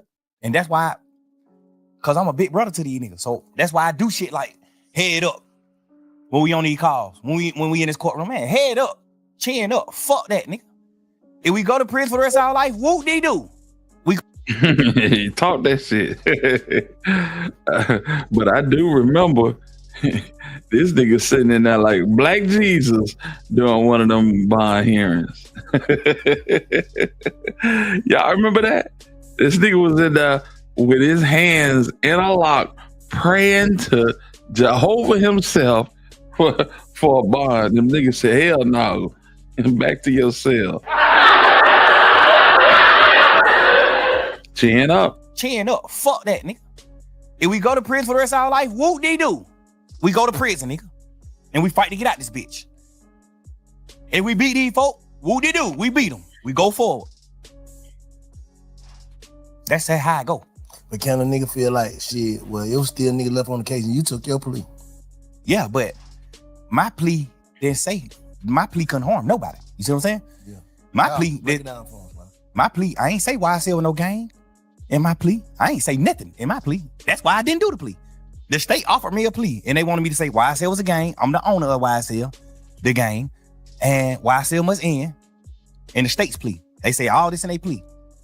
I told them I'm not doing that. So they wanted me to tell about Nut getting killed. I don't know nothing about that.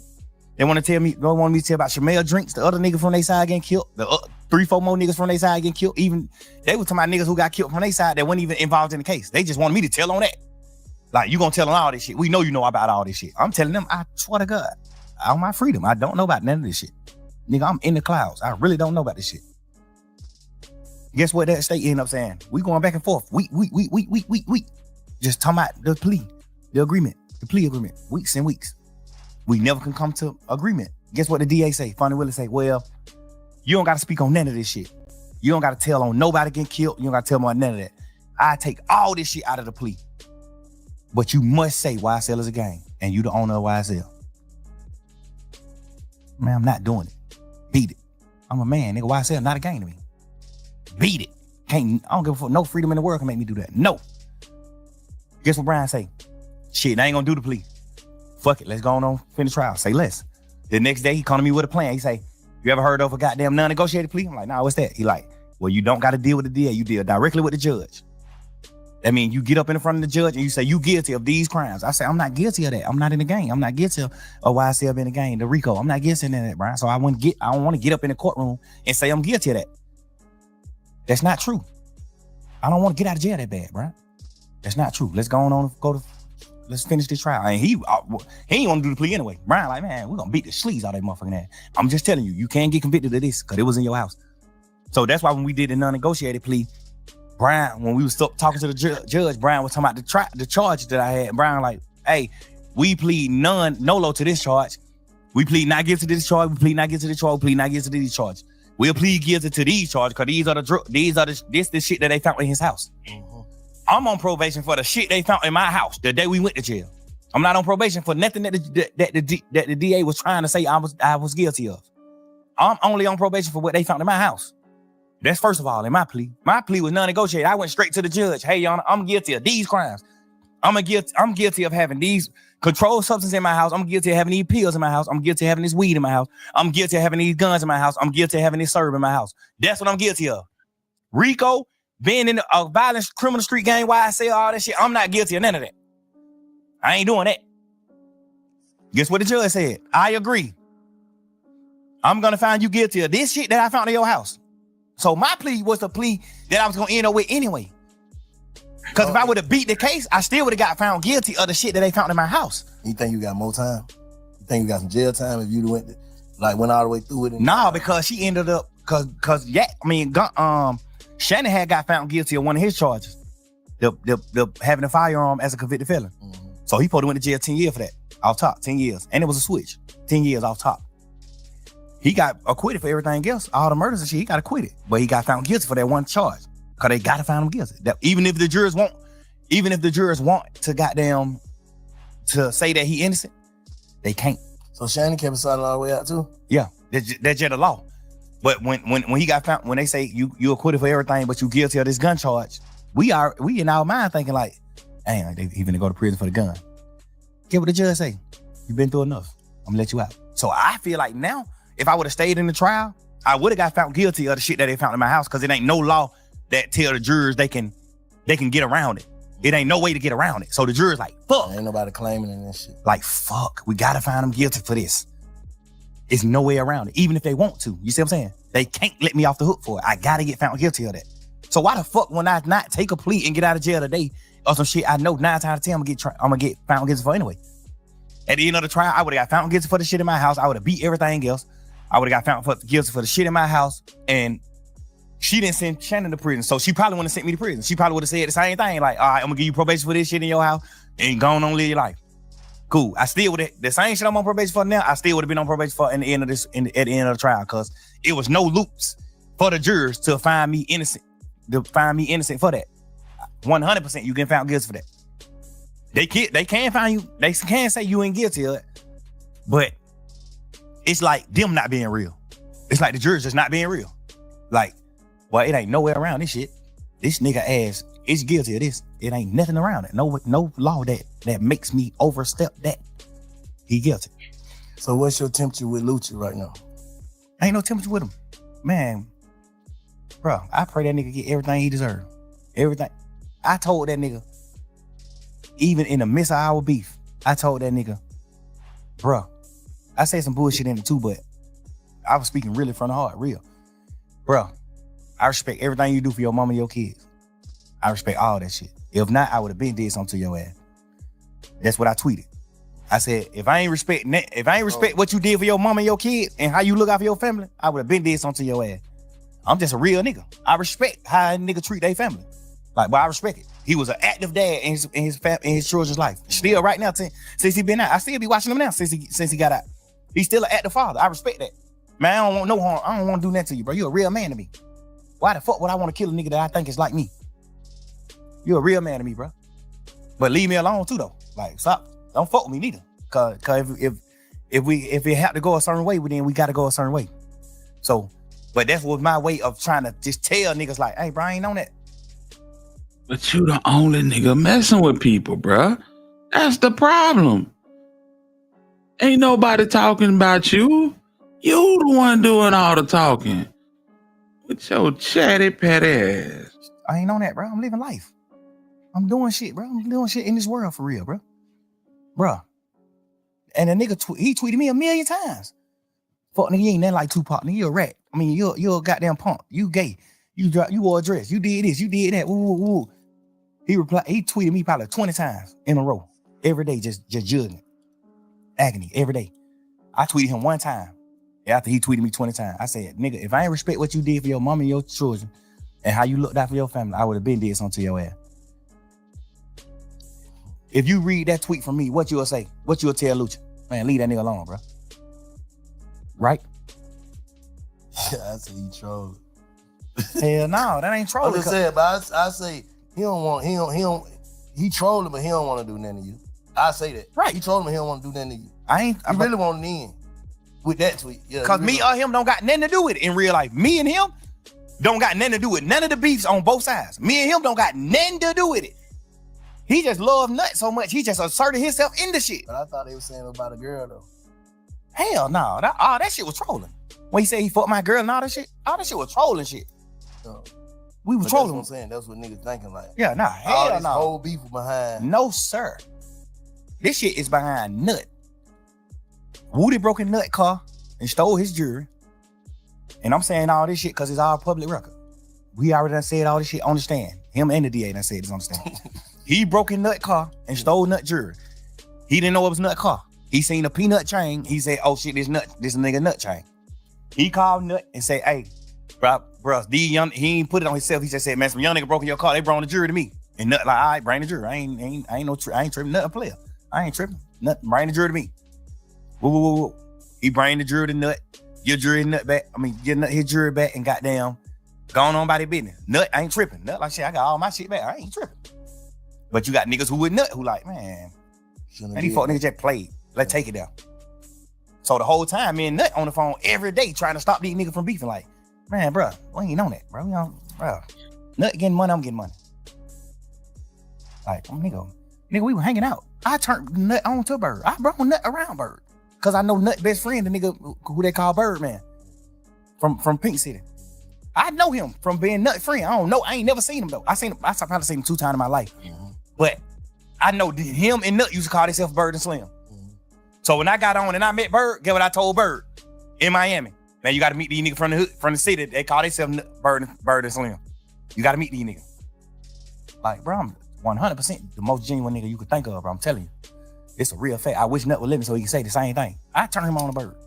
The pictures when you see Nut on a boat with Bird, I'm here. I'm there. I took the picture. I got Nut phone and took this picture. Man, Nut take the picture with this nigga, but I know y'all look up to this nigga. I told Bird, man, Nut is supposed to be Slim. So you gotta wait. The other nigga, Bird, who used to be with Nut, he was in prison still. He was in jail doing some time, doing a bid. So I told Birdman, like, man, you gotta meet the nigga Birdman from Atlanta, who call himself Birdman. He'll bald in the nigga, tattoos in the head. He really think he Bird. I'm like, he in prison right now, but you gotta meet him too. Like, I turned Bird on the Nut. Salute to you, Jessica. Hey, 205, big 205, you heard me. Salute to you, family. Yeah, man, this nigga, and you know what? I believe what he's saying in this circumstance. But I do believe that he helped these folk get out the way. He gave him the money to get Lil when this shit jumped off. And that way he kind of implicated himself in the whole situation. I had Bloody J around Birdman, trying to do deals. I turned Bloody J on the Rocco. I've been late in this town. I made niggas lock in. Me and Bloody J them started off beefing about them saying that Boo was a rat. Boo told on Mo. We ain't never seen that paperwork. Still to this day. They typed up some, you right, they typed up some paperwork one time and it was fake paperwork. The only reason why we knew the paperwork was fake because they misspelled words. Ain't no motherfucking DA office misspelling no word, dumbass nigga. They misspelled prosecution and all type of shit. You saying they made some fake paperwork? But these niggas had some fake paperwork saying that Boo told on Mo. Mo told me this. Boo told. I seen Boo get on the phone with Mo myself. I seen Boo on the phone with him myself. Witnessed it right there. Boo said, man, these folks, you said I told on you, Mo. Get what Mo said. Man, I ain't told no nigga that. I ain't told nobody that. I fought with you, Boo. Man, nigga, every time I see you, we doubt. Like, hey, and I ain't told nobody that. I ain't say nothing about it, but Mo, you told me your damn self that Boo told on you. Man, these nigga act. All this shit cap. I made these niggas get on the phone. Some paperwork though, that shit kind of different. Though. Yeah. See some paper. What? When you see paperwork, supposed to believe that. When you see paperwork, this paperwork. Yeah, this shit paper. I don't give a fuck how they spelled it. I'm just saying. Nah. When a nigga see it, no, cause you gotta. Everybody make human mistakes though. No, we gotta know theatrical. Hell no, nigga. Well, when a prosecutor typing up, you can get a new trial for that. If they misspell some words in this paperwork, nigga, you can get a new trial. The fuck you mean? Them folks ain't making no mistake like that. I promise you that. Facts. Look at our paperwork. I bet you whatever you think you want to bet ain't no misspelled word in that motherfucker. Nigga, this the real law. Any mistakes, you can get a new trial. Anything. Nigga, folks ain't making no fucking mistakes. Nigga, you crazy? Especially on those certain words. They are prosecutors. Big bank is motherfucking big facts. How the fuck I'm gonna go for some paperwork and big bank spell big facts wrong? Nigga, what?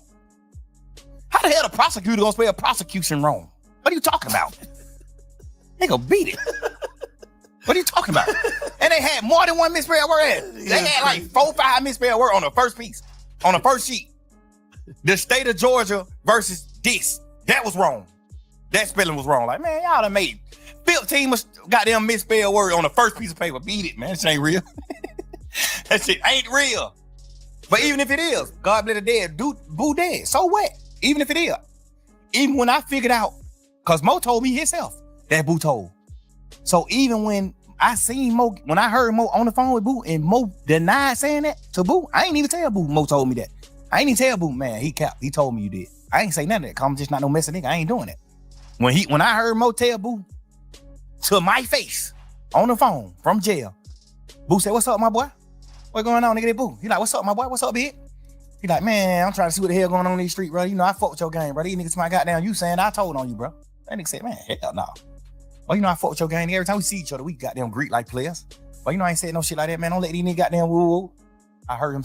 Man, what's up with all the shoulder shimmies, man? Heard what's going on.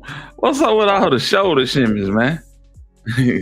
Damn, them that's one or too many shoulder shimmies for me, man. Come on, man, you're moving different. Let's say on the internet discussing probable crimes and implicating people is crazy work. I agree. I got down you saying I told on you, bro. That nigga said, man, hell no. Well, you know I fuck with your gang. Every time we see each other, we goddamn greet like players. Well, you know I ain't saying no shit like that, man. Don't let these niggas goddamn woo. I heard him say this out of my own mouth. And I ain't trying to stir no shit up within they crew. Man, all them niggas, man, I respect all gangsters, all real niggas, all niggas that do what they supposed to do. I see Mo take care of his family from jail. I respect the boy. I done been on the phone a few times. Even throughout the beef, I done been on the phone with him. Hey, bro, man, I ain't got nothing to do with that shit. Keep that shit away from me. I'm trying to do what I need to do with this rap shit. But I made it out of Cleveland Avenue, nigga. I got 6 motherfucking kids, nigga. I'm doing what I'm doing. That's why I was fucking with nigga like Bloody J. Nigga like Ola Player. I was fucking with them niggas. I was fucking with Big Nut. Nigga, I got 5-6 videos with Birdman with Nut in them. With greeting. Like, nigga, I shot. Ain't no harm in my blood with Days Loaf in they hood. I shot that motherfucker in Pink City. In they projects. Where they hang at right now. I shot that video there. The video of me, Birdman, and goddamn Ralph. Look at the video. We played it in court. When Nut Daddy got on the stand, cause the DA done tricked him to lie about some shit. When Nut Daddy got on the stand and saying, yeah, my son and Nut and Thor been goddamn fell out back in November of 2014. Cause he got killed 2015, January 10th, 2015. His daddy get on the stand, listening to what the DA telling him to say, cause they get to prep him before he get on the stand. He get on the stand and say, without even knowing the truth. And I get it. You're a dad that lost his son. Yeah. I get it. I'm never, that's why I ain't never said fuck that nigga daddy. I never said fuck him, none of that. I don't say none of that. I get it, nigga. Yeah. A nigga gonna do whatever to get some justice for their son. They're my son. Nigga, their family got a right to feel however they feel. I'm never going against that. Family now for sure. Never. You're right. I understood that. That's real. Yeah. When Nut died, my house got bust. They typed up a fake search warrant and bust my house. They got my phones. They so fucked up. The DA, the judicial system so fucked up. They see me and Nut text message in my phone the day he died, the day before he died. Where you at, Nutty?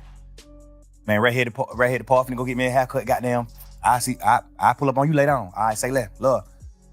The day Woody got jumped on in the club, I text Nut, man, what the hell going on, bro? I thought we said we squatted shit, bro. I thought me and you got on the phone like brothers, like men. He said, bro, we ain't a part of none of that shit. We telling them niggas stop that shit. We telling them niggas let that shit go. But y'all niggas tripping. That shit ain't about nothing.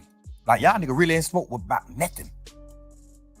Nigga, I got text message talking to Nut moments before he died. Same day. They know it.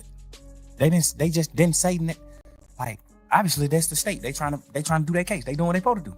Like, I ain't even mad at them. Like, you my opposition at this point. You trying to do what you do to sentence me. I'm trying to do what I'm doing to not get sentenced. I ain't tripping. But, bruh, we got text messages of me and Nut text. Y'all know goddamn well me and the man were cool. Y'all know that. I ain't care my flights, man. We do this shit all night. What you want to say to the city before we get out of here? Listen, man. I tried my best. Put the mic in. I tried my best to make this city one. Unity. I tried my best. Anybody from this city, including Rollo, P, all y'all niggas. I don't got no smoke with y'all niggas. I don't want no gangster shit to go on with y'all niggas. I ain't got time. Like, the street shit is already over with. Once you tell the street shit over with. Like, you can't kick the street nigga shit. And I ain't even saying that to bash no nigga. Like, why would I want some smoke with a nigga that I already done told on somebody that you done work with the police? I thought you gonna say something else. I'm just saying, just real nigga shit. But still though, bro. Like, listen, I don't want no smoke with y'all nigga. Even if y'all didn't tell. I'm just bigger and better than what we doing. I'm bigger and better than this. I don't want no smoke with no nigga. I don't got no problem with y'all nigga, man. Peace, love, and blessings. I hope everybody live their life and live and rejoice. I hope everybody in this world prosper and get what they need to get. Everybody. I don't got no hard feeling with no nigga. Even the niggas on this case. Even the niggas that I'm mad at. I'm forever mad at. I still don't want you to fail. Obviously, I done been in my feelings and I done been on jail calls and saying shit like, man, I want to drop the same day. I want to do this. Fuck that. I just want mad. I'm out of jail. I beat this shit. Nigga, I understand the chance God gave me. I understand the chance that the judge gave me. I understand all that. And now I'm sorry to my fans and everybody that I love that I even took that for granted. But I hope now that you understand why I couldn't just go forward, why I took it for granted. If you think I took it for granted, I want you to understand through this conversation why I feel how I feel. I'm gonna tell you though, son, after this, cause you realize that you fucked up, traumatized, all this shit that everybody that don't know that we walking around with, everybody's undiagnosed of mental illness for real. If you from the streets, you fucked up. I don't give a fuck who you is, cause ain't never heartbreaking betrayals and shit. So you saying basically, you finna move, I know it's gonna be hard to move forward from some of that shit. You finna try your best to heal and move forward from all the negative shit. Absolutely. Cause we gotta hold you accountable. Like Slime, you just said this, man. You some bullshit, bro. If a nigga don't, cause it ain't just for the people, for everybody else, it's for you too, bro. Your family too, whoever. Right. Like niggas getting second chances. Nigga, you don't got like 9 chances. Shit. We all done got like 9 chances. Nigga done been in and out of shit. Could have been in shit, could have this, could have that. And God working on our city, man. We need to put the energy back in this shit to put niggas ain't gotta be friends, niggas ain't gotta be shit, but like you just said, I don't want to see no harm to nobody. I ain't against no nigga. I ain't in your way, don't get in my way. That's how I look at it. Cause we looking crazy right now. Absolutely, but I don't want niggas to make it like I'm the forefront of us looking crazy. It's everybody. I'm just letting you know. It's a whole plot. I'm just It's letting a whole plot. I'm Whoever letting the people. participate. I'm letting the people that's not from Atlanta know. Okay. The people that's the fans of everybody, Rollo fans, P fans, Wham fans, Pluto fans, my fans, Gunna fans, Yak fans, Duke fans, everybody. I'm letting everybody that's not a part of Atlanta, that don't know the inside scoop, that don't know what's going on. I'm gotta letting be the head. We just all ingredients. None of us shouldn't be no more ingredients. Everybody who on the motherfucker, anybody who want to come on the motherfucking talk, come on. But no ingredient. Don't be an ingredient, bro. To the devil gumbo. Shit. I want everybody in this world to prosper. This is my honest God opinion. I want everybody in this world to prosper. No matter what you did, no matter what you did wrong, because everybody done did wrong shit. Everybody done did bad shit. You know? Everybody done did something bad. Everybody done did something that wasn't godly. When you a street nigga and you a gangster, I don't give a damn if you come down and you selling drugs. That's bad. You sold somebody drugs. They could die from that. Everybody done did bad shit. So I'm not really tripping. I'm just telling you just a few of my opines, like how I feel about certain shit. And why I feel like your best question to me was, why the hell you ain't do what you need to do when you got out? Because I understood the blessing that I got. I understood the judge talking to me and looking me face to face saying, nigga, you the one, bruh. She gonna blame you, you go back in there. I'm already knowing, but I ain't gonna give her no reason to. Yeah, can't. You know what I'm saying? I'm going forward with my life, bro. Like, I ain't tripping, bro. I just feel like at this point, I ain't never spoke on it because I was just a man. Like, I'm just on some shit like, man, we going fuck that shit. I'm a man. Y'all niggas some rat. Y'all niggas did what wrong. I was just living in that dream. But now just having a conversation with you and talking and just like feeling it. Like, it just feel like I gotta just go on. I gotta move on. But I just wanted Gunna, you, Gunna, Duke, Yak, you, all my fans, Rollo, P, Wham, Pluto, everybody, Weezy. I want Cash, everybody who I love, who I honor. I want all them to know this my side. This how I feel. This why I'm how I am. This why I stream so much on them niggas. This why I'm how I am. I feel betrayed. I feel hurt. I feel whatever you call it. I just feel it. Nah, this shit was big, bro. I appreciate you for even calling me to let me be a part of, you know what I'm saying, witness a part of your pain and your journey and the way your perspective of shit, you know what I'm saying? I just hope you goddamn allow us to be a part of goddamn your healing journey, for real. Cause the nigga fucked up. Real talk. Right, King. I'm trying my best, bro. You think I should let people just witness the healing, all that shit too? What you mean? You think that's good? Like obviously I just spoke my pain and what I feel about my whole situation in my life to the world, it just took me a lot to do, but I did it. You think I should let people in on my healing process too? Yeah. Ain't no other way. Like, shit, cause, bro, one thing about it, bro, I don't know, you locked up, bro. Like, bro, my partner passed away, bro. Like, it wouldn't work without other people goddamn helping me and talking to me and pushing me through. That shit wouldn't work, bro. Like, that's the worst shit I ever felt in my life. I was already on a transition side, like, just anyway. Just when y'all need to cop them case, I'm like, oh, they snatching niggas ass up. That shit kind of did something to me. Like, I ain't trying to go sit in that motherfucker. Niggas, a bunch of niggas lying on me. So I just straight told God, if they ain't got me for nothing that I already did, I ain't doing nothing else. And that's what I've been on ever since. You know what I'm saying? And I don't take shit personal. Like I used to just like this, take everything personal. I don't take that personal. That's the first thing, bro. Get that book, bro. Full Agreement, dog. And just listen to it on your phone. Whenever you ride to the studio, like, Full Agreement gonna show you, bro. You can't take shit personal. Have you ever read the Fifth Agreement? Nah. Read the fifth one. You read the 4 already too? Yeah. Okay, but shit, you got that motherfucker the truth, bro. Oh, definitely. Nah, but you gotta allow people to goddamn be a see part the of growth, cause you see the growth and be a part of it, cause you allow us to see all the other shit. That's a fact. Appreciate you, bro. Appreciate you. Let me pull up on you. Hey, y'all go tap into the Big Fat Network, man. Follow us on Big Fat Network. Appreciate y'all pulling up. Shout out Jay, shout out Stream. Jade and Stream was them. Love for life. Hey man, salute to Big Bank Black. Long live Scooby. Yeah, long live Scoob. The one and only Trouble. Dope ass podcast. Perspectives with Bank. They got the Big Facts podcast. Y'all check that out. Man, I didn't think I was gonna rock out with y'all for this whole interview, but we made it happen, man. And I appreciate y'all for, you know what I'm saying, staying with us for the entire time if you did. That was a dope interview, but we all leaving this interview knowing one thing: Thug need help, and Thug need help bad and fast. You know what I'm saying? He need to see a therapist.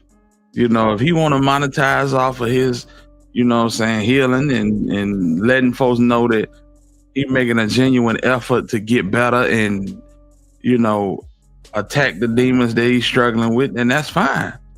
That's fine, but he got to do it in real time, and you know what I'm saying, because this is crazy. This is crazy. All these harbored up emotions and feelings that bruh got, you know what I'm saying, and that shit, it'll drive you crazy. You know what I'm saying? Salute to you, Tequila. You know what I'm saying? You home though. Bro, you did 3 years at Rice Street. We know that that's a horrible facility.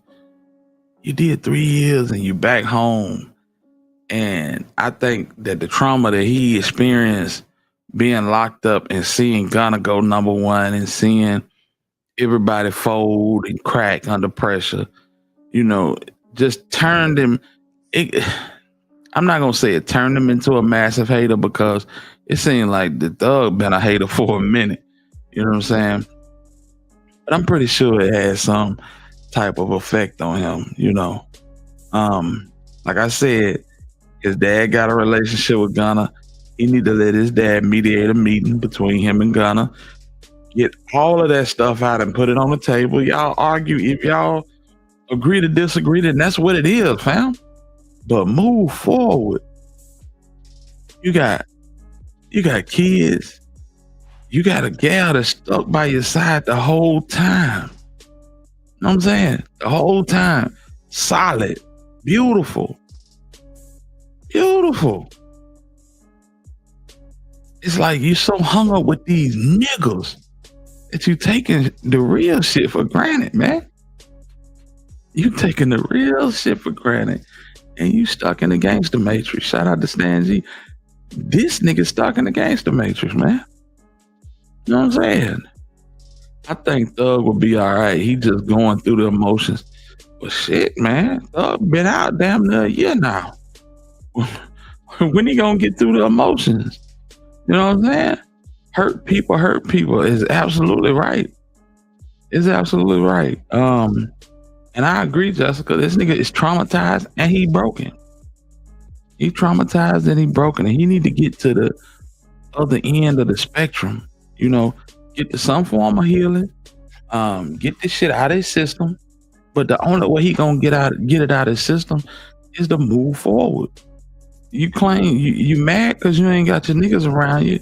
You can't function and make music like you used to because you ain't got your niggas around you. But you don't wanna rectify the situation. I mean, rectifying the situation don't mean that y'all hash everything out and y'all back boys like it used to be. Rectifying the situation is to just let people or a person know how you feel, leave it at their doorstep and move on. That's just, you get just as much healing with that as you get with restoring a relationship. Let them know how you feel. Let them tell you how they feel. And y'all come to an agreement, whether it's to move forward as a team or as to agree to disagree and move on separately. But see, all these loose ends ain't doing nothing but traumatizing Thug and keeping him up at night. And yeah, you're gonna be a grumpy old man sooner than you think, man. Glock switches and mascara, bad combo. Yeah, I agree. Stop trying to spread the snake talk that he's been doing behind everybody's back. Yeah. And listen, this is the rap game. 95% of these niggas is fake. So what Thugger was doing, it ain't uncommon. A lot of these niggas do that. It's just that his shit got broadcasted. You know what I'm saying? His shit got broadcasted. A lot of these niggas talk crazy behind nigga back when they in this line of work. You know, but it is foul that you talking about niggas like Pluto, you know. But at the same time, you talking to your girl, you pillow talking. That pillow talking can come back and jam you up. And I really believe the state designated somebody to get all of these phone messages and just sprinkle them all over the internet like they doing right now. They dropping one a day and they ain't nearly through. The music would definitely help him heal, but he's also going through being alone when he's used to an entourage, and I agree. I spoke on that earlier. You know, he used to having 25, 30 niggas around him at all time. Everybody jockeying for position. Everybody want to be, you know what I'm saying, number 2 behind Gunna. Everybody trying to get close, you know. And he missed that. He missed that importance, you know. That type of shit, I don't care how humble you are, that will make anybody feel important. Now, he don't have that, and, you know, I think his sense of worth is being attacked. You feel me? But he got to get that under control. He about to ruin everything. Everything.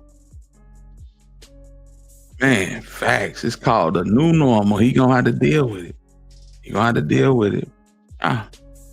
You beat it. You back home. You got your freedom. You got access to your kids. And you are away from the niggas that got you into this situation. That's one thing Woody said. Woody said one thing that he liked about this situation is he told him he could not be around the niggas that he was rotating with during this whole saga. You see what I'm saying? And it became better for Woody. It made him a better person because he didn't have to, you know, stand up under that weight of trying to be a stomp down street nigga, a stepper. You know what I'm saying? Yeah, sometimes niggas be shackled to them reputations and literally caught in the gangster matrix. You know what I'm saying? It's crazy work, but it's real. It's real. Get curious, why would the state release the tapes if they did? What would be the motive? To make sure that, you know, I feel like the motive is to make sure that these dudes don't rekindle no old relationships, don't establish no type of foundation as a criminal organization. I feel like they scorching the earth. And it might not be them. Somebody might have filed for you and, you know what I'm saying, got them themselves. And just choose to blackball this man. You know what I'm saying? You can file Freedom of Information Act and go get that stuff. But, you know, when they found out that people were getting them Brian still hurry up and made sure that they didn't go out again. You know what I'm saying? So, and they tried to pay money to get them back from the people that had them. So, yeah, it's crazy. All that talking on the phone, on a jail recorded phone. This call is being monitored by securities. Like, and that's my thing, man. Niggas forever doing this. They are forever. It ain't just thug. It be niggas that be talking about real criminal activity. You think about the Mo 3 case, you got Banzo Bling on the phone, on a recorded line, doing interviews, y'all. Like, how dumb do you have to be? You know, how dumb can you be? It's crazy to me. I never get it. Well, fam, listen.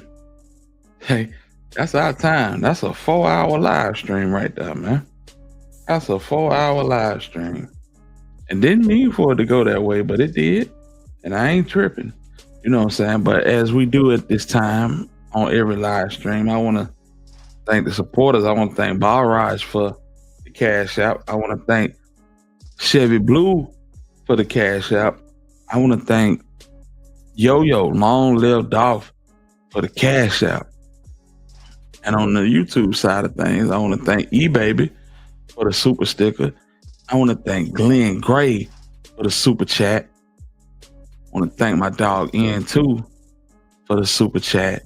I want to thank Yo-Yo, Long Live Dolph, for the super sticker. And Althea, my internet boo, for the super sticker, man. Much love to everybody that rocked out with us tonight. Y'all know what it is. Ain't nothing but love on my end, for real. You know what I'm saying? Pimp Tight said, I guess they think it's lying when they say it's recorded. I guess they do. And you high profile too. So you know these folk coming for you. You know they listening to everything you say, whether on a jail phone, and then they flipping your cell. I'm pretty sure Thugger got his cell flipped at least once a week looking for cell phone. You know what I'm saying? Crazy work, man. You right. He need to use his support system. Absolutely. Because if not, he gonna crash out all the way out. You know what I'm saying? It's sad. But man, that's my time, y'all. Salute to everybody that rock with us. It's your boy, the Alabama Hitter. And until the next time we decide to spin, I'm in the win. Salute to the hitters, man. We gone. Yeah, shit, homie. Back in that bed. Yeah, this shit. Finna murder that bitch. Come on with it. Got a dojo in it, feel like Cobra Kai. With them bricks, karate chop. I just broke it down and recompressed, now it's a lot. Now he hot, dummy blocks. She been eating Molly, popping hands and smoking loud. She got lied, and she forgot. Bitch, I'm from Montgomery, we do numbers on the south. It's going down, fuck you talking about. They say who that thought you knew that I'm that nigga, bang 'em Jay. Floating through the city, getting it crumb and making major pay. If you ain't about making money, get what, dawg, we can't relate. I don't fuck with niggas like you, please just stay up out my way. Okay, I can make it double 24 to 48. Ain't no drop, it's a drought. They gon' buy this shit all day. Pocket rocket on my waist. Yeah, Lil Nina, that's my bae. She gon' show up by Lil Bang. Niggas know that girl don't play. Okay, me and you ain't equals. No, we not the same. I'm just soaking up these blessings. Thank the man, I can't complain. Nigga finally see the picture. I just got a bigger frame. And I'm still going in. Yeah, you niggas know the name. Got a dojo in it, feel like Cobra Kai. With them bricks, karate chop. I just broke it down and recompressed, now it's a lot. Now he hot, dummy blocks. She been eating Molly, popping hands and smoking loud. She got lied, and she forgot. Bitch, I'm from Montgomery, we do numbers on the south.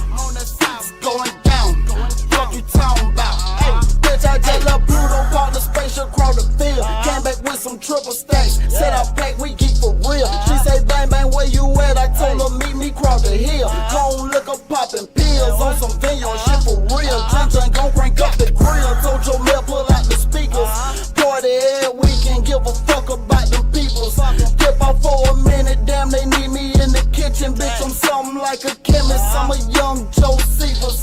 Late night now I'm lurking, nigga, where the scudges at? Yeah, I'm geeking, that's a fact. Say she sober, hold on, hunger, here, just take a piece of that. Gotta twist it to the max. Now the bitch won't shut up talking. Bet you didn't know that your baby mama love this fucking dojo in it, feel like Cobra Kai. With them bricks, karate chop. I just broke it